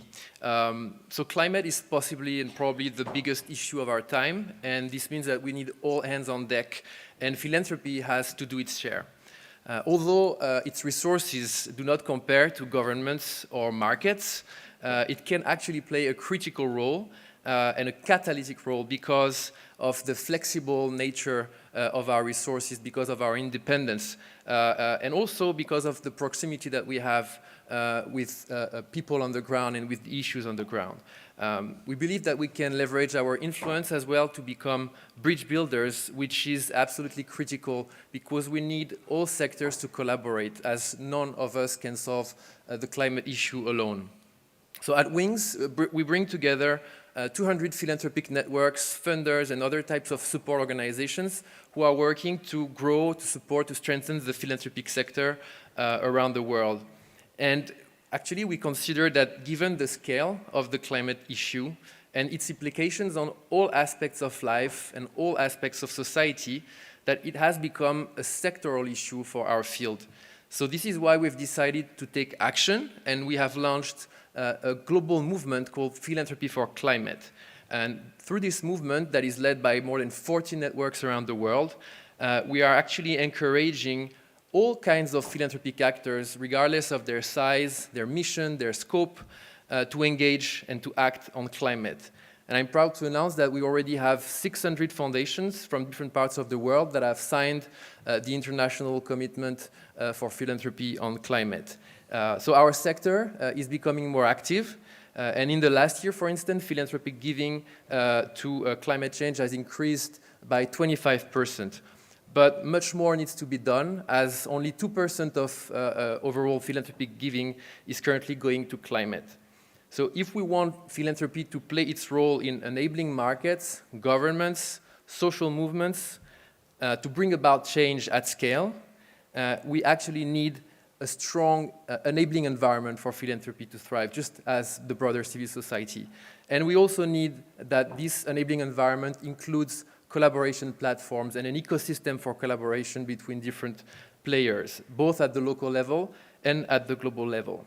So linked to this point, I will ask the following question to the distinguished panel, and that is one of Busan's main principles is that development cooperation should ensure meaningful participation and recognize the diversity of views and complementarity of different actors. So how can participation mechanisms in climate adaptation finance decision-making processes be strengthened and effectively engage philanthropic actors, especially local philanthropic actors? Thank you very much. Thank you very much for that question. Let me see, maybe one of our ministers or both can share some thoughts in terms of how to bring philanthropy to the table to mobilize finance. Well, I can come in if... Thank you. Yeah. No, wonderful. I mean, thank you very much. I mean, philanthropy has become an important part of the equation. And this whole concept of de-risking private sector engagement, and as was mentioned by Benjamin, philanthropy has a more agile model to come into countries and help create the investable projects that are needed.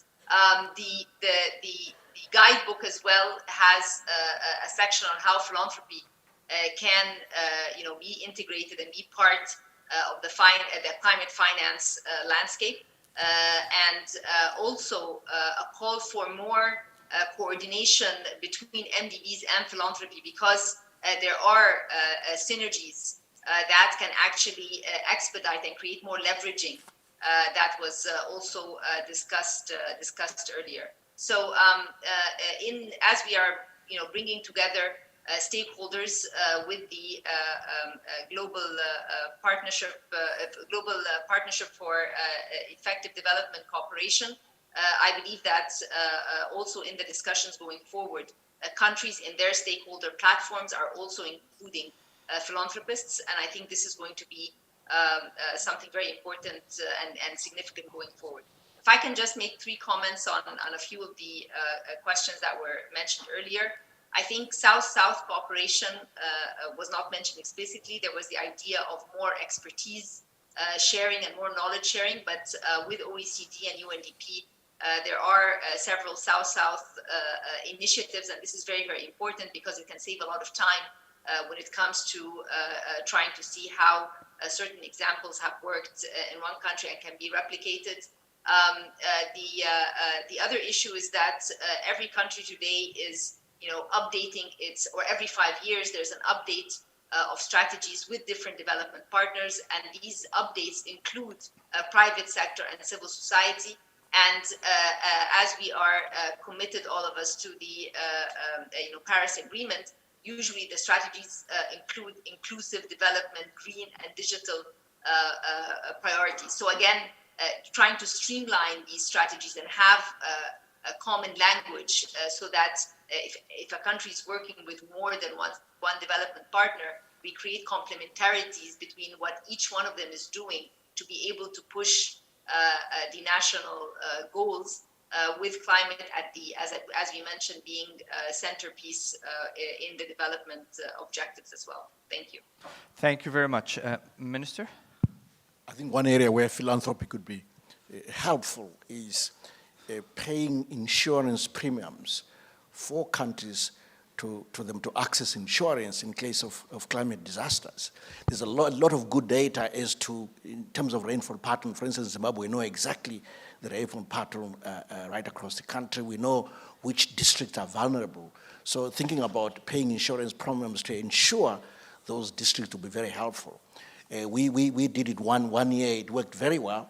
We got support from someone else. It was not a philanthropy organization, but we're able then to, because we got a drought on the back of that, we write about it, and then we're able to then access resources from the insurer and use those resources for cash transfers to the poor who were affected in that area. So I'm thinking that's one way for philanthropy to help paying for insurance premiums. If I can say one thing about our colleagues who said something about the just transition, that I also think that it would be helpful in cases where countries are transitioning, let's say, from coal to renewable energy, to set up some kind of, again, a social security fund. Partners should come together, create social security fund, again, for some kind of social security for the workers. They lose their jobs as we move away from coal to solar energy or to hydro. So that just transition, in my view, could be supported through social security funds, established by the partners. Thank you. Thank you very much, Minister, and thank you all for your wonderful questions. I would like to ask one last thing of you. You've been a wonderful panel, so I think everyone would be very excited to hear one last word or term. Whatever you think makes sense in terms of a last message coming from each one of you, so that the audience can take that with them after this wonderful session. So if I can start with you, Minister Ncube. Governments should lead from the front when it comes to climate response. Perfect, thank you. Ms. Moorhead? Don't make SDG 13 the unlucky one.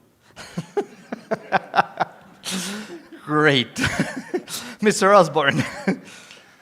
CSOs, as development actors in their own right, we also contribute in terms of achieving the ambitions, the climate ambitions that we have. Thank you. Thank you very much. Mr. Steiner. Co-investment. I keep on having this sense that one part of the world thinks it is the only one who is putting money forward, namely the one that is being asked to put the 100 billion on the table.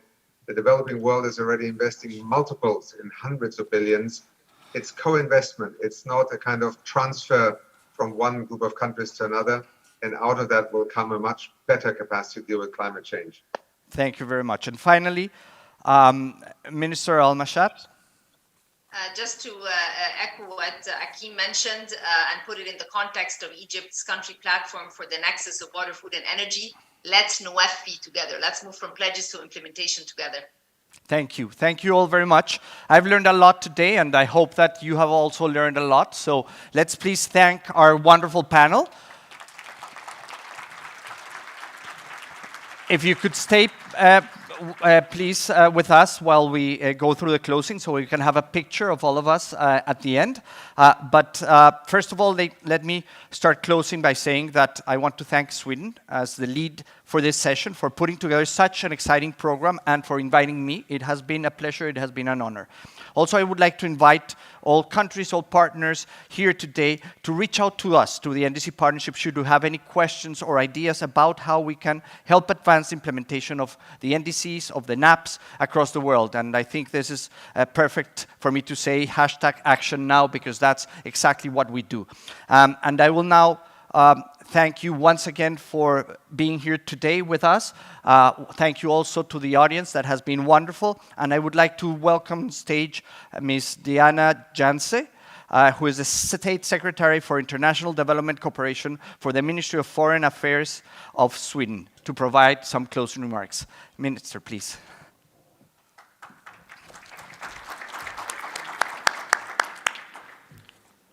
Thank you very much, Excellencies, ladies and gentlemen, dear colleagues. We meet in the midst of a perfect storm. Russia's illegal war in Ukraine not only threatens the entire rule-based international order, and thus all of it.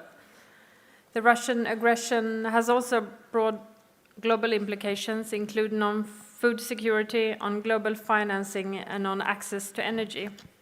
This Kremlin-made disaster is taking place as climate change is accelerating.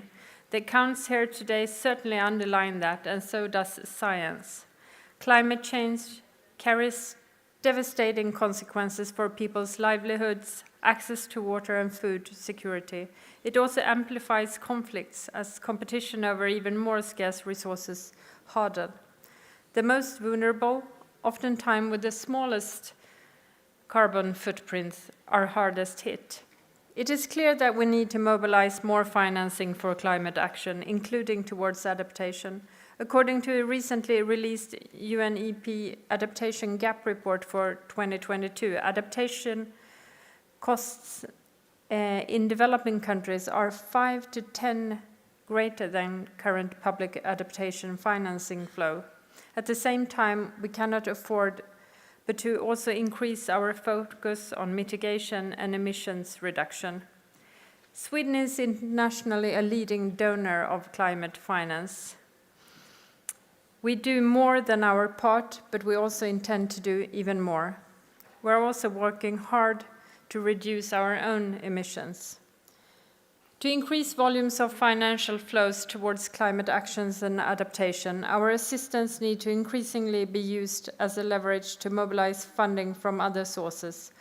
ODA must be truly catalytical, mobilizing private capital and creating new green markets, showcasing that adaptation is well worth investments. Both planet and people are good investments. We must make full use of the synergies between climate finance, trade, and technical solutions. For instance, we can increasingly use innovative instruments such as guarantees, which can help us to de-risk investments in emerging markets, having the potential to unlock private sector investments at scale. We should promote innovation, untapping private sector ideas, initiatives, creativity, and free the entrepreneurial spirits so that they can come up with the next groundbreaking solution to global challenges. In addition to mobilizing larger quantities of finance, we need to enhance the quality and effectiveness of our support. Here we have an obligation to constantly improve, elaborate, and refine. Also, small adjustments count, just as changing the course a degree or two while flying will bring you to a completely different destination. Broad-based national ownership is key, as we heard here today. Governments have the main responsibility, which we also heard here today. Climate action should be mainstreamed into domestic budgeting, planning processes, and capacities in partner countries. Focus should be on building enabling environments, policies, legal frameworks, and institution processes. Excellencies, ladies and gentlemen, in our session here today, we have explored how the principles for effective development cooperation can be applied on climate adaptation measures and how the global partnership can contribute to addressing existing challenges. We look forward to taking these conclusions forward in our role as incoming co-chair of the global partnership. As a slowing global economy meets rising needs as well as soaring costs, an even stronger focus on effectiveness, results, and transparency is now crucial. With the world facing multiple crises and with ODA being under pressure, development effectiveness is more important than ever. We need to do much more with less. We need to ensure that every contribution is well spent and has impact that is far longer than it takes spending it. It is our moral obligation, and it is in our self-interest to up the ante. That's what this meeting is all about. Thanks to all the excellent speakers, to the panelists, and our moderator here today. Thank you to the colleagues behind the scenes and everyone for joining here in person and virtually. We're all in this together. Thank you for your attention. Maybe we can now take a picture. Let's join our virtual colleagues. Please.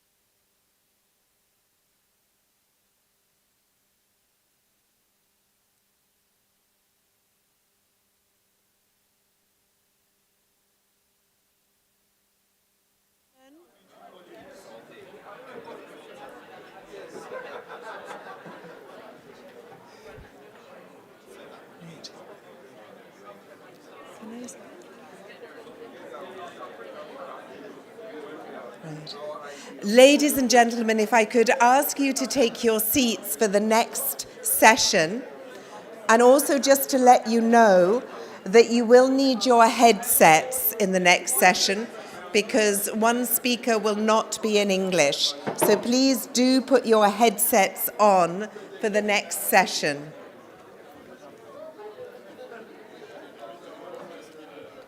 So thank you for our remote audience being with us. You will have heard this morning that the world is facing multiple challenges and we need effective development cooperation more than ever.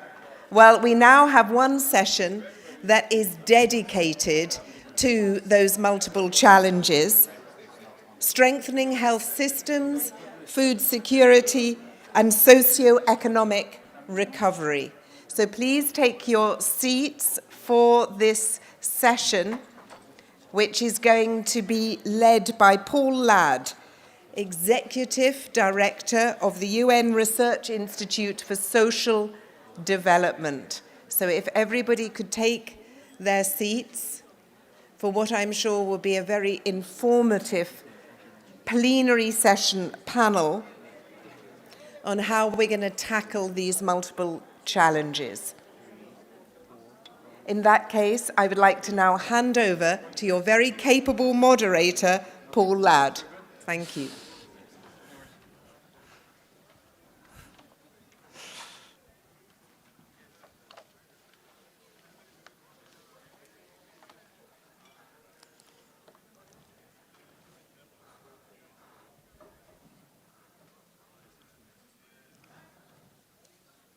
So good afternoon, everybody. I think we'll start anyway, because I think people will drift in, and they don't want to listen to me anyway. They want to listen to you, so I can drag on for 3 minutes, and then people can start coming in. But my name is Paul Ladd. I'm the director of the UN Research Institute for Social Development, and I'm the moderator of this session, which is on tackling the multiple challenges, strengthening health system, food security, and socio-economic recovery. For those of you that don't know the UN Research Institute for Social Development, or UNRISD, we are an autonomous research institute based within the United Nations system, established and having been based in Geneva since 1963. Now, autonomy is very important for us. It means that our board is comprised of top academic advisors around the world, so not member states in this case. We're also extra budgetary, entirely voluntarily funded, so we have to prove our worth and our value added in the marketplace. But that generally gives us a really good space to ask the hard questions about development, about power, about distribution, and about cooperation. Our research strategy is focused on reducing inequalities. And indeed, our most recent contribution was about the relationship between crises and inequalities, and different types of inequalities. And that's this, crises of inequality. It's based on our website, of course. Now, the session we're holding now is not so much about the crises themselves or their impacts, but rather about the role that development cooperation plays and is playing in supporting countries to respond to these crises, and specifically whether the effectiveness principles, ownership, focus on results, inclusive partnerships, and transparency and mutual accountability were followed, and if they worked. So could development cooperation have been better in supporting countries to respond immediately to the impacts, but also at the same time retaining investment in long-term systems for resilience and protecting long-term sustainable development? In the session now, first we're going to hear from the Secretary General of UNCTAD, Rebecca Grinspan, who will set the scene for our discussion, the multiple crises, the importance of country leadership and the coordination of responses, and the role of effectiveness of cooperation and assistance. Then we're going to hear from a range of experts and leaders from different perspectives, from governments as recipients of cooperation, as providers of cooperation, and the UN system, and from civil society, and from foundations. And then hopefully we'll have time for interventions and questions from the audience. It's a very packed panel. We've got lots of speakers. It's going to be difficult to keep it to time, but I do hope you bear with us. And that's why I'm going to stop here and invite Rebecca to come up to this podium to offer the framing remarks. Thank you.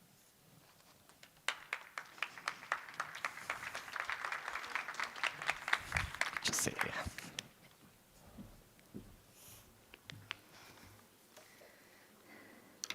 So thank you very much. Thank you, Paul, for your kind welcoming words and for all the good work Unrest does. So really thank you.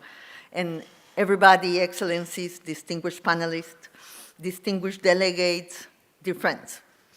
I have been given the hard task of setting the stage to the excellent expert panel that follows right after. I will do my best. Promise. I will divide my presentation into parts. First, I will talk about the context of the multiple challenges. And second, I will discuss what these global contexts mean for national governments in developing countries. I will then close with a reflection on the importance of the 4 principles of the global partnership in the times we live. So time is short, so allow me to jump straight in. And I will start with the context. As this session suggests, we are in a world of cascading crises. COVID, climate change, and the cost of living crisis are all increasing poverty and hunger at alarming speed. Geopolitics, not economics, is now at the driving seat of globalization. Funding gaps for SDGs investments in developing countries are increasing, and debt burdens are turning unbearable for countries in the global south. Now, cascading crises mean cascading inequalities, as Paul was saying. We have a crisis of inequalities. We saw this all too crudely during COVID. Almost everywhere one looked, gaps that were already too wide got wider. This was true for gender gaps, for rural-urban gaps, for wealth and income gaps, for digital access gaps, for formal versus informal employment gaps. Inequalities, we have to understand, makes us fragile. Closing gaps builds resilience. People are at the center of this reinforcing each other cascade of crises. People who, shock after shock, have depleted their capacity to cope with disaster. Because these are global disasters. These are not one country disasters, are systemic disasters. People who are falling in record numbers into poverty, as I said before, people who are becoming increasingly disillusioned with their governments and political systems. And most dramatically, people who are skipping meals, especially women and girls.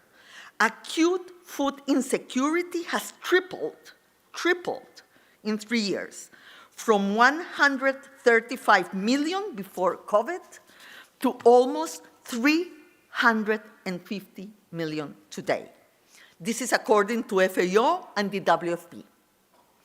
Heartbreakingly, over 1 million people are in a state of famine in 6 countries in the world. We haven't seen this since decades.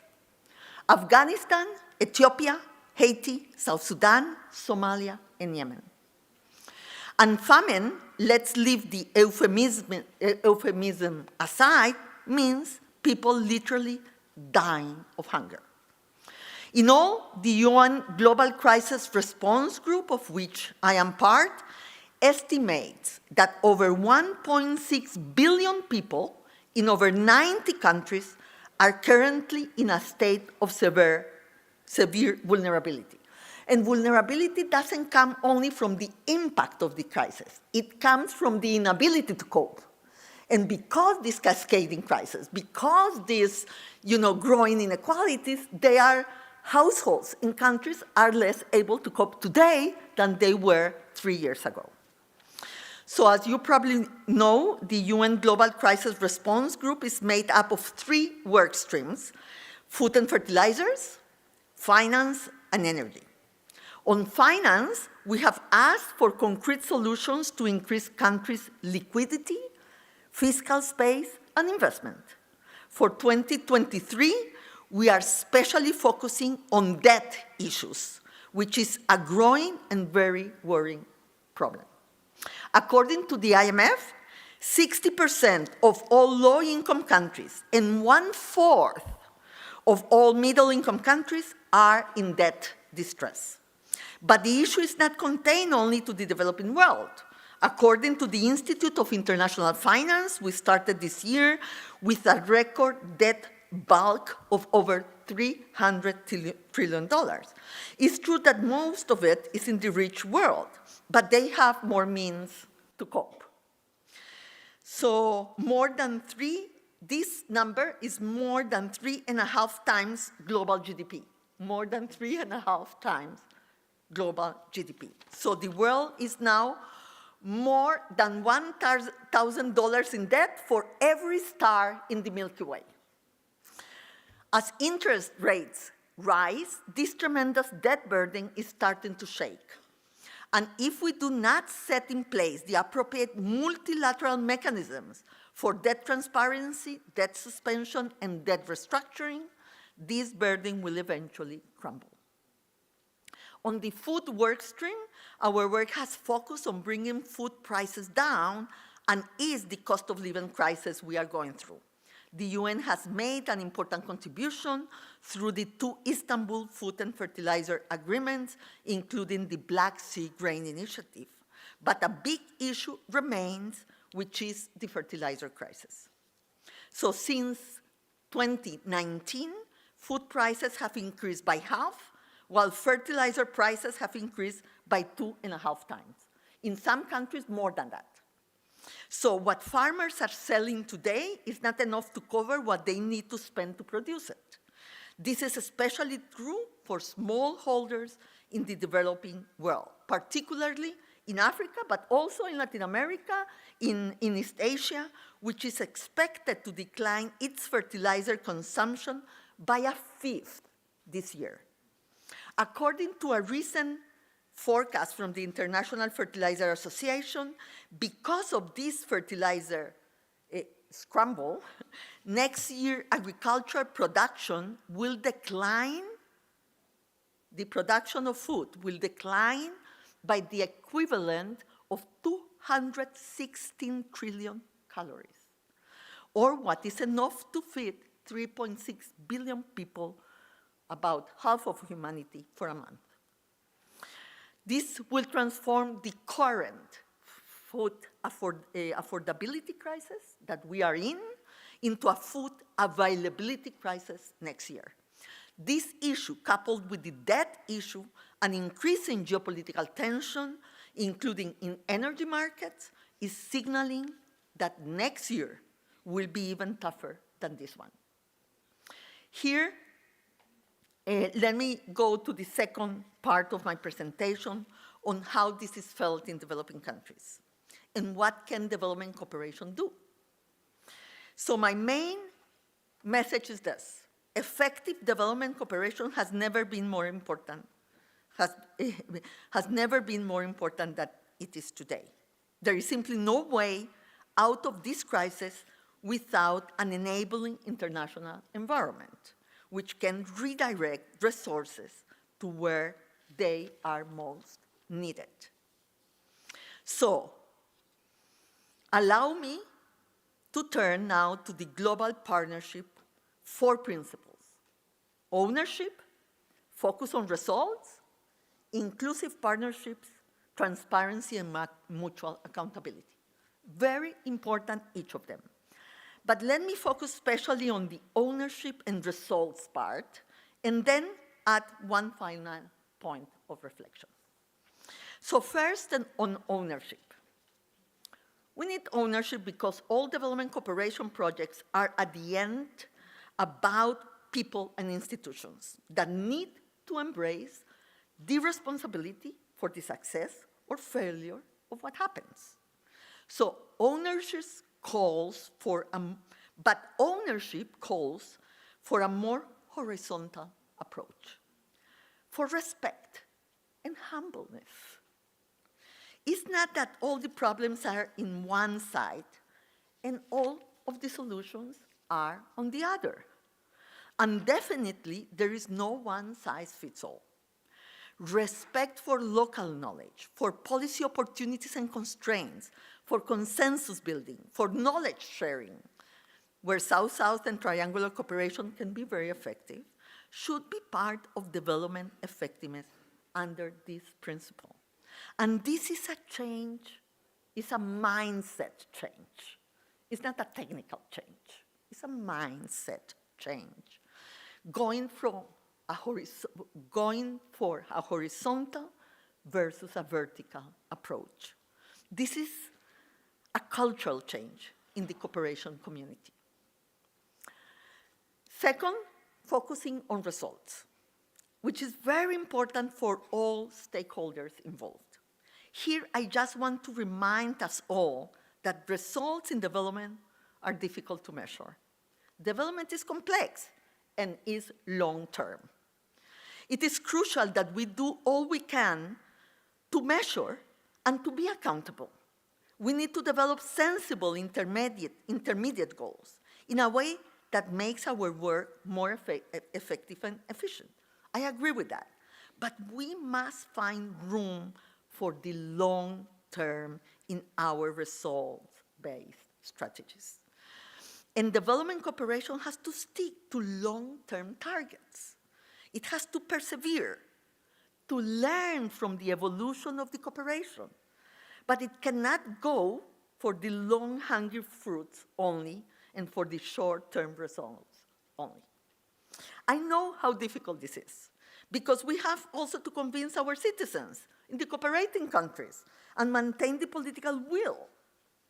But if we are serious about development, there is no short-term development effectiveness we can sell.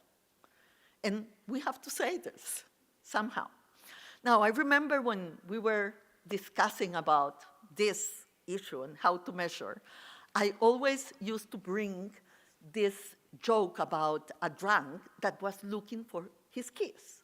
And he was looking for his keys in below a street lamp, yes? A street light. And so somebody passed by and says, so did you lose your keys here? And he said, no, I didn't, but it's the only place where there is light. Sometimes it happens to us that we go for a measure just because it exists, but it's not where we lost our keys, yes? And we need to face this together. Yeah. My final point is a reflection on a key issue which we should do more to highlight. That is policy coherence. One of the big differences between aid and cooperation is that when we do cooperation, policy coherence matters much more.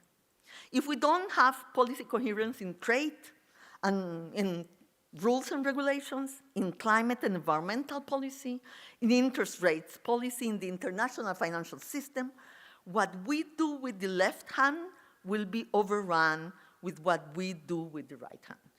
It is important that we recover the principles of policy coherence. The development cooperation actors have to be in the room when decisions are made, and that countries build a more holistic approach to development cooperation, including teams from different ministers and institutions. There is no development effectiveness without policy coherence. So, Your Excellencies, ladies and gentlemen, the world is indeed in a cascading crisis, and the cascade is far from being over. Data and fertilizers, for example, may compound the situation next year. And to get out of this cascade, we must literally jump and leapfrog out. And for this, we need collective action, We need to use all the tools we have at hand. We need to innovate, but above all, we need to come together under the umbrella of solidarity and cooperation. Thank you.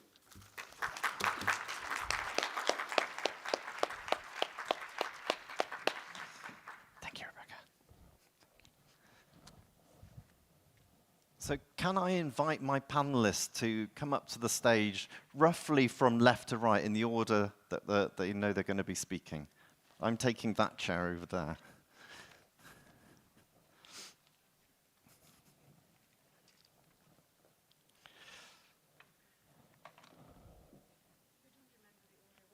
Okay. So I think you are about here. Sorry, Osa. Yes, but it doesn't really matter. I think I can find you. Yes, please.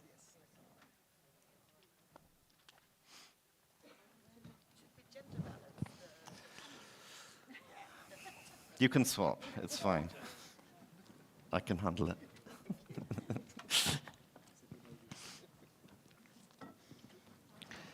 So first of all, let me thank Rebecca, of course, for what was an unexpected, excellent introduction.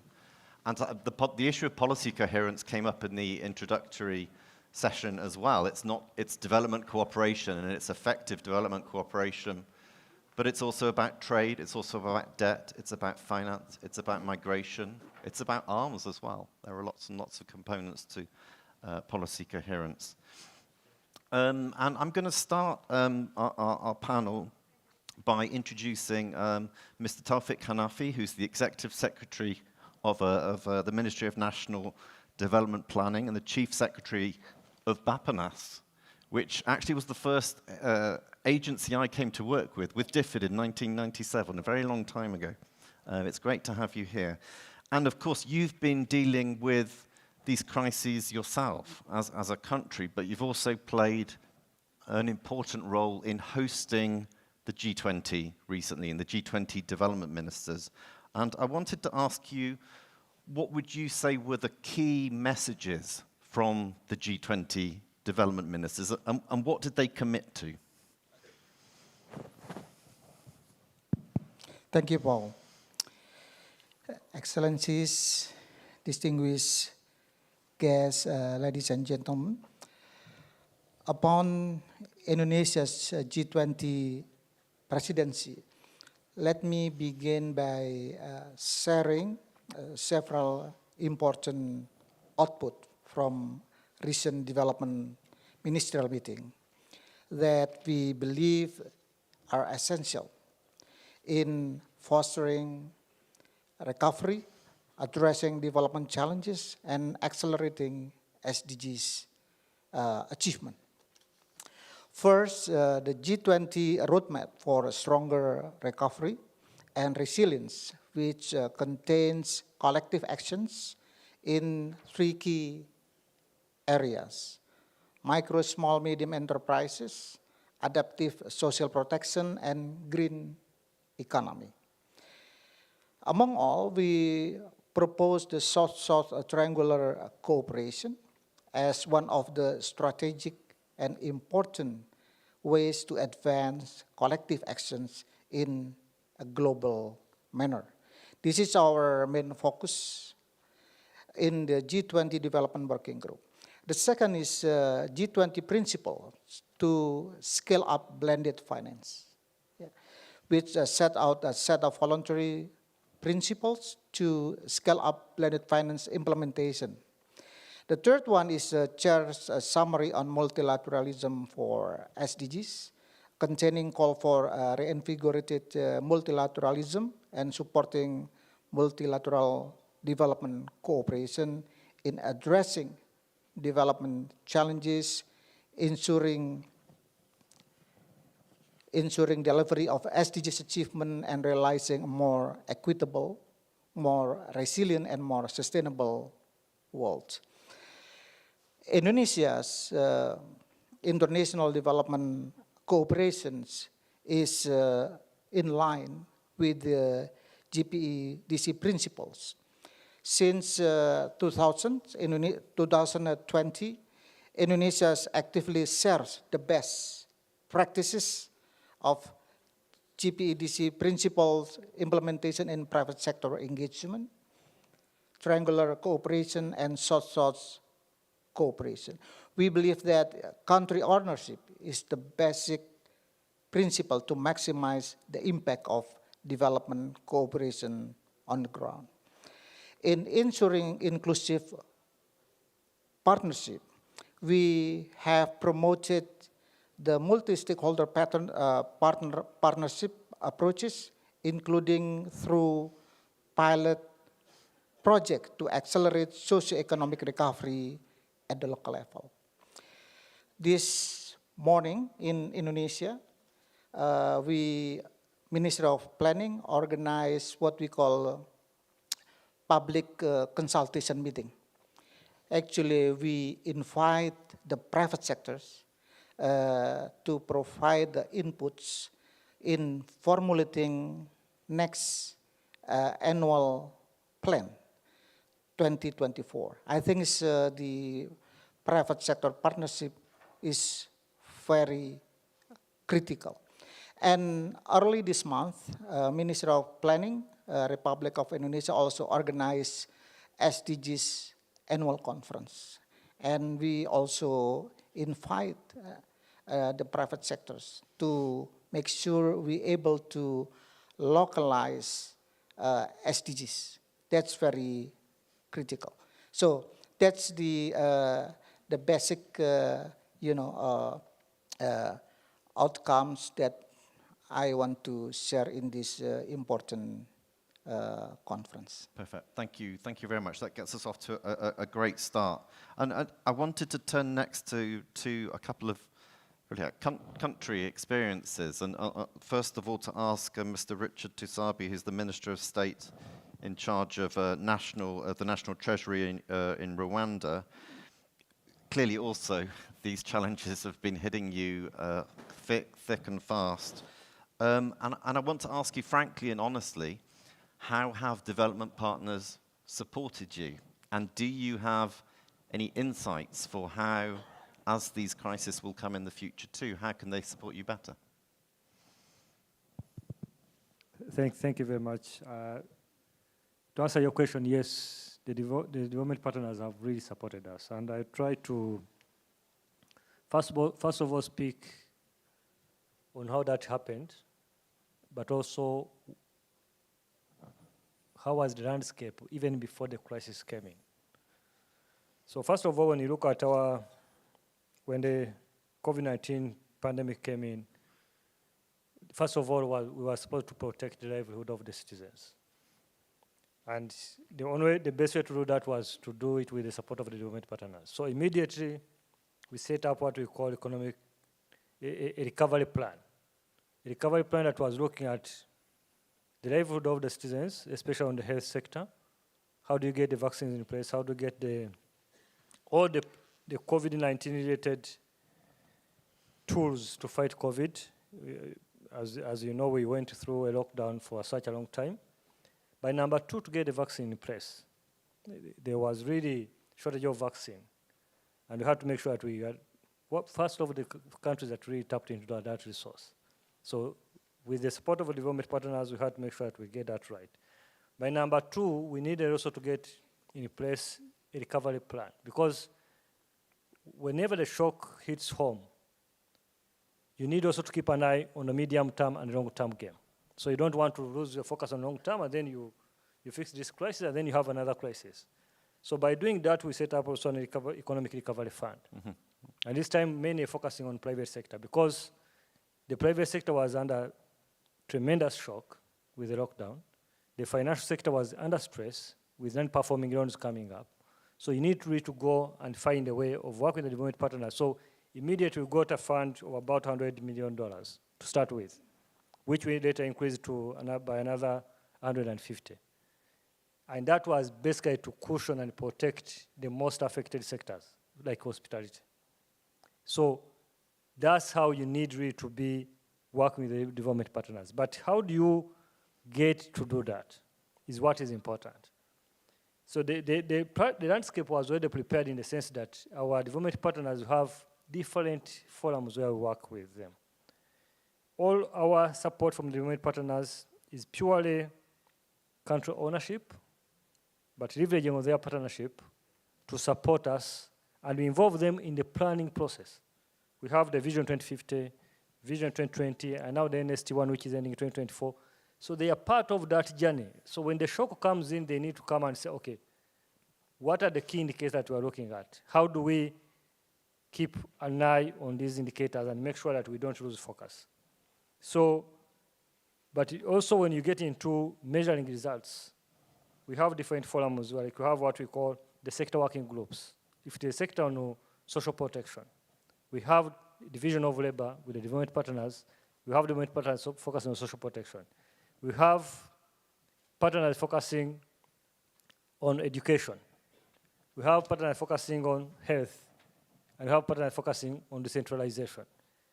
So that gives you a chance to avoid duplication of resources and to know who is doing what and how. I think there was a strong statement on policy coherence. How do these feed into each other to feed into the bigger mandate of the strategic vision of the country? Then we have what we call the Development Partners Coordination Group, where we meet on a quarterly basis and take stock of what was worked under the sector working group and what is not working. Then at the end of the year, like now we have one coming up in January, we have what we call Development Partners Retreat. It is 4 days retreat with all the development partners, led by the Minister of Finance and Economic Planning. We take stock of the whole year's exercise, what happened, what didn't work, and then we set the stage for the next year. So to answer your question, yes, development partners are amazing partners, but you need to involve them from the start. You don't bring them when you're in a crisis and then you don't know which pieces to pick. But when they know which pieces to pick, having been involved in planning, oh yes, it makes life extremely easy. And it has been demonstrated in how we've recovered with even, of course, we got a contraction of 3% contraction in 2020, 2021, 10.3% growth. This year, we're looking at about above 7% growth. It's all because of those efforts where we involve them in our development agenda. Thank you. Great, thank you. So your leadership, your coordination, different sectors across government. But I think you also mentioned this, this dilemma, effectively, of responding to short-term socioeconomic impacts in this case, versus, of course, retaining investments and a long-term vision for sustainable development across the board. And then perhaps that's really going to be my question for Ms. Bjorg-Sangsha, if I'm roughly correct, thank you, who's the Secretary of State in the Ministry of Foreign Affairs in Norway. And I think a lot of, certainly those of us in the research community are studying carefully, if you like, the rise in the humanitarian demand on the one side, or the short-term demand, versus, of course, within a fixed envelope because of domestic pressures, the investments being made in helping countries in their long-term investments. And I just wanted to ask you how you've handled that as a development cooperation partner. No, thank you. And I'd like to start by acknowledging that it is a real challenge to balance those concerns. But I think it's important for us, first of all, we see the crises and the descriptions that we had from the head of UNCTAD. I agree totally. And it's harrowing and shocking to see how the multiple crises increase the different inequalities that you described so vividly. And it's very important for us as development partners that we are then able to try to meet the short-term needs, the acute needs that we see when there's a consequence of the climate crisis, a flood or a drought, and balance that against the more long-term thinking. And of course, we also know that the best response to a crisis is to have good systems in place. So if we're trying to shift our thinking away from this pitting the two against each other, to try to see the two connected. And this is completely in line or in the same vein as the thinking and the recommendations from the OECD DAC about this, what we call the nexus thinking, about how we see short-term, long-term, and the peace issues together. But it is, are we very good at it? No, not really. I mean, the pandemic we were forewarned of the pandemic for years before it hit us, yet we were not prepared. The crisis that we are seeing now in terms of energy and moving into the crisis of fertilizer and food security, that is a result of many factors, including the current war on this continent, is also something that has been building up over time. And so we need to get a lot better at addressing that. And the way we are doing it from the Norwegian perspective is that we are looking at one area is that we've seen that in particular the pandemic, but also now the crisis of energy and food, is it exposes the vulnerability of the global value chains. And so if we can, we are all in this together. Clearly we need to trade. So I'm not saying we're not going to trade, but at the same time, there are vulnerabilities in the global value chains that mean that we need to look very carefully at whether we as development partners can support local and regional value chains. And for food production and for pharmaceutical production, we are moving, and again, with partners and with countries, into looking at how can we support, for example, local food production on the African continent. Why on earth should the African continent import food to the value of $50–60 billion a year?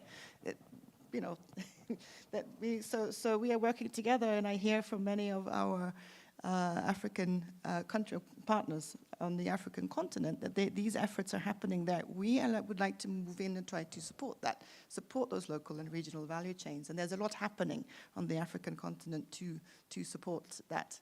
And the same thing for pharmaceutical production. A lot happening again on the African continent in terms of vaccine production that Norway supports together with partners again, and other support for, you could call it not just production, but ecosystems around pharmaceutical manufacturing. And I think of that as part of that bigger picture of supporting country ownership and the whole discussion around what we call localization of development, which is very closely linked to country ownership, but shifting some of that power from the global north to the regions that are the most vulnerable to some of these shocks. I think it was the same in the West and North America as well. It resonates with the argument of new industrial policy as well, how countries are sufficient in which sectors, north or south, to cope with crises that come in the future.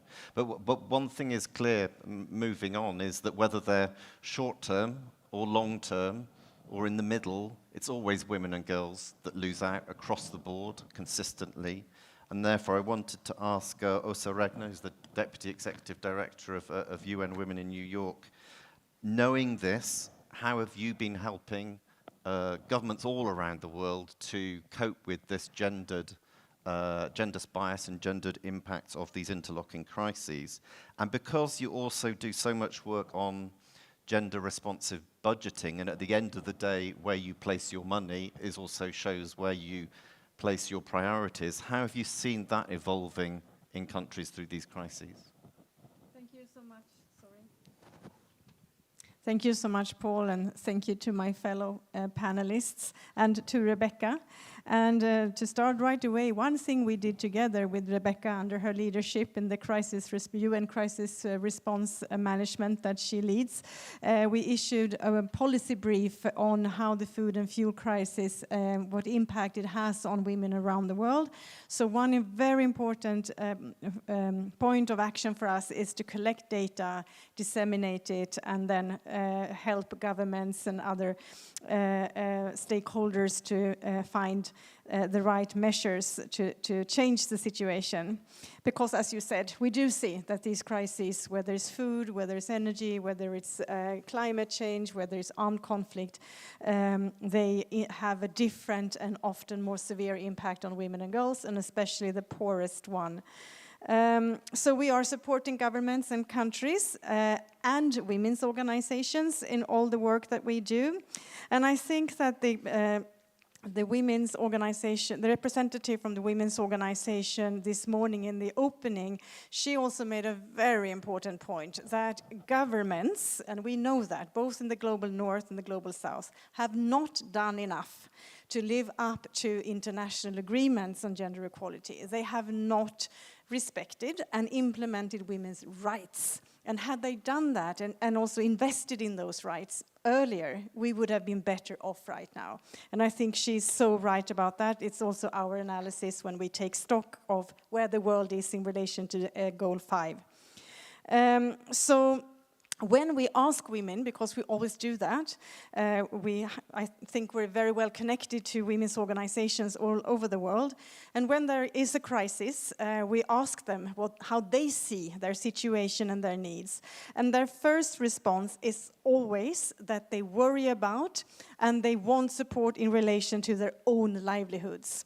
They always know that they have to lead families, communities, and support their children and themselves. And also, when they have their own livelihoods, they can choose to leave violent relationships, for example, or they can choose education for their children, and etc.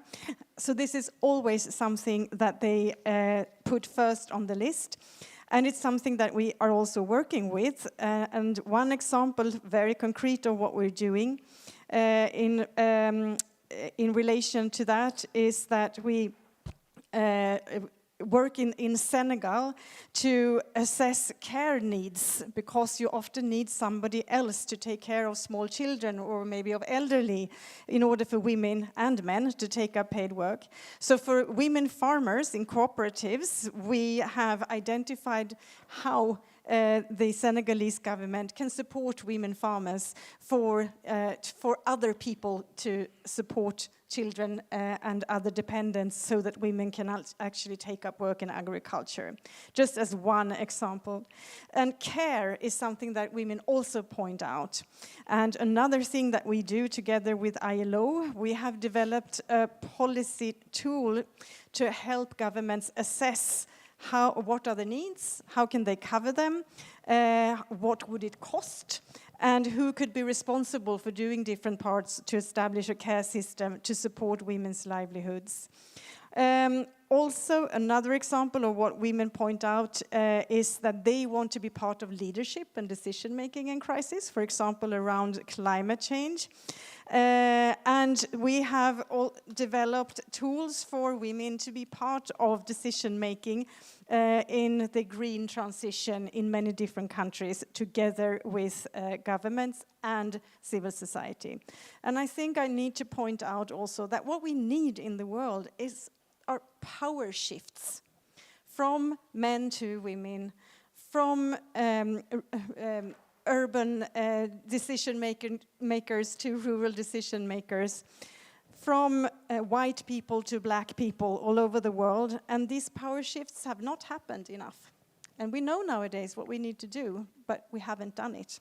And that is very important. And I think that one tool for the power shifts and for the good measures, the actions that we know work, and for gender equality and justice is to work on the national budgets, as you say. And we do that together with governments who want to. And yes, there is more interest after COVID, although with Russia's invasion of Ukraine and increased military spending, increased concern about security, etc., we see that there would perhaps be more focus on this had that not happened. But we do work together with governments on their budgets to see to it how more resources can be allocated for gender equality and women's rights, how transparency and accountability can be increased, and how women's organizations can be part of monitoring bodies in relation to this work.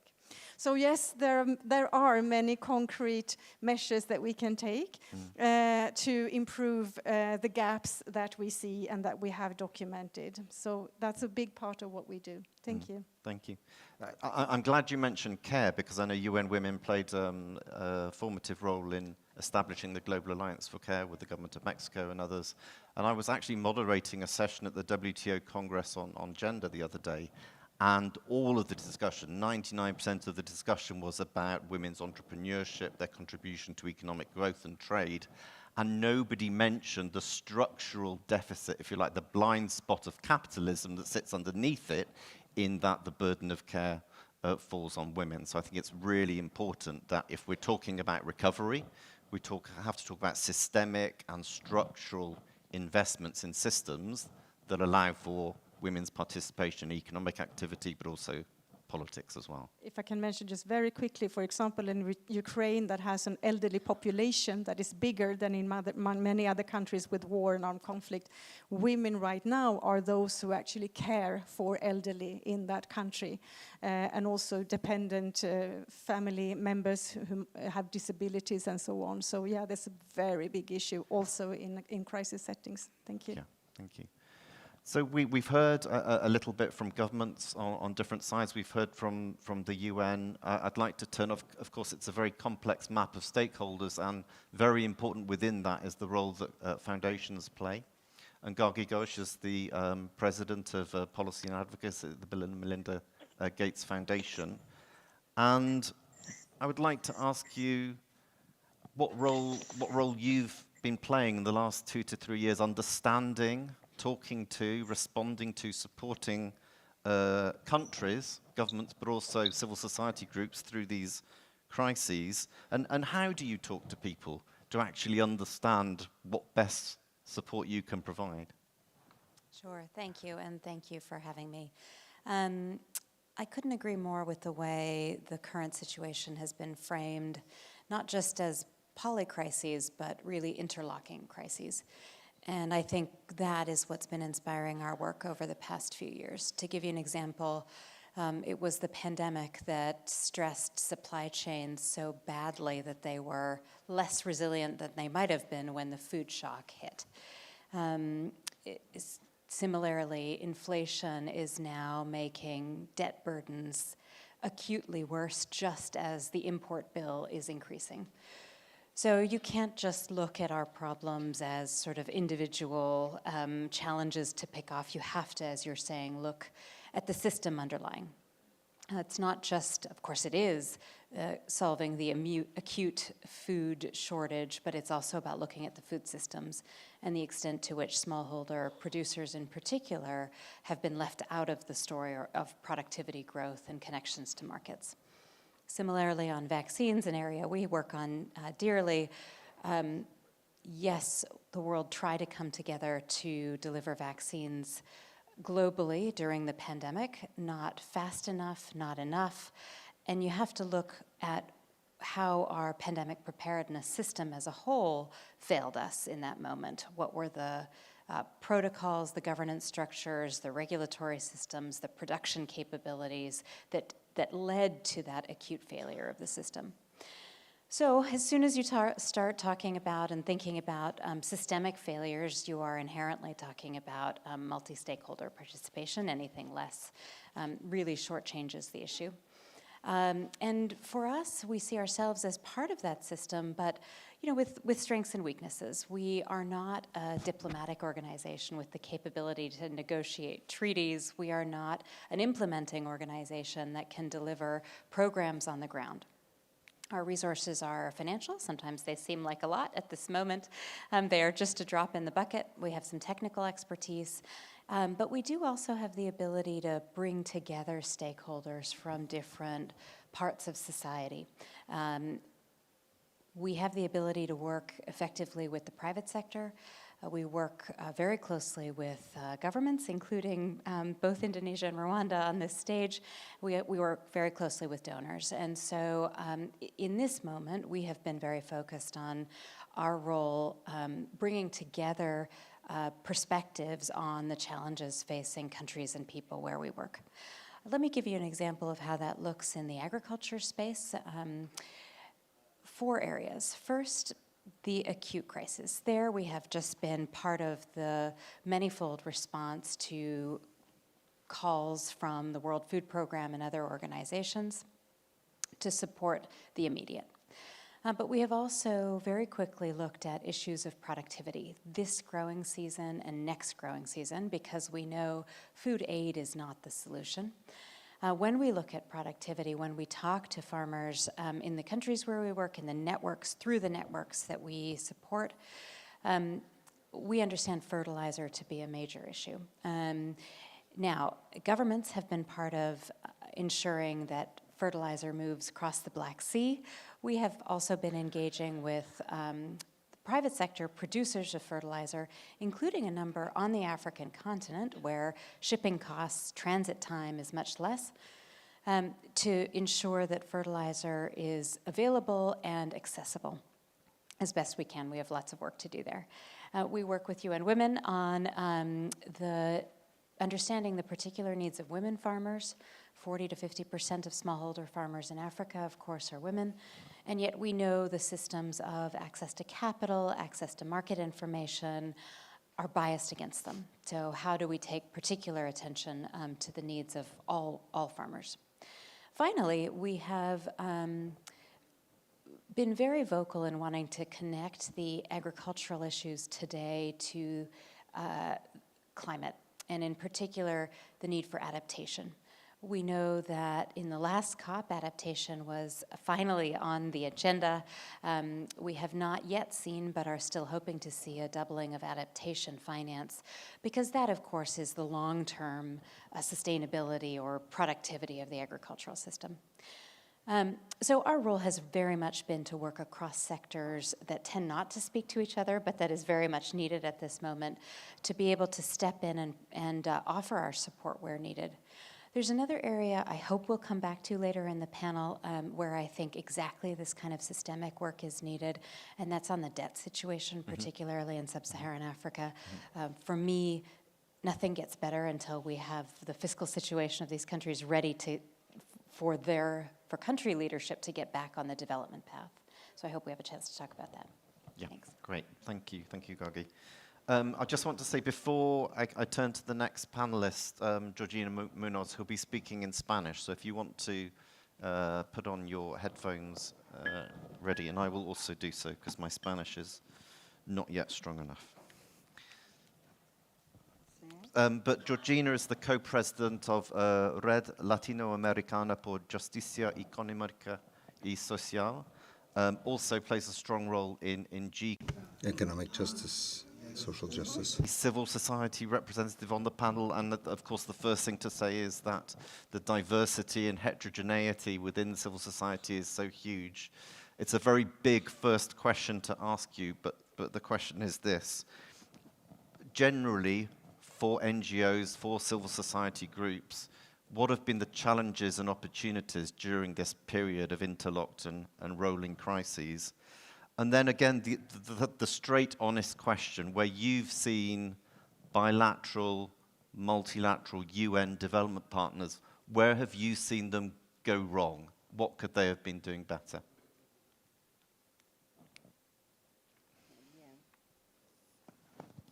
Gracias por la invitación. Well, thank you very much for this invitation, UNDP and government of Switzerland, and to make it possible for us, the civic society organizations, to be present. We've been asking for this at all levels, local, regional, national, global. I am from the AOID. I'm in the local network, in addition to what Paul mentioned. And I'd like to share with you the outcome, the visions, the experience that we have examined in the very various areas, as well as the studies. In fact, the pandemic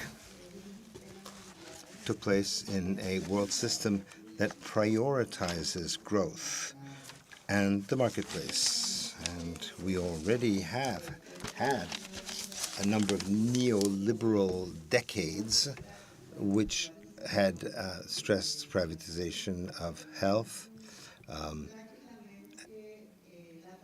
and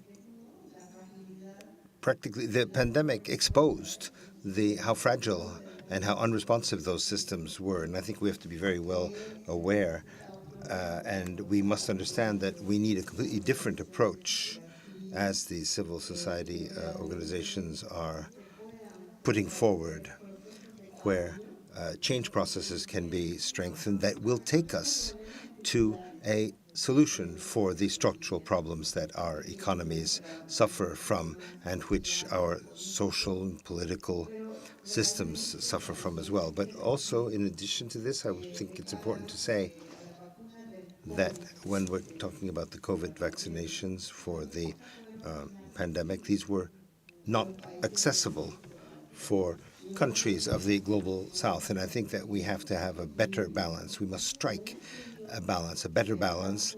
In a study that we're carrying out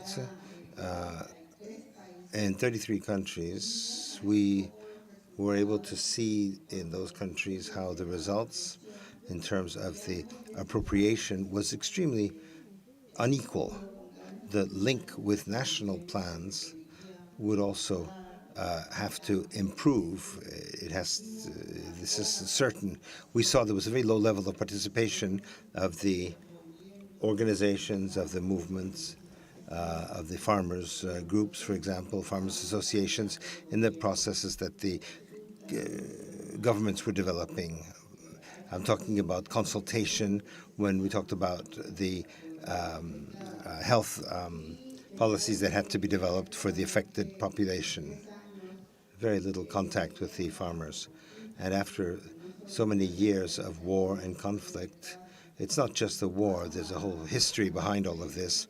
And if you add this to the various economic crises that we've experienced and which have been where the living conditions of the world have been going from bad to worse, we really need to have a priority in terms of the effects that are on the workers, affects how the workers are affected in the difficult economic situation that they are experiencing. I'm talking about people in our countries, and also the weight they have to carry on their shoulders, the marginalized people, for example, the ones who are not included, left out. And we believe that there have been all sorts of obstacles in terms of the space that was needed. We need more participation from the side of the organizations. Why? Well, because we're not competing.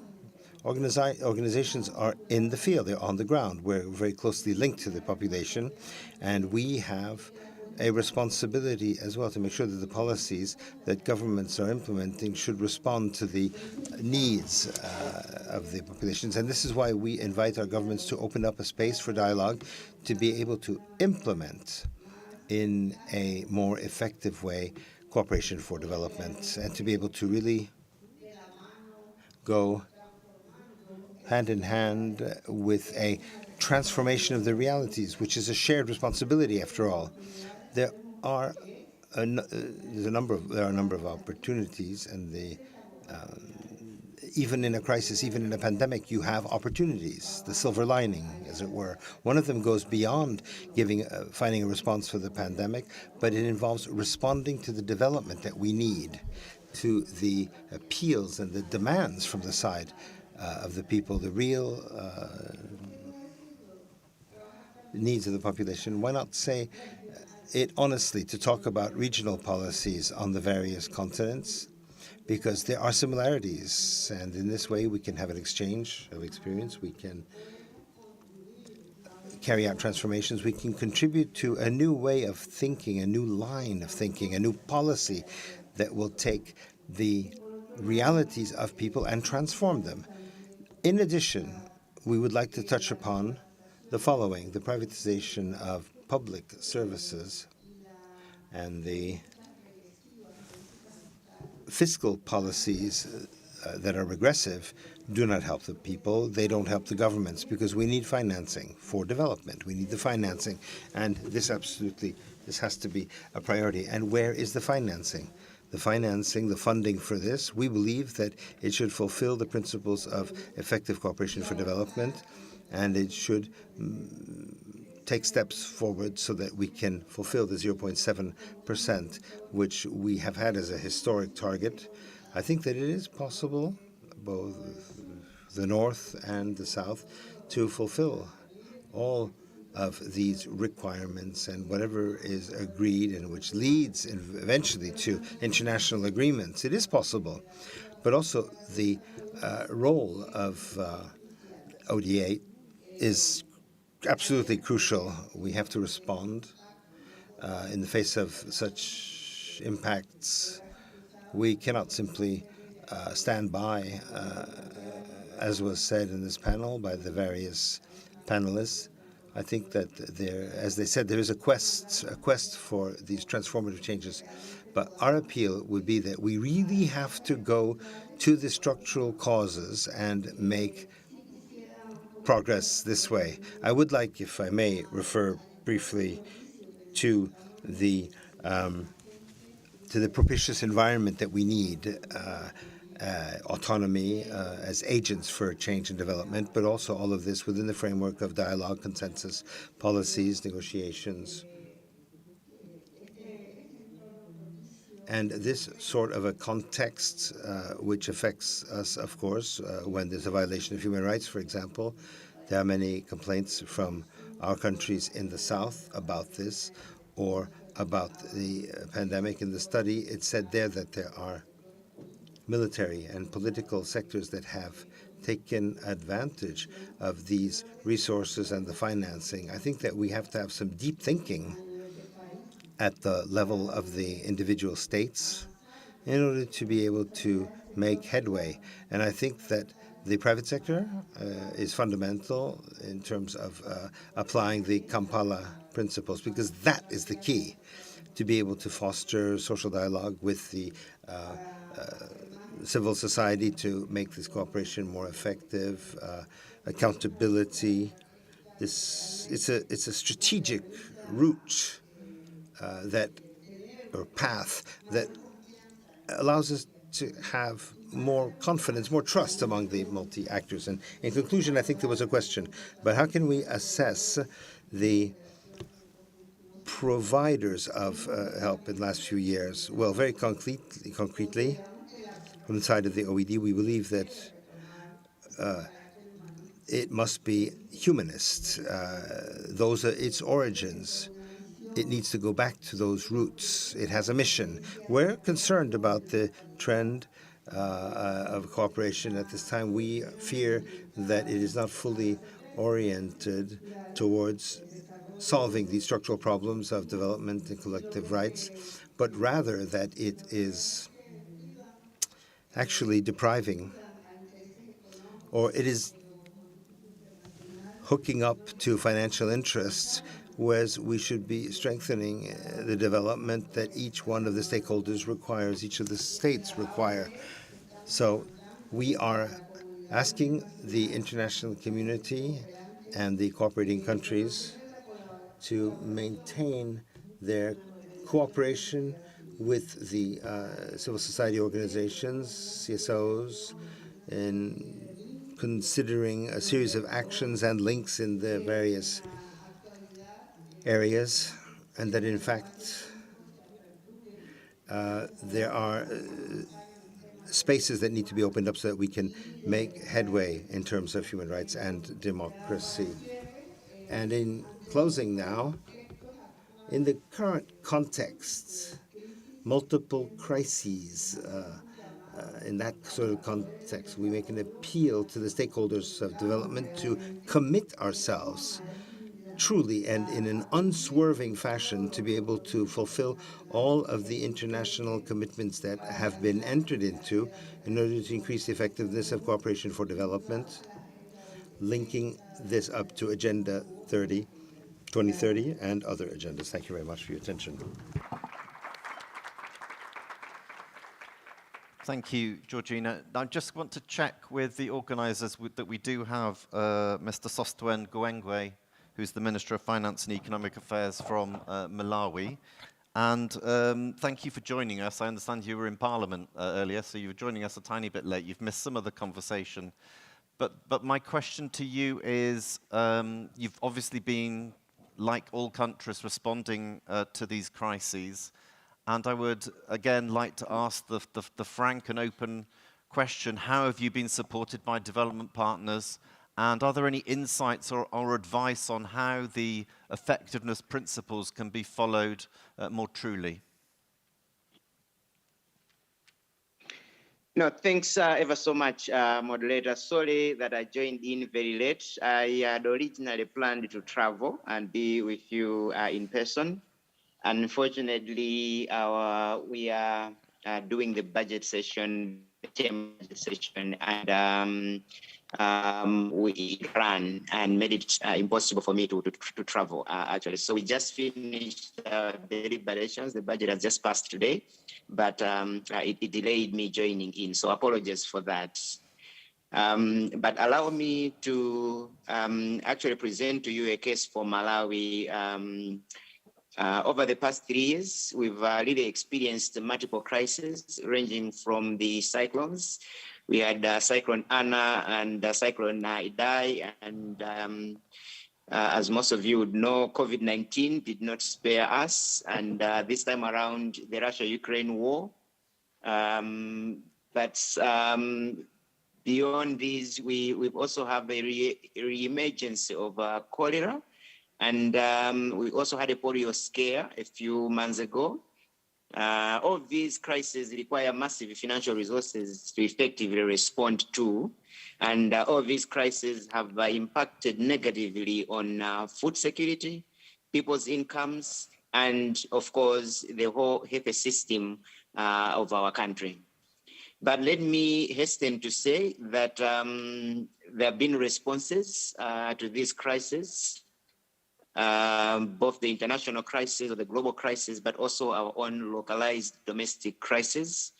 And I think our immediate reaction and or response to this crisis were first and foremost to look inside and look at our own national budgets to identify and reprioritize our resources so that we respond to the crisis immediately, whilst in the medium to longer term, we're looking for solutions. I can give an example under the COVID-19. We could not afford a complete lockdown as a country, as doing so would have been very detrimental to the economy. So we had to put up a system of working in shifts in the public sector, investing in our ICT to allow for more remote working and more remote learning. We also embarked on building temporary infrastructure to enable students to sit in more spacious classrooms, and that range from primary schools, secondary schools, and even in tertiary education institutions. We had to hire some additional local teachers, and all these interventions needed budgetary adjustments, reallocating from one line to another line. And additional hospital bed space had to be provided to accommodate COVID-19 cases, and all these allocations and actions required financial resources immediately. And that was our starting point in our response to these global crises. But let me also hasten to say that due to the cyclones, we had had a lot of power disruptions, which are continuing even as we speak. We lost about a third of our generation capacity on the national grid. And the associated impact in the loss of power has really pounded our economy. The private sector is only producing at very significantly reduced capacity. But the support of the international community on this crisis was immediate, and we welcomed the quick response. The resources were mobilized by the international community through various forums. You would remember the G20 initiative on COVID-19. We also benefited from an SCTR allocation from the International Monetary Fund. And you also remember the debt service suspension initiative, which we benefited from, and the fast tracking of the World Bank's IDA 19 cycle. All these initiatives were not all well coordinated for maximum impact, and we know that low-income countries could have benefited a lot more in such well-meaning and well-intended initiatives, if I think there was better coordination in terms of putting all these on the ground much quicker. There have been some challenges I would point out. Whilst the support from the international community was there, like the COVAX, the IMF SDR allocations, streamlined IDA 20, but most of the support was too fragmented, mainly coming through as project support, which takes time to implement whilst the suffering of the people continued. We know that money is fungible. Sometimes it's better for quick response and direct response, it's better to provide resources with some parameters which are not too restrictive as resources provided for a specific project. It becomes very difficult, for example, if we have resources for COVID-19, but all of a sudden we are hit by a cholera outbreak, and the resources cannot be transferred from one project to another project. So perhaps what we would suggest from the experiences we had as a country, and this I'm speaking specifically for Malawi, would have been maybe to look at the provision of these resources, but with not too much stringent conditions, like making it too specific for one particular use, but maybe making it a little bit broader, so that the countries should be able to have a leeway to be able to use those resources in addressing the challenges which might be beyond the one specific project, in this case, COVID-19 as it were, for us. I can also say that most of the support was not properly aligned to the national plans, hence not supportive of the fiscal space, since most of the activities financed were not those prioritized in the national response to such kind of projects. For me, I would say that as far as Malawi is concerned, the support was adequate.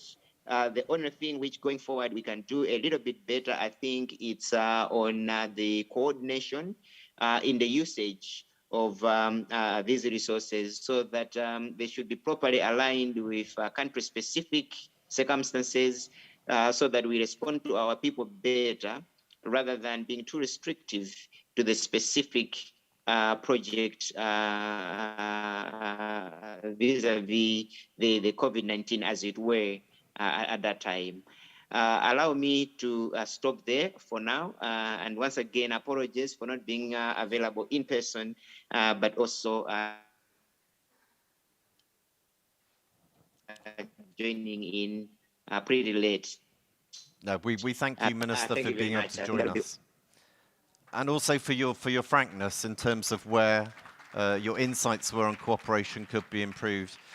Now, I do apologise it's been so rushed. I do apologise that we didn't have much more time for the panellists, but at this, I'd like to, if you could just join me in thanking the panellists collectively for their initial answers and responses.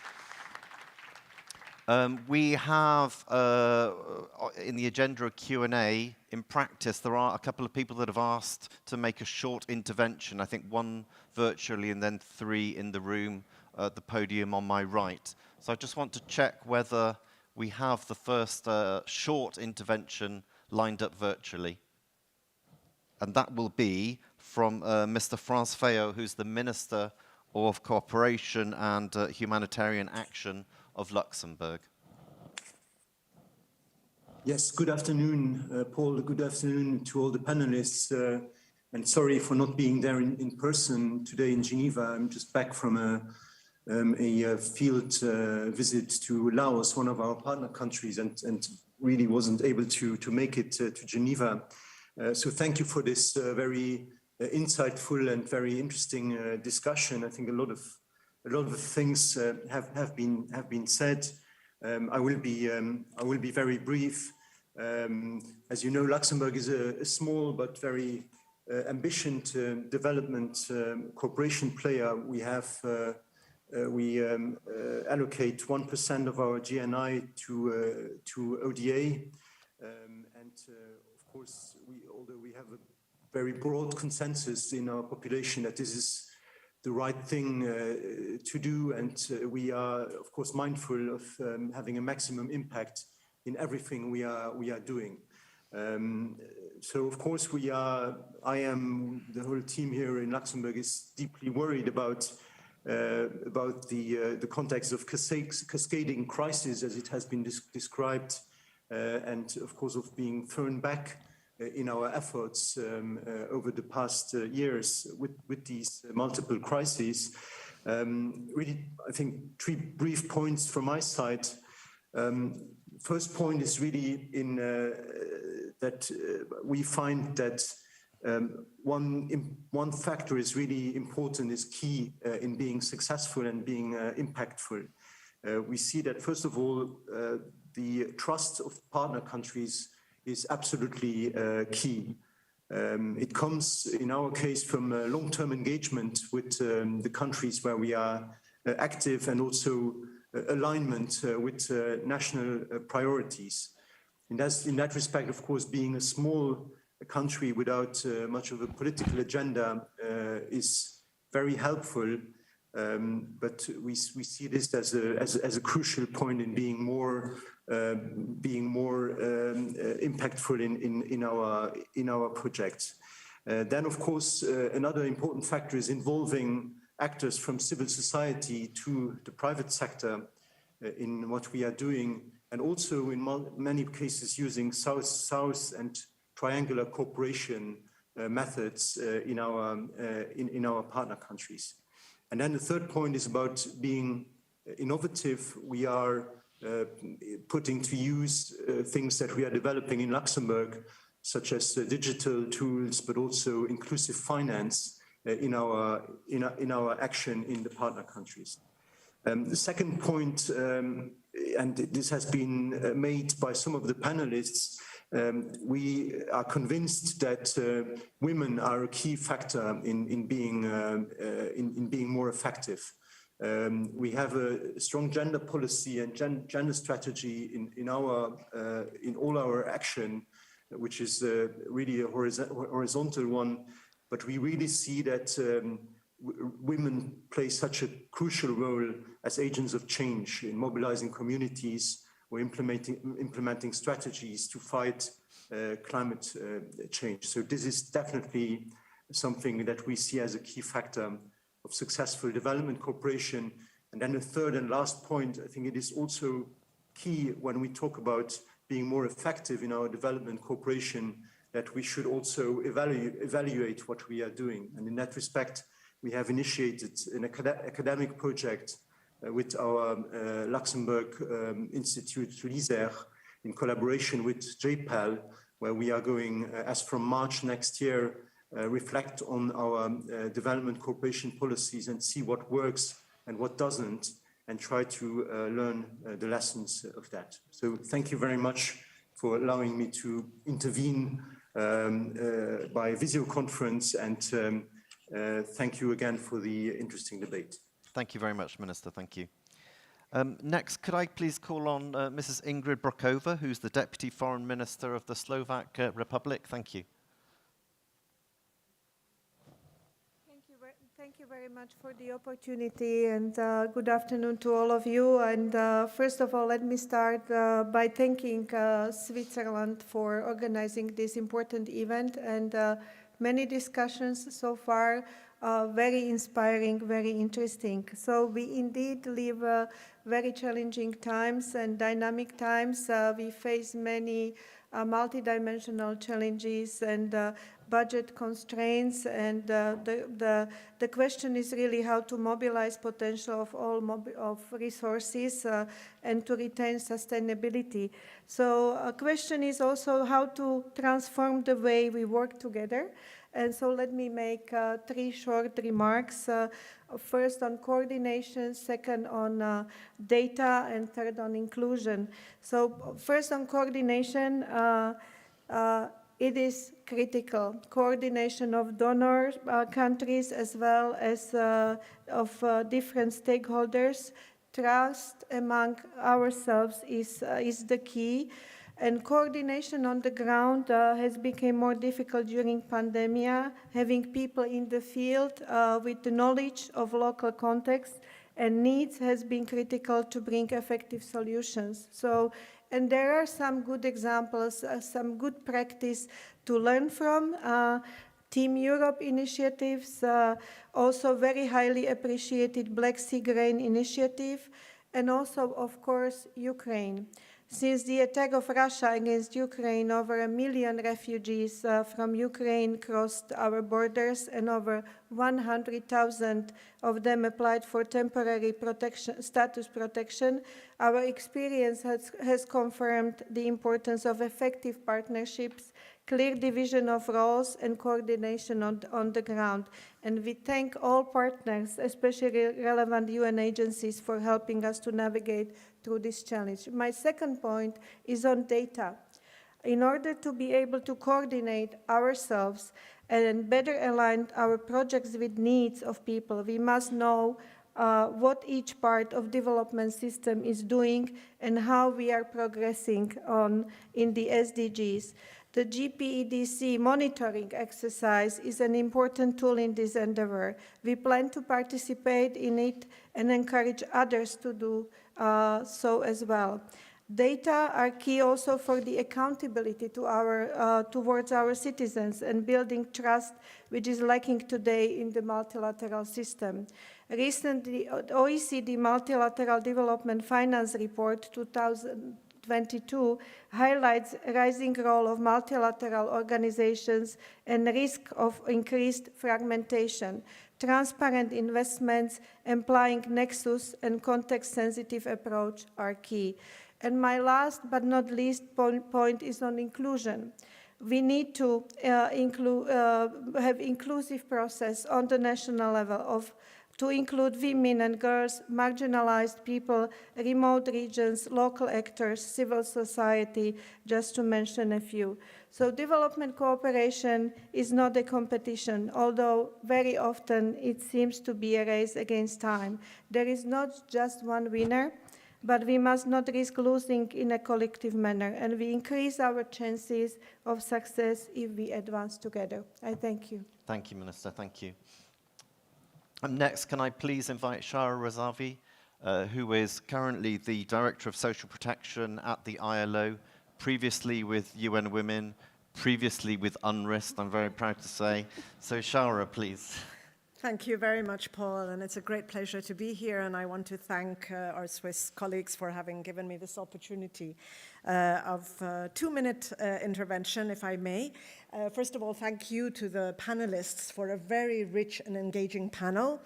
And now I think the point I want to bring to this panel is to say that from all the multiple crises that we have been living through, if there is a sort of silver lining to it, it was the fact that we now do have the emergence of a consensus on the importance of all countries to have robust and universal social protection systems.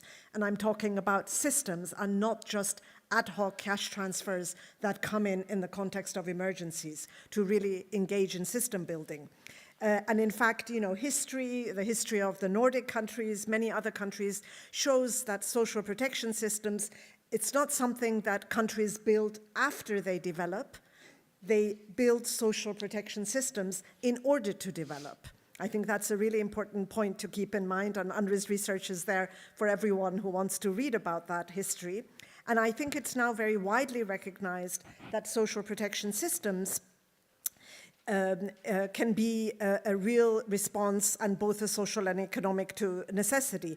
Rights-based social protection systems that are gender responsive, and I think this point has been emphasized very much today, can help people navigate the kind of risks that they face throughout their lives, from ill health to unemployment to old age, and they can reduce inequalities. They can be very effective in reducing inequalities. And also in periods of crisis, they can act as economic and social stabilizers. Now, 2 quick points. To change course, countries really need to overcome many of the constraints that they face.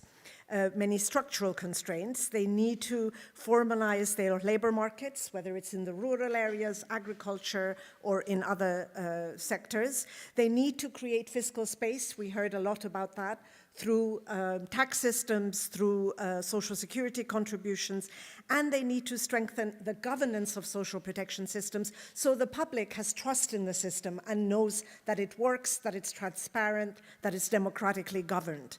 Now, building these social protection systems requires efforts and has a cost. We talk a lot about the financing of closing the fiscal gap for social protection systems, but let's not forget there is also a cost to inaction. That means wasted lives, lost opportunities, social polarization, and political unrest.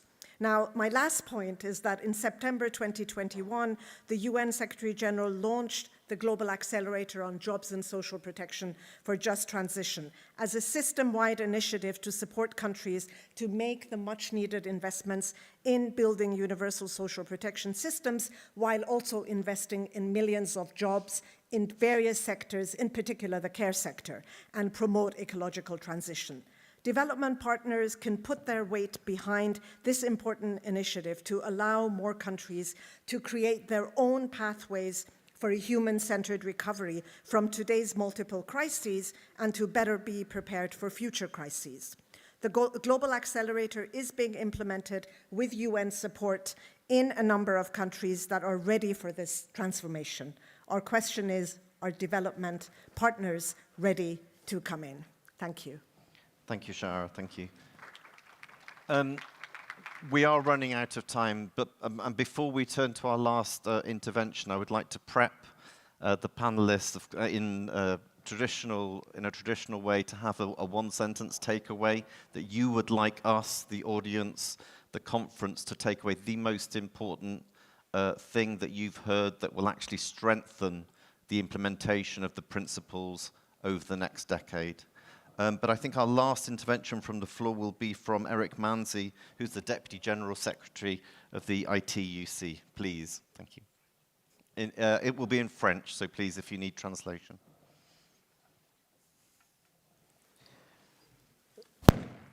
Merci beaucoup. Thank you. It's my turn to thank the panelists for their enlightening statements. However, on behalf of the trade union movement, I would like to mention that a cooperation for development must face the worldwide obstacles that we're now facing now, and the response must be appropriate. Using the social contract, considering the decent work and sustainable growth that respects the climate and just transition to fair wages. And Madame has mentioned social protection and respect of workers, and all of this must be done. And here I agree with the panelist, Madame Munoz, that we must have an inclusive model of development where we leave no one behind. And then the the global partnership has an important role to play for this to come true through cooperation in development that is effective. And there are initiatives. And Madame Munoz mentioned this. There is a global driver for growth and for just transition, and this should be used in cooperation development. We have the Global Fund for Social Protection that should be set up that could play an important role in social protection.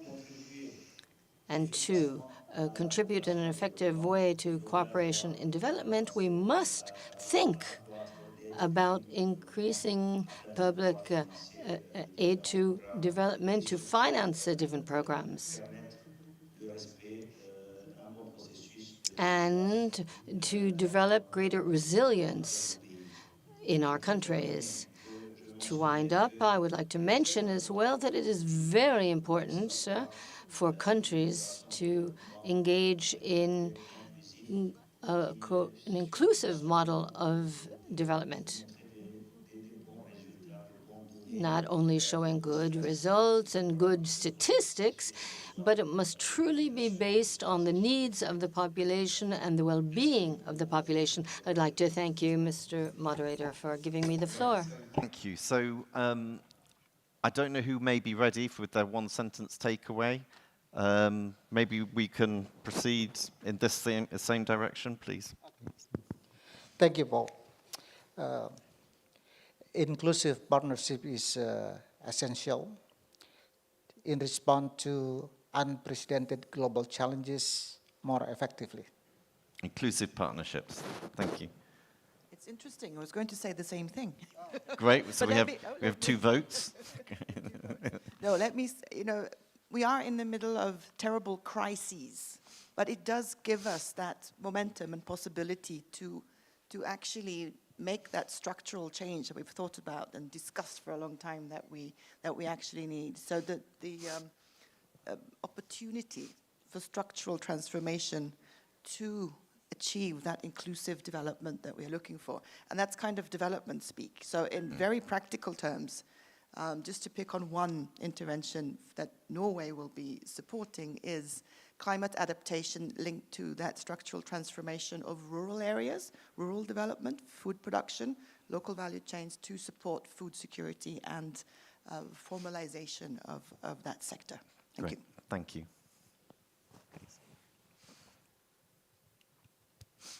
Thank you. I'll speak about transparency and mutual accountability. Why transparency and mutual accountability? Because we have different commitments. The donor part of the world has committed to a certain percentage of ODA on GNI, right? The recipients are also committing to comply in terms of transparency, disclosure, measurement, and assessment. So the only way to regain the trust is to be transparent and hold each other accountable on what we commit to do on both sides. If we do that, I believe even what my colleague from Malawi did mention about lack of flexibility to move resources, I think that will also be addressed as long as everything is transparent, you have disclosure, you have reporting, and then accountability kicks in, we should be able to drive our ambition despite all the shocks that we are going through. Thank you. Thank you very much. Elsa. Thank you. I wanted to say on partnerships that UN Women, together with the Gates Foundation, governments here present, both as donors and as partners all over the world, together with civil society and the private sector, took an initiative to a partnership called Generation Equality, with the purpose to push very concretely the world ahead to reach SDG 5. So I'm proud of that, and I think it is good to try to think in new ways about new initiatives, but always based on evidence. So I wanted to share that. Thank you. Thanks. Thank you. Gaki.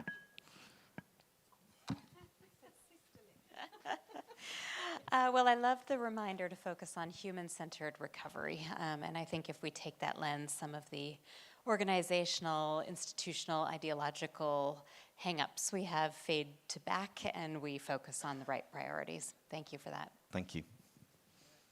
Georgina. Por favor. Please. Transformation. Keeping at the heart, people at the heart for development. Opening civil spaces to organize civil society, transparency, and participation.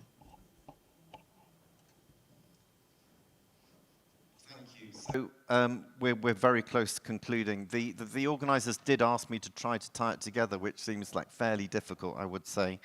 And I think I have 5 quick points, if you just bear with me.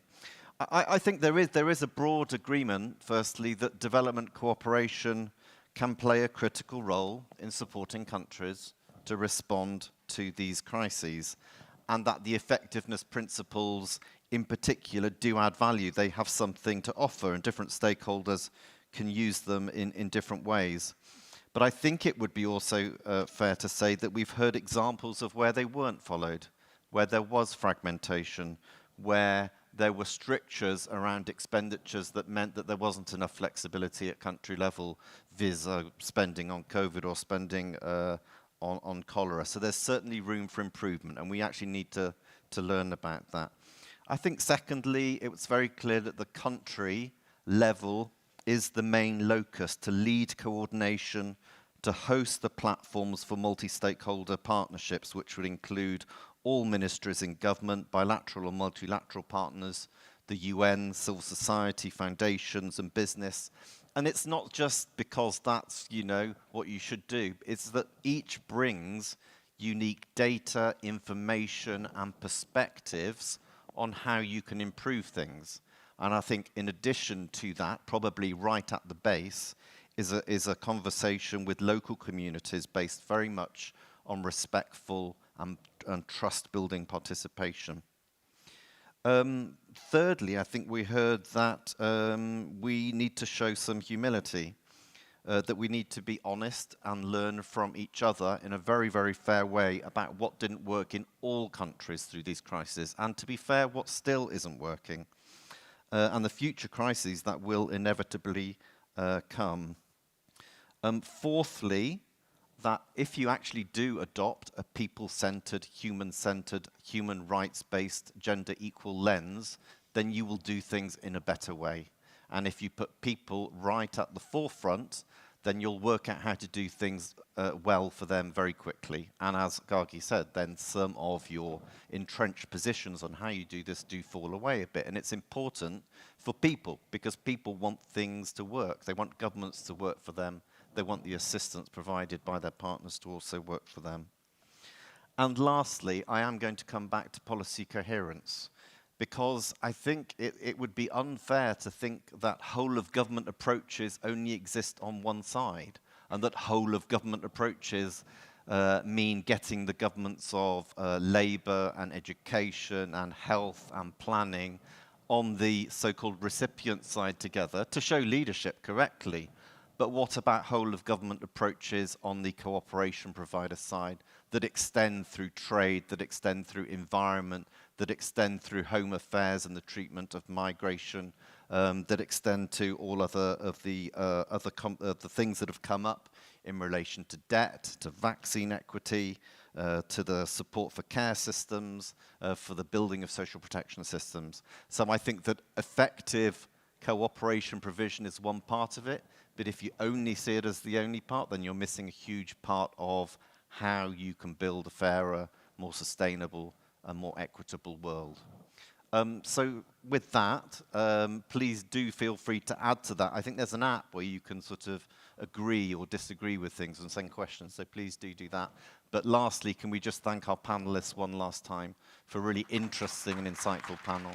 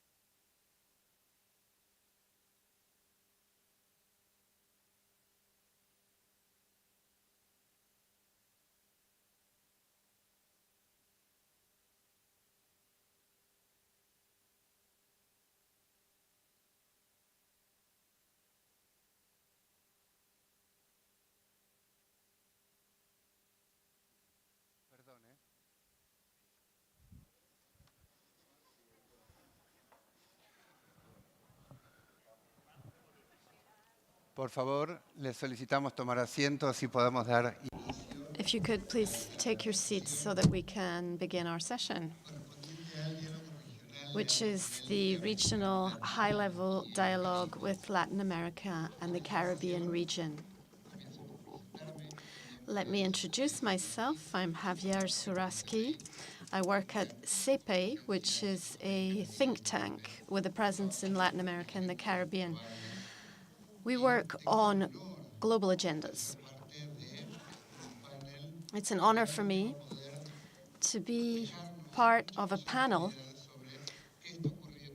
that will clarify what is happening and what the opportunities are in Latin America and the Caribbean when it comes to the effectiveness of development cooperation. We have Milana Pereira, who is the Deputy Minister of Foreign Affairs from El Salvador. We have José Luis Murillo Frias, Director of International Cooperation, Ministry of Foreign Affairs of Dominican Republic. We have Ms. Molinas from the Secretariat for Economic Development of Paraguay. Cindy Mendoza, Undersecretary of International Cooperation and Promotion at the Ministry of Foreign Affairs of Honduras. Daniel Castillo Carnilla is the Technical Secretary of the Ibero-American Program for the Strengthening of South-South Cooperation. And Facia Pusterla is the representative in Europe of the Inter-American Development Bank. We have José Antonio Norris, head of the Peruvian International Cooperation Agency, and last but not least, Álvaro Calderón Ponce de León, Director for International Cooperation at the Ministry of Foreign Affairs of Colombia. Without further ado, because we really have some highly experienced panelists here to share with us during this regional dialogue, I would like to give the floor to Mr. José Antonio González Norris, head of the Peruvian International Cooperation Agency, to hear his introduction.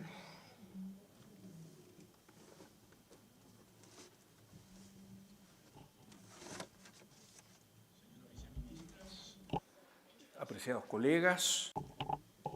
Vice Ministers, dear colleagues, it's a great pleasure for me to welcome you and to thank you for being with us for this regional high-level dialogue on Latin America and the Caribbean, organized by the Peruvian International Cooperation Agency, APSI, which I represent, and the government of Colombia and its Ministry of Foreign Affairs as part of this Effective Development Cooperation Summit.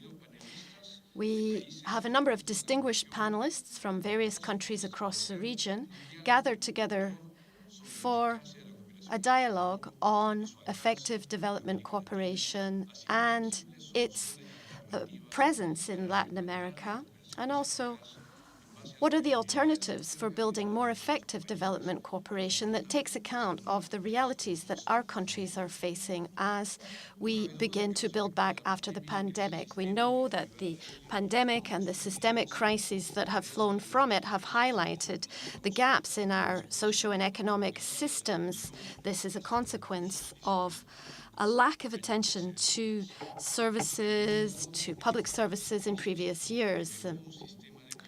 As a result of this crisis, we have seen that the international cooperation system is fragile, it's asymmetrical, and it shows that we need extensive reforms in our development cooperation system. As we build back after the pandemic, it is therefore clear that Latin America and the Caribbean must work together to tackle these global challenges and to promote renewed international cooperation that is different from what we have seen in the decades before. We must also work for sustainable recovery and inclusive economic development. This means that we must address development financing issues in the countries in this region, where this has become increasingly disconnected from the socio-economic needs. Paradoxically, this is a situation that could actually spark an unprecedented new situation with a reform of our existing system.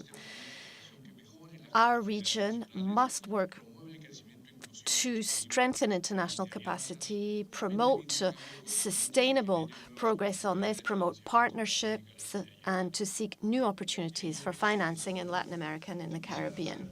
This will clearly mean that we have to optimize every contribution, all the resources that we have available, not just international development cooperation, but also South-South and triangular cooperation. Clearly, we must continue to appeal to various international fora for more cooperation resources.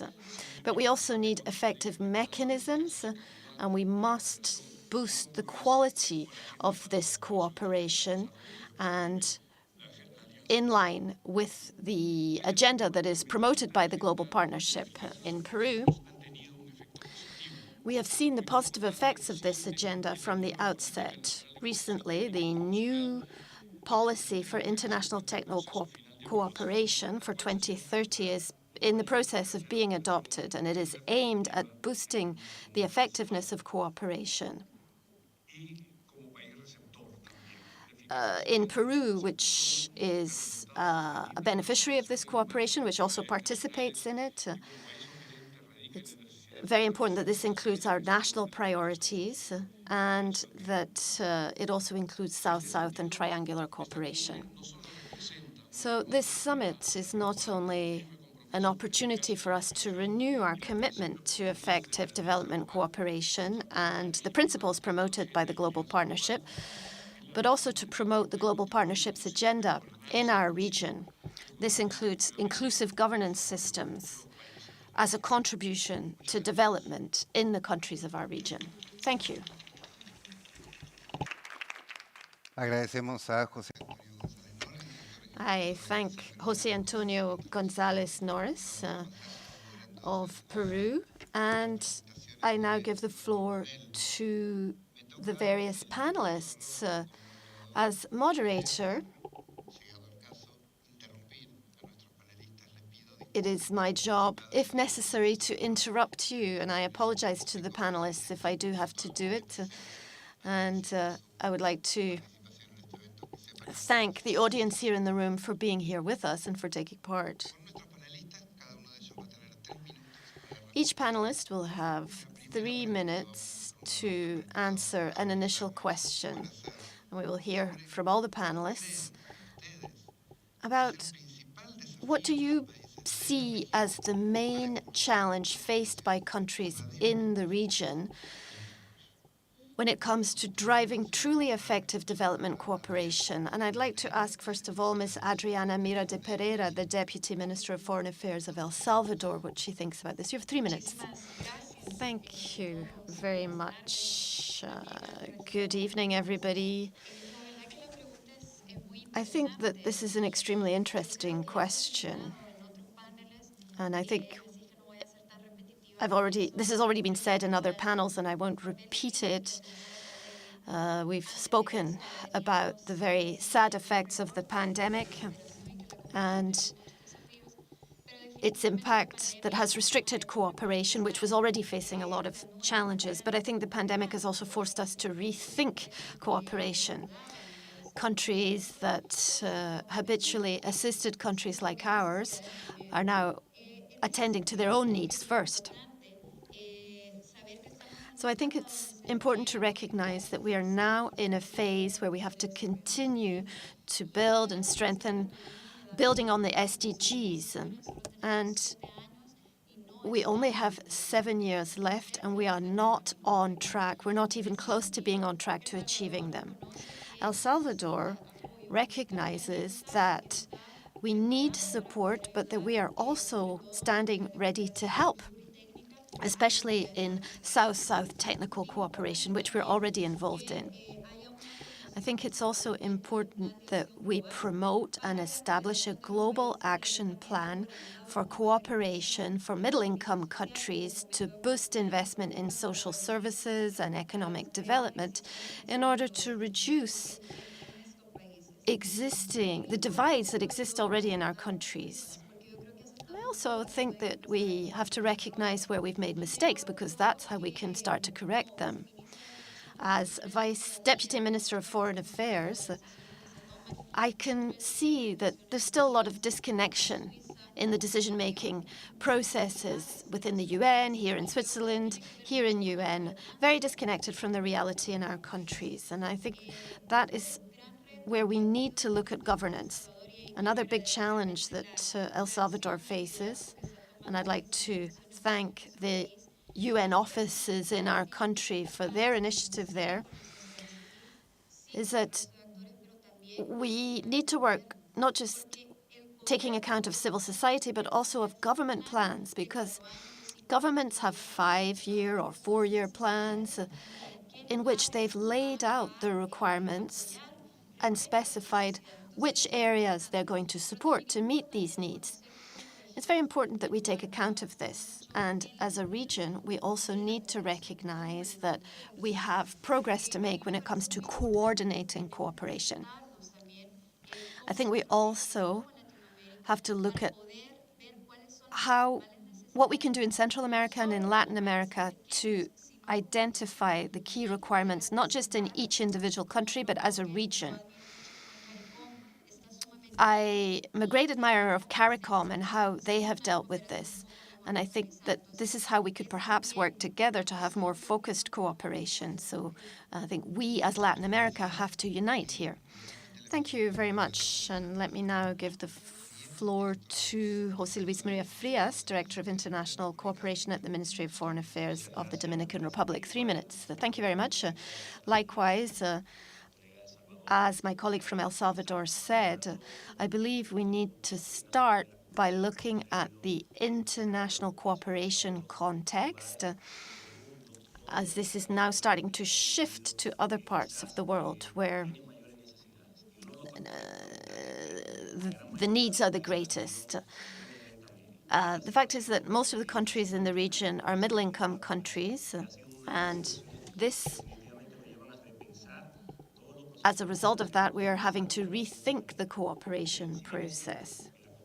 Now, it is clear that the type of cooperation has changed as we become middle-income countries, but we also have to recognize the historical challenges that have still not been resolved and where we still need cooperation. One of the things we've been looking at in the Dominican Republic is setting up some kind of regional unity so that we can work together and look at how we can build and develop processes that will support cooperation for development based on the shared needs that we have across the region.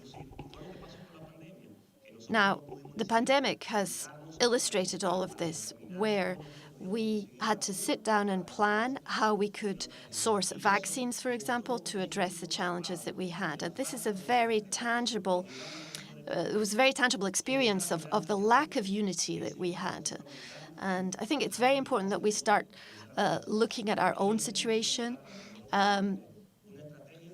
We need to have a strategy that will help us to tackle the challenges that we face when it comes to international cooperation. Thank you very much for sticking to time as well. That's making my job a lot easier. Let's now hear from Viviana Casco-Melinas, Minister and Executive Secretary of the Technical Secretariat for Planning and Socioeconomic Development of Paraguay. Thank you very much. Let me thank all the organizers as well, thank all the panelists. There are 3 points that I would like to raise, which are key to my country. As my colleague from El Salvador said, the first one is this need to align our national development plans with the global challenges that we have. This is crucial. Development cooperation has to be aligned with the national priorities and local priorities on the ground. We have a national development plan that dates from 2014. We have a vision all the way up to 2030. And 92% of it is aligned with the SDGs. We believe that it is essential that we work in a coordinated manner because we do not want to duplicate our efforts. And we need to bear this in mind nationally, but also at regional level. Another point I wanted to make is about monitoring and follow-up.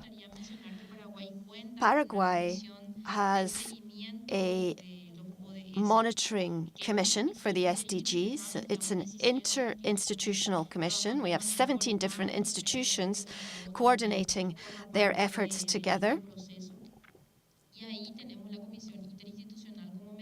And we also have a strategic committee with these 17 institutions involved as well.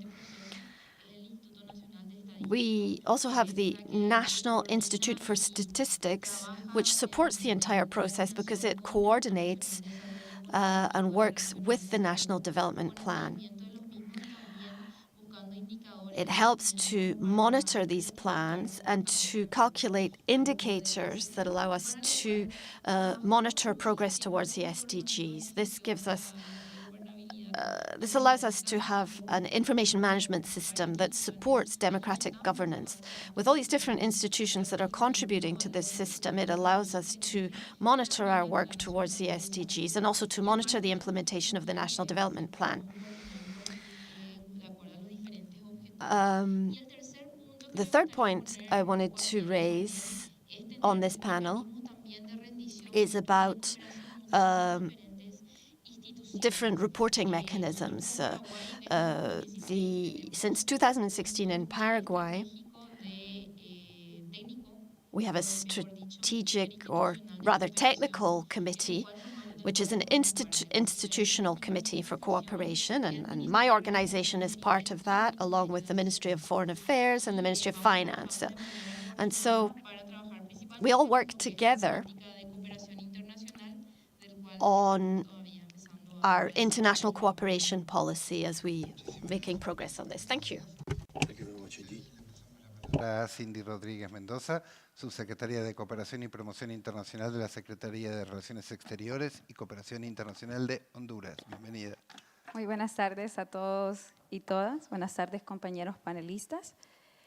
Pongo en el centro de esta discusión a Honduras, porque Honduras viene atravesando una multicrisis, producto de las políticas neoliberales durante 3 décadas y un golpe de Estado que logró la instalación de una narcodictadura donde se profundizó la... As well, and this deepened poverty, inequality, problems of human rights, and the increase also of our debt. 74% of our population is below the poverty line, and our country is one of the poorest countries in the region.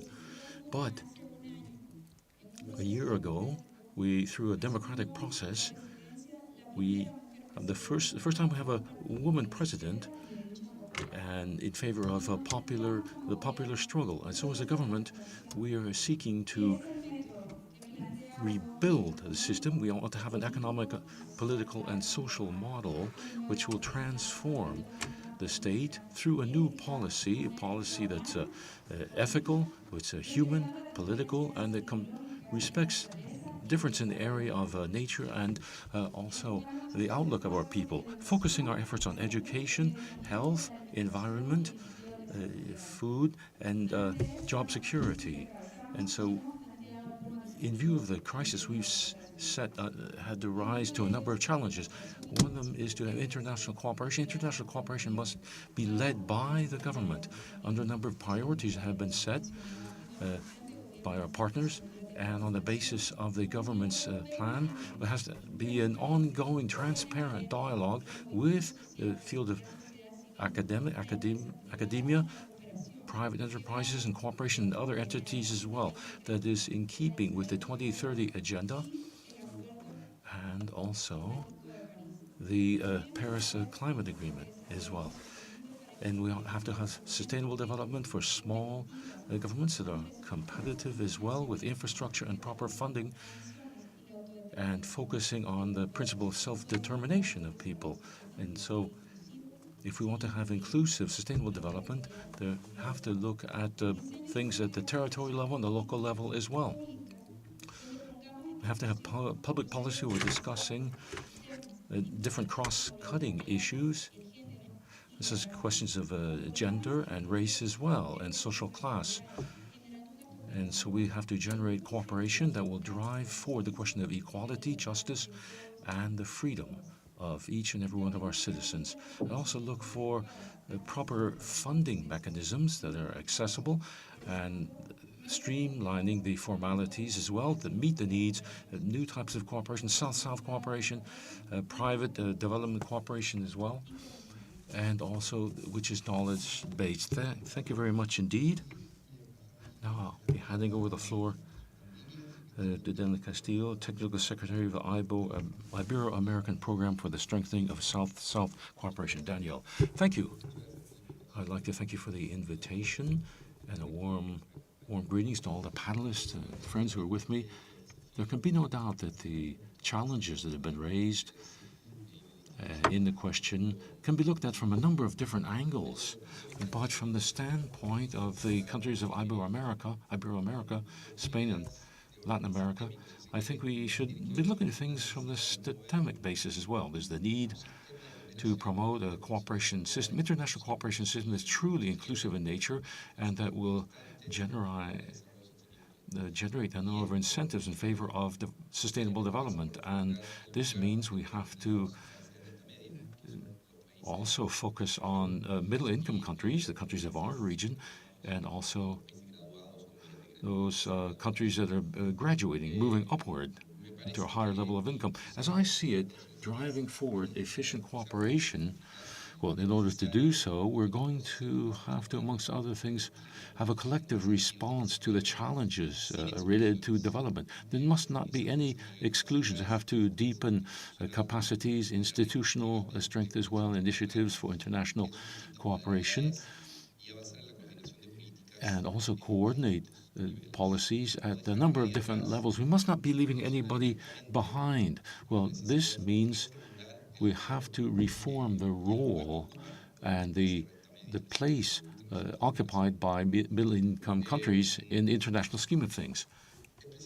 And we have to focus on the needs that in countries and between countries, middle-income countries, we've seen that there are a number of the effects of the pandemic, COVID-19 pandemic, and we're talking about countries. Some countries are still facing challenges. Some have been left very fragile, and there are a number of problems with migratory flows, climate change as well. This will require the support of cooperation, but also the contribution of middle-income countries is key in nature if we want to have sustainable development through South-South cooperation, triangular cooperation as well.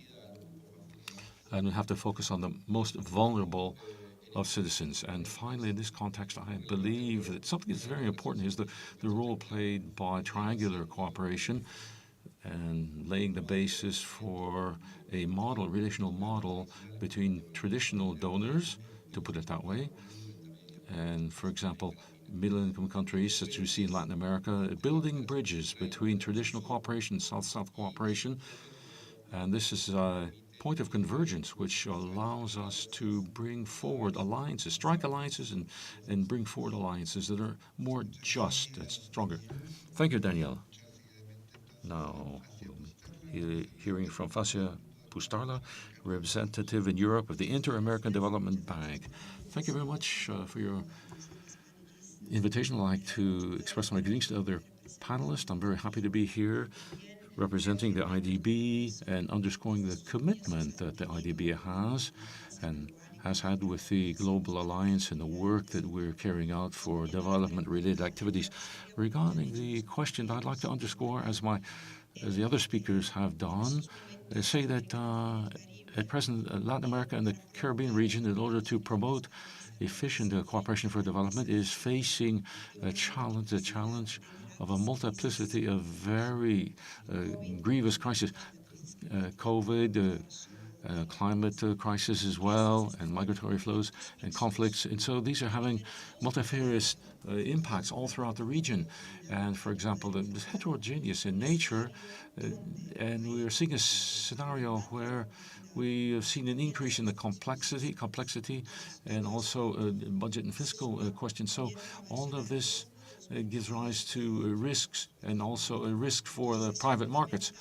And so as my colleagues have said, we have to find models whereby we can cooperate in a more effective way. But I'd just like to focus on the main effects that we're seeing brought about by the war, the invasion of Ukraine by the Russian Federation, the impact this is having upon us. Inflation, of course, food insecurity, poverty, problems of energy, and also the financial markets as well, and also problems in the budget and commercial, monetary systems. We have to face these questions. We have to especially look at the price of food, of foodstuffs, because we're seeing that there could be a 20% increase in the cost of foodstuffs. These are figures, the figures that we are, of course, calculating. That we've seen in the Development Bank, but if you look, also increase in poverty as well. Perhaps increasing by 5 percentage points of poverty. And also, if you look at the number of people living below the poverty level, some 10 million people. And I'm just giving you a snapshot, really. I want to be brief, but I won't be looking at the implications it can have, because we're working hard to support, of course, those countries that are our member countries. But it's our hope that we will have greater demand for our resources, and also possibly providing subsidies as well for the vulnerable populations. And all of this means that we have to have a demand that's equivalent on the part of those countries for cash transfers. That's the word that popped into my mind. But also knowledge-related products as well, technical assistance as well, that can be geared to the support. And the final point I'd like to look at here is, if you look at the instruments that we are using, we have to look at, for example, short-term stopgap measures and long-term ones as well, the interventions we can carry out on the public side, for example, in this COVID, or in the private sector, Pre-Invest as well, for innovation as well. Thank you very much indeed, Fazia. We have Jose Antonio Gonzalez Norris beside you, and Alvo Calderon Ponce de Leon, as well, Director for International Cooperation, Ministry of Foreign Affairs, Colombia, who will be giving us the final words for this round. But before that, I'd just like to say there's a second round. We've identified a number of challenges as well on the agenda of efficient cooperation. Of course, it's facing difficulties to be received in a number of the countries of our region.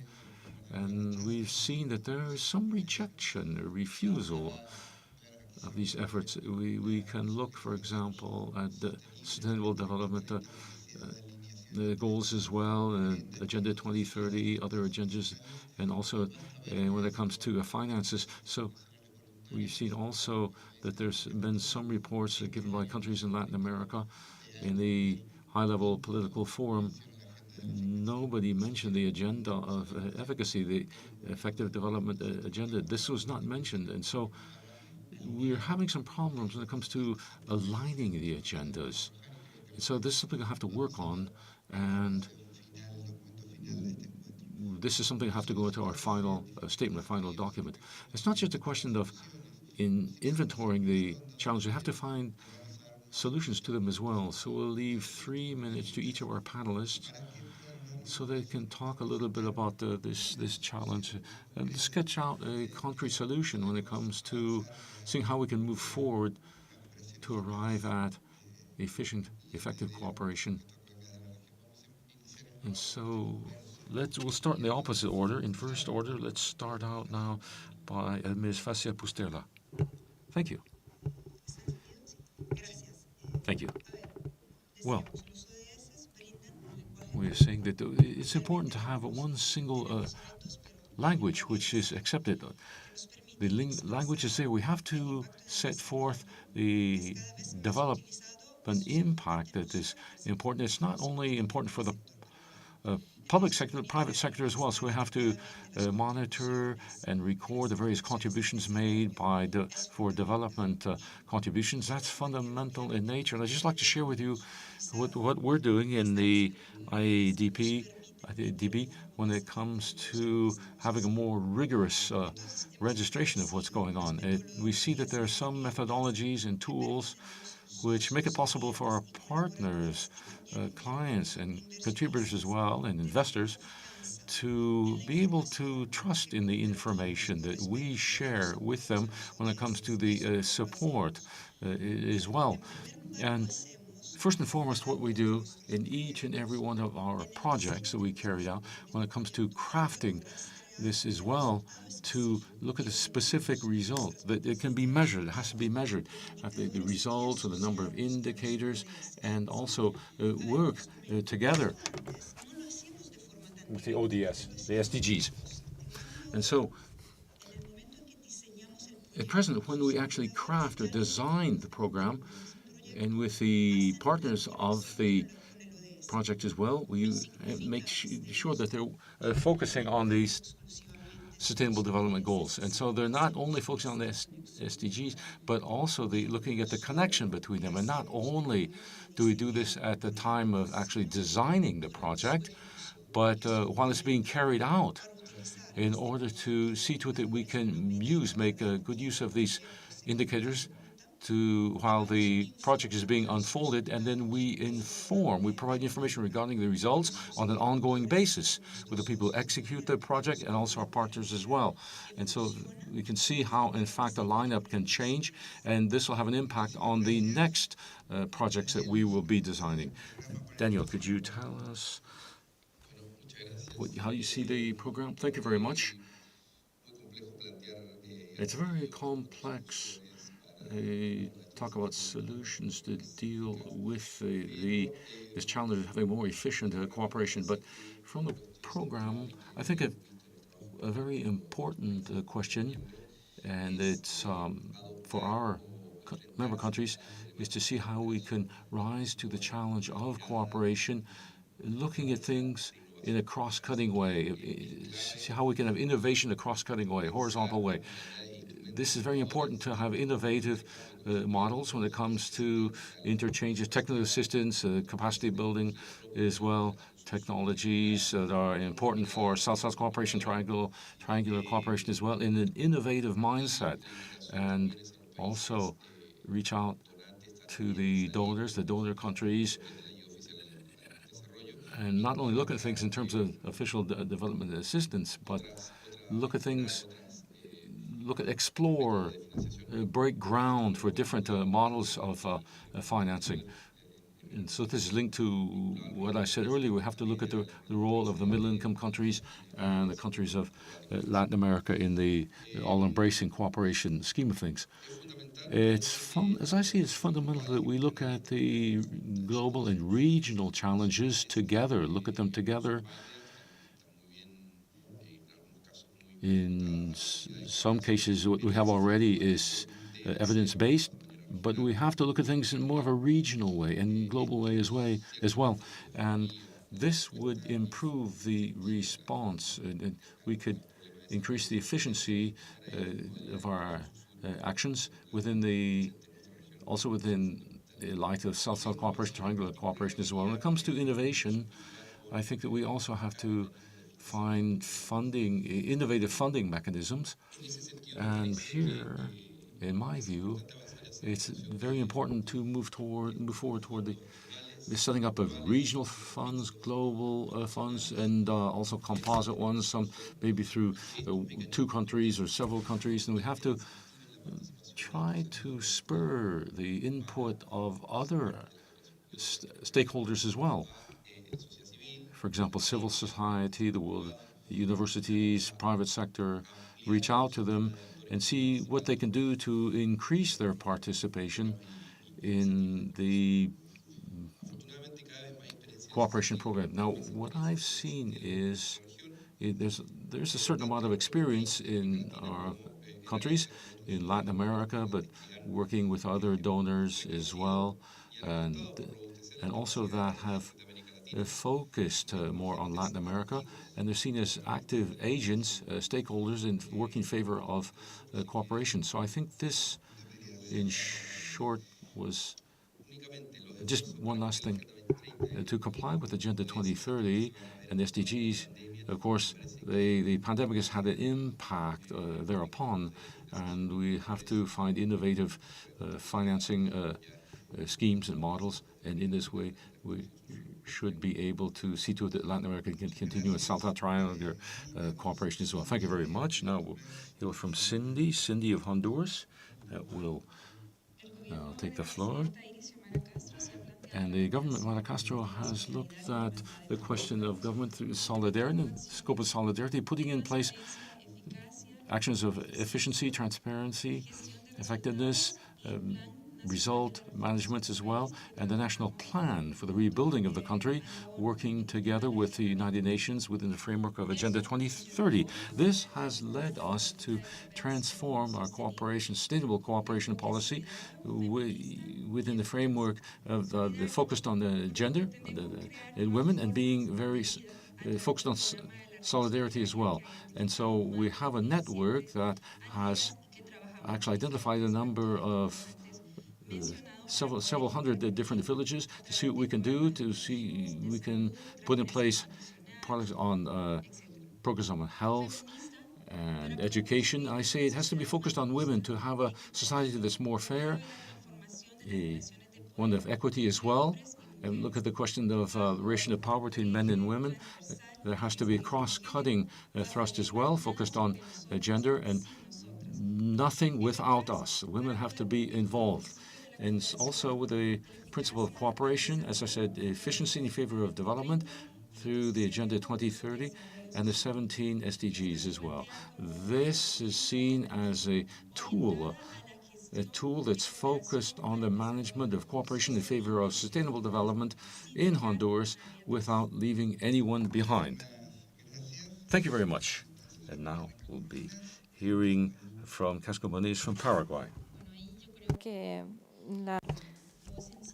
Okay, well, I think that what we really need to do is make sure we build better alliances and partnerships among different countries and also at the local level.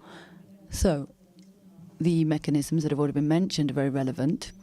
We think that these are quite strategic, for example, triangular cooperation.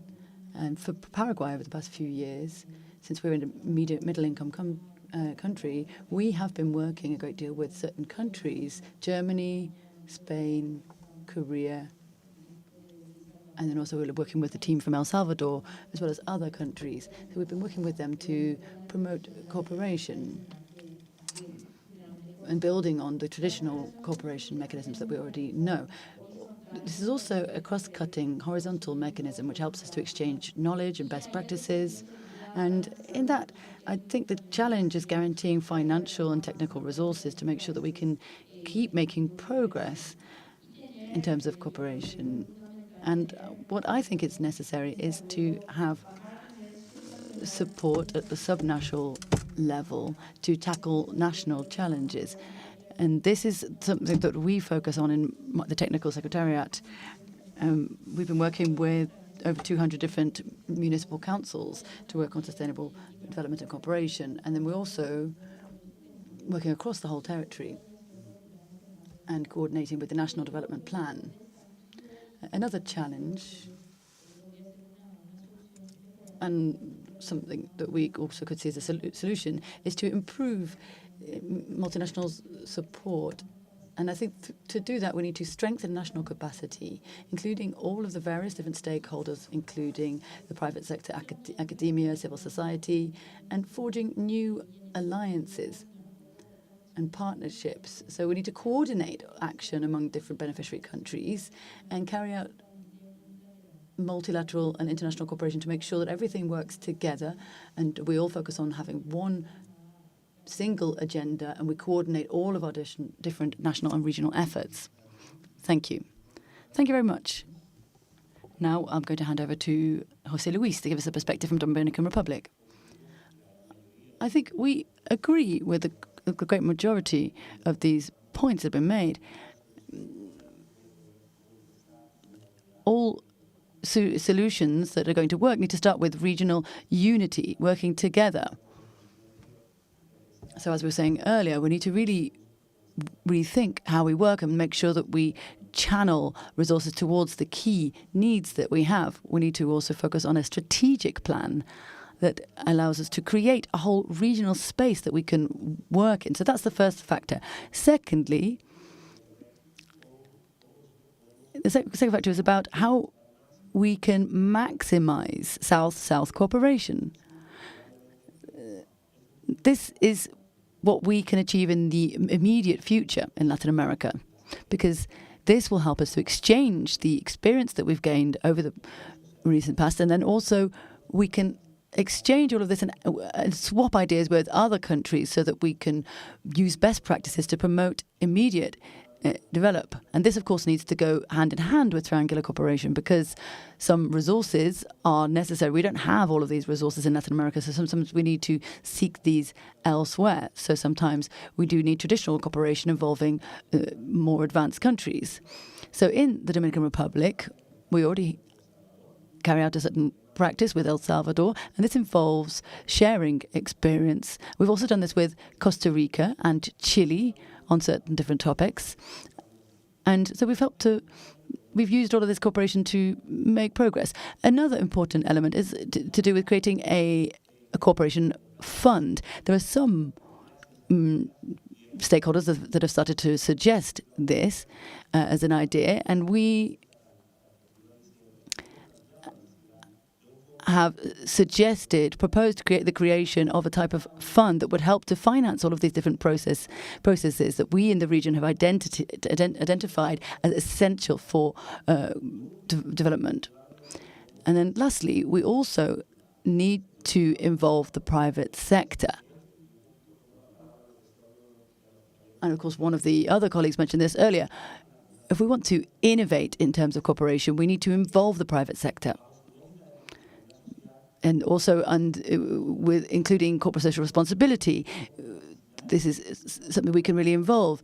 So we need to make sure that the private sector is not operating in a different space to the public sector. We need to really coordinate among the different sectors and really use this to promote work in the region. The private sector also needs to be fully committed in all of these processes. So those are the factors that will help us to build a more effective cooperation model and will really drive us forwards. I always say we need to really start looking locally and then looking outside, looking around the region and looking then further afield in that order. Thank you very much. Thank you. I'll now hand over to Her Excellency Adriana Mira. Thank you. I think everyone has mentioned very important and interesting points. So Luis has got the pro-tempore presidency at the moment, and that's I think he has some very interesting ideas. The creation of a cooperation fund is very important, and we are committed to working towards these goals.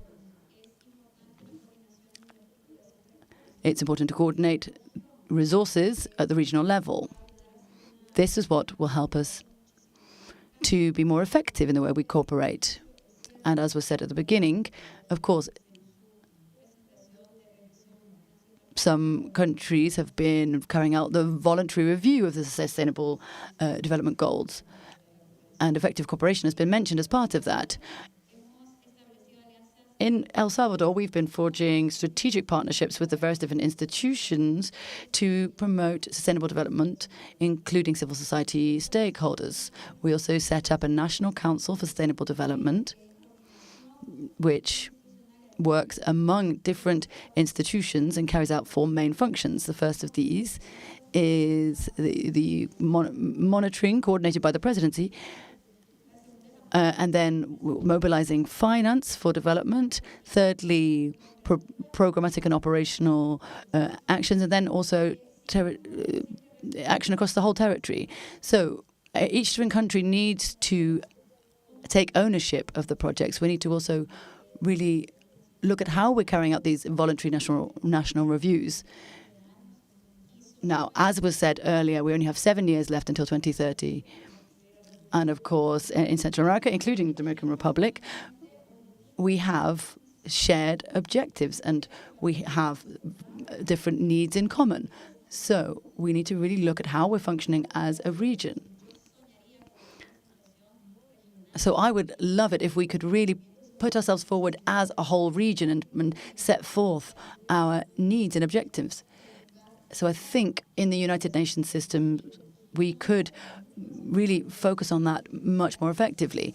So, of course, I agree about the need for triangular cooperation as well. And we need to then also collaborate within the region. It's also crucial to develop technical capacity as part of international cooperation based on the SDGs and the United Nations system to make sure that we can really achieve effective development cooperation.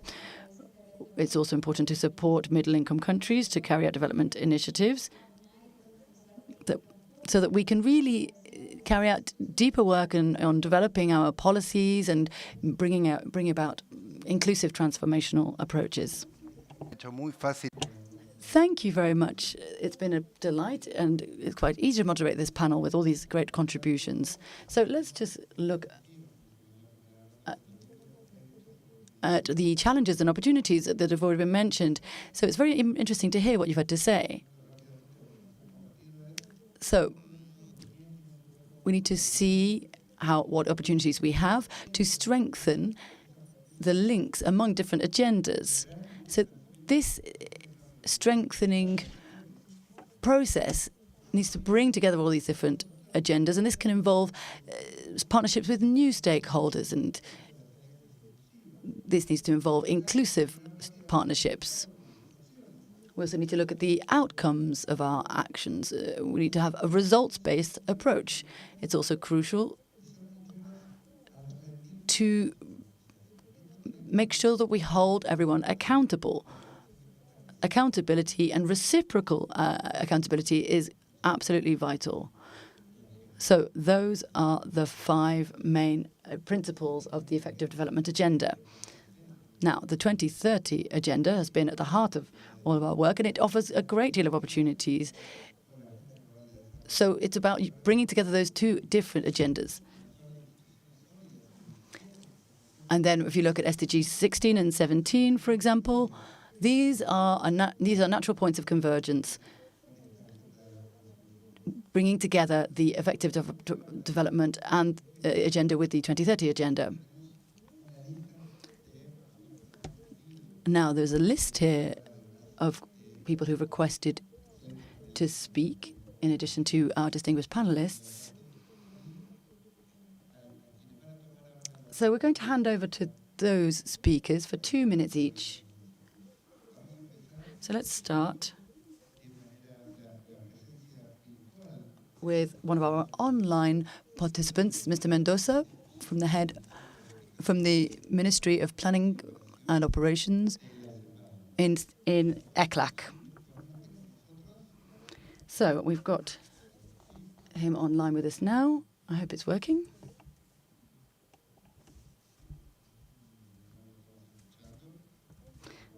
So we can't hear him at the moment. We can see him now. Yes. You have 2 minutes. Off you go. Oh, I'm sorry, we can't hear you anymore.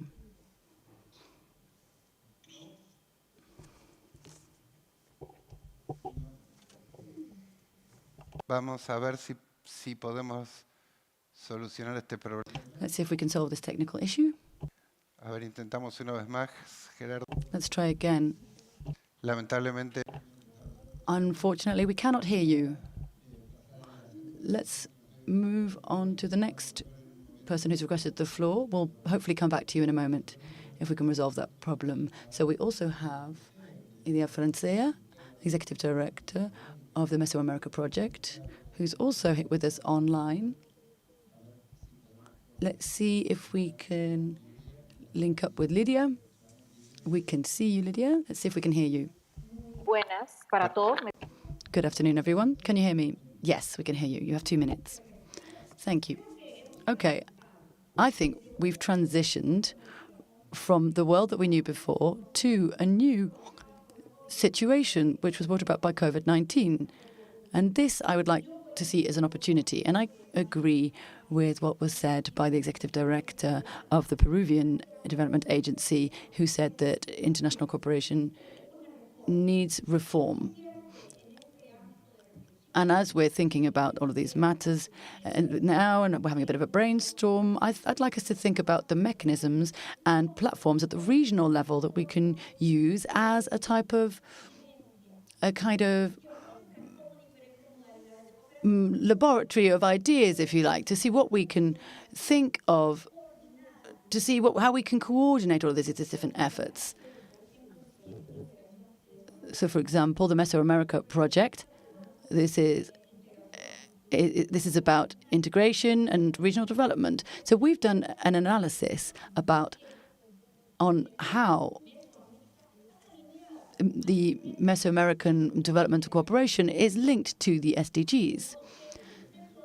So Mesoamerica is one of these different pieces that contributes to the other plans. We also work on the basis of consensus among different countries. And we coordinate among these different national plans and global commitments that our countries have signed up to. I'd also like to mention that, so what we do is we demonstrate how in Mesoamerica we involve all different development partners, and we also focus on South-South cooperation, principally involving Mexico and Colombia, and how they are connected to Mesoamerican countries.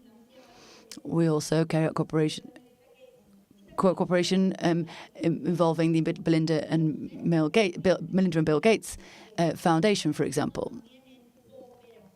So there's all these different stakeholders that are focusing on mutual cooperation. We're also raising awareness among private sector actors about issues relating to regional development and national development. I'd also just like to throw an idea on the table. We are tackling global challenges, and we're also dealing with these deliverables on this real-time platform. We have all these different databases that shows us where schools and hospitals are located, as well as health centers, and where housing is being constructed. We also provide demographic data. So this is an example of how regional cooperation can also provide these deliverables that can be used by all different citizens. I'd also like to mention that this product was also produced in cooperation with the IDB. In this region, we are showing that SDG 17 can be met at the regional level. We're trying to revitalize the way we work and rethink the way we work. We need to tackle these shared challenges, and we can find shared solutions to those challenges. Thank you very much, Lydia, from the Mesoamerica Project. And we also have online Ambassador Idia Peralta Cordero, Vice Minister for International Cooperation in the Foreign Ministry from Costa Rica. You also have 2 minutes. Buenas tardes. Good evening, Excellencies, Ministers, Directors, Panelists, and experts. On behalf of the government of Costa Rica, I'm delighted to participate in this high-level regional dialogue for the Latin American region. Before the pandemic, the development model in the region also still required significant investment to also tackle with issues related to technology and the balance of payments, as well as tackling poverty-related issues to try and tackle deepening inequalities.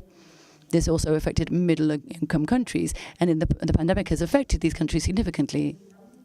We need to provide tangible proposals about how to solve these issues using more integrated models for sustainable development.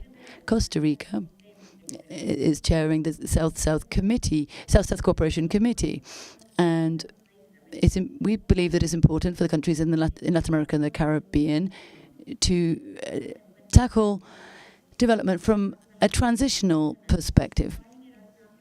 It's important to bring about transformational change to promote our development agendas and tackle the results of the crisis. We think this is the way we should build a more effective development model and ensure that we take into account everyone's different specific characteristics. We also need to move on from the GDP-based approach, because there are other factors to take into account. Now, in Latin America and the Caribbean, there are many middle income and higher income countries. And it's important to take account of issues relating to concessional finance.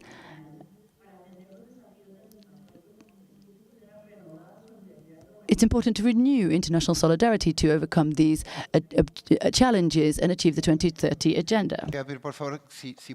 Excuse me. Please, could you wrap up briefly? Of course. Thank you. We firmly believe in the need to tackle the various different risks and vulnerabilities. The current situation shows the need that our countries have to access finance and make sure that cooperation can be carried out without discrimination. Thank you very much. Buenas tardes, Javier. Good afternoon, Javier. Ahora sí me escuchan. Can you hear me now?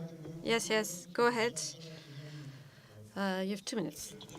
Thank you, Javier, and thank you to the governments of Peru and Colombia for organizing this dialogue and for inviting ECLAC. As many of the panelists have said, it's very important that we place this conversation against the global context of crisis and the impact of the war.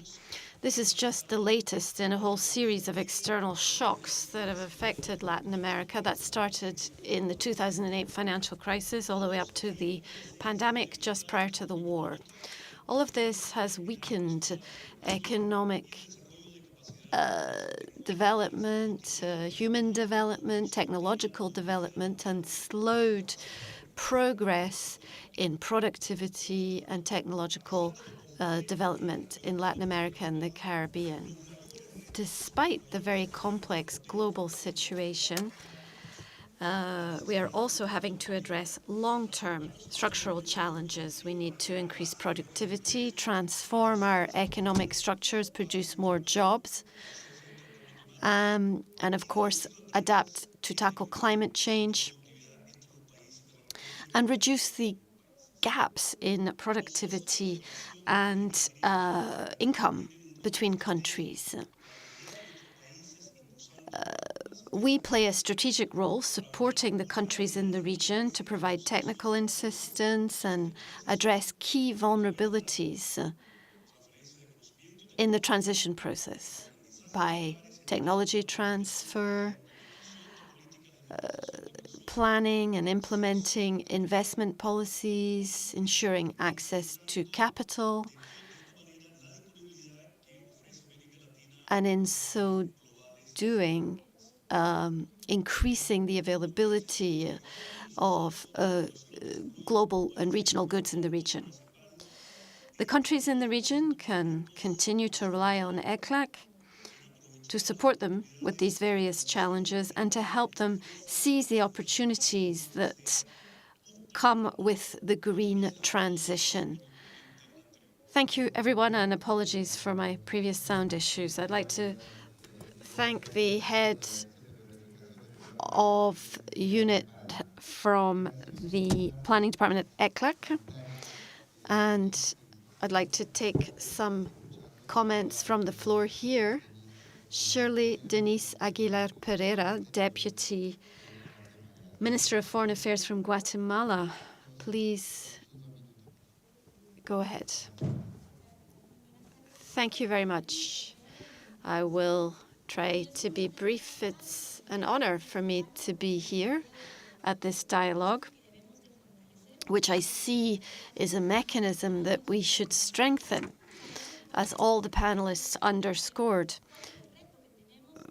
We need to identify the challenge we have and what our internal process should be to address this reality. We are currently looking at this global architecture for effective development cooperation. And I'd like to share Guatemala's experience with the platform that we've developed. It's an integrated electronic platform that anyone can install on their cell phone. It is a tool for transparency and for accessing real-time information for making technical decisions on cooperation. It is a mechanism to assist the various actors in cooperation and to encourage dialogue. We have been able to work at regional level on this, and I think we still have a lot of work to do. But we share the same language and similar cultures, and this would help to bring the governments together. This is certainly not impossible, but what we need to find is a regional mechanism to boost this cooperation and internal dialogue. I agree with the other panelists that we have to align national development priorities and the international cooperation we receive and coordinate our efforts at regional level. I think we've done a lot of good work, but we have to be more agile and work faster to get the assistance to the people that need it the most as soon as possible. Thank you very much. We're now going to hear in the room from Marilena Fomar, Executive Director of the Multipolar Foundation. She is representing civil society. You have 2 minutes. Thank you very much for being here. First of all, on behalf of civil society, you can count on us for this multi-stakeholder dialogue. We represent the 10 million people that are suffering, that are experiencing this crisis. And we work to support this feminist and community-based approach that it was a pleasure to hear mentioned at a meeting like this. We want to help to build bridges. We call for us to all work together. We all have work to do. We have different forms of responsibility. We are civil society. We want to work with you, but we will always be critical. We are based in the field, on the ground. We have felt the impact of the pandemic on ourselves and on people on the ground. As civil society, we believe that the best social policy is decent work and social dialogue. We are the civil society that feels the struggle of all the people that we work with. And we believe that all the treaties, all the partnerships, all the agreements, Busan, Nairobi, etc., are all excellent, but that we also have to find new forms of cooperating. Just recently, we said it in Buenos Aires. We're here, we're ready to keep up this dialogue, but we all know that you have to demand your rights, and so we are asking the governments to drive policies to create a favorable context for what we are asking for, because our human rights defenders are being killed. Thank you very much for this very clear message. I do apologize because there were other requests from the floor at the last minute, but we cannot overrun the time that was given to us because we are the only thing in between the close of today and the evening that awaits us. And so I must apologize, but we do not have any time left to take any more questions. I'd like to give the floor to Mr. Álvaro Calderón Ponce de León, the Director for International Cooperation at the Ministry of Foreign Affairs of Colombia, for his closing remarks. Thank you, Javier.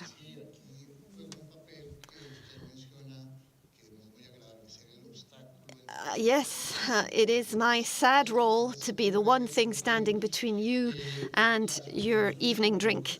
So I will be brief, and I'd like to thank my colleagues on the panel for everything that they've said, because it's made my closing remarks very easy, but I would just like to pick up on a few key points that point towards solutions and options. Latin America and the Caribbean has experience that is very valuable. And as part of this whole process, we have created this eco-mix mechanism, which is very important. Our colleagues mentioned that Latin America and the Caribbean is a region facing multiple combined crises. We are one of the regions with the most inequality, with the most climate vulnerability. We have our small island states, we have the Amazon. We have a crisis of social development, of institutional capacity building, of violence. And solely using GDP to measure development is a mistake, because it doesn't take account of the multi-dimensional aspects of development. What about the sustainability of public policies and the fact that ODA is being reduced, concessional loans are being reduced. All of this has an impact on the deployment of sustainable public policy. We heard from Costa Rica, we heard from ECLAC as well about their own analysis, in-depth analysis of development in transition. And it's not just in transition, we also have specific development that is specifically focused within each country that's being analyzed. So we're facing this challenge of graduating into middle-income statuses. We heard about innovative sources where we need to include the private sector, academia and civil society, all relevant stakeholders that we can leverage. We spoke about aligning public policies and national development plans. If international cooperation is not aligned with national development plans, then it loses its value and it is not effective cooperation. We need very specific alignment with national development plans. Various panelists mentioned this need to combine or to coordinate both at national and regional level. We also heard about the need for funds to be created. We heard about SICA, the needs in the Caribbean region, and the need to be able to leverage these funds for development. We heard from Honduras about the development model. If we don't build a development model that is specific to us and adapted to our situation, that includes social inclusion, local development, participation, etc., it won't work. Cooperation generates a mechanisms that complement public policies to drive development. And so again, this vision that is only focused on being middle-income countries is an error. Thank you very much for these closing remarks. This allows us to finish right on time. Let me thank the organizers for this forum. I'd like to thank Colombia and Peru for helping us to organize this, and thank all the panelists for being here. Thank you for inviting me to moderate it. And I think we've heard that we have a lot of opportunities and challenges, and that we have to keep working hard. We still have a lot of work to do to build a better world, and we are all doing it on a daily basis. Thank you very much for being here in the room, and to those of you who are online. And we're all working very hard to strengthen our region. Thank you.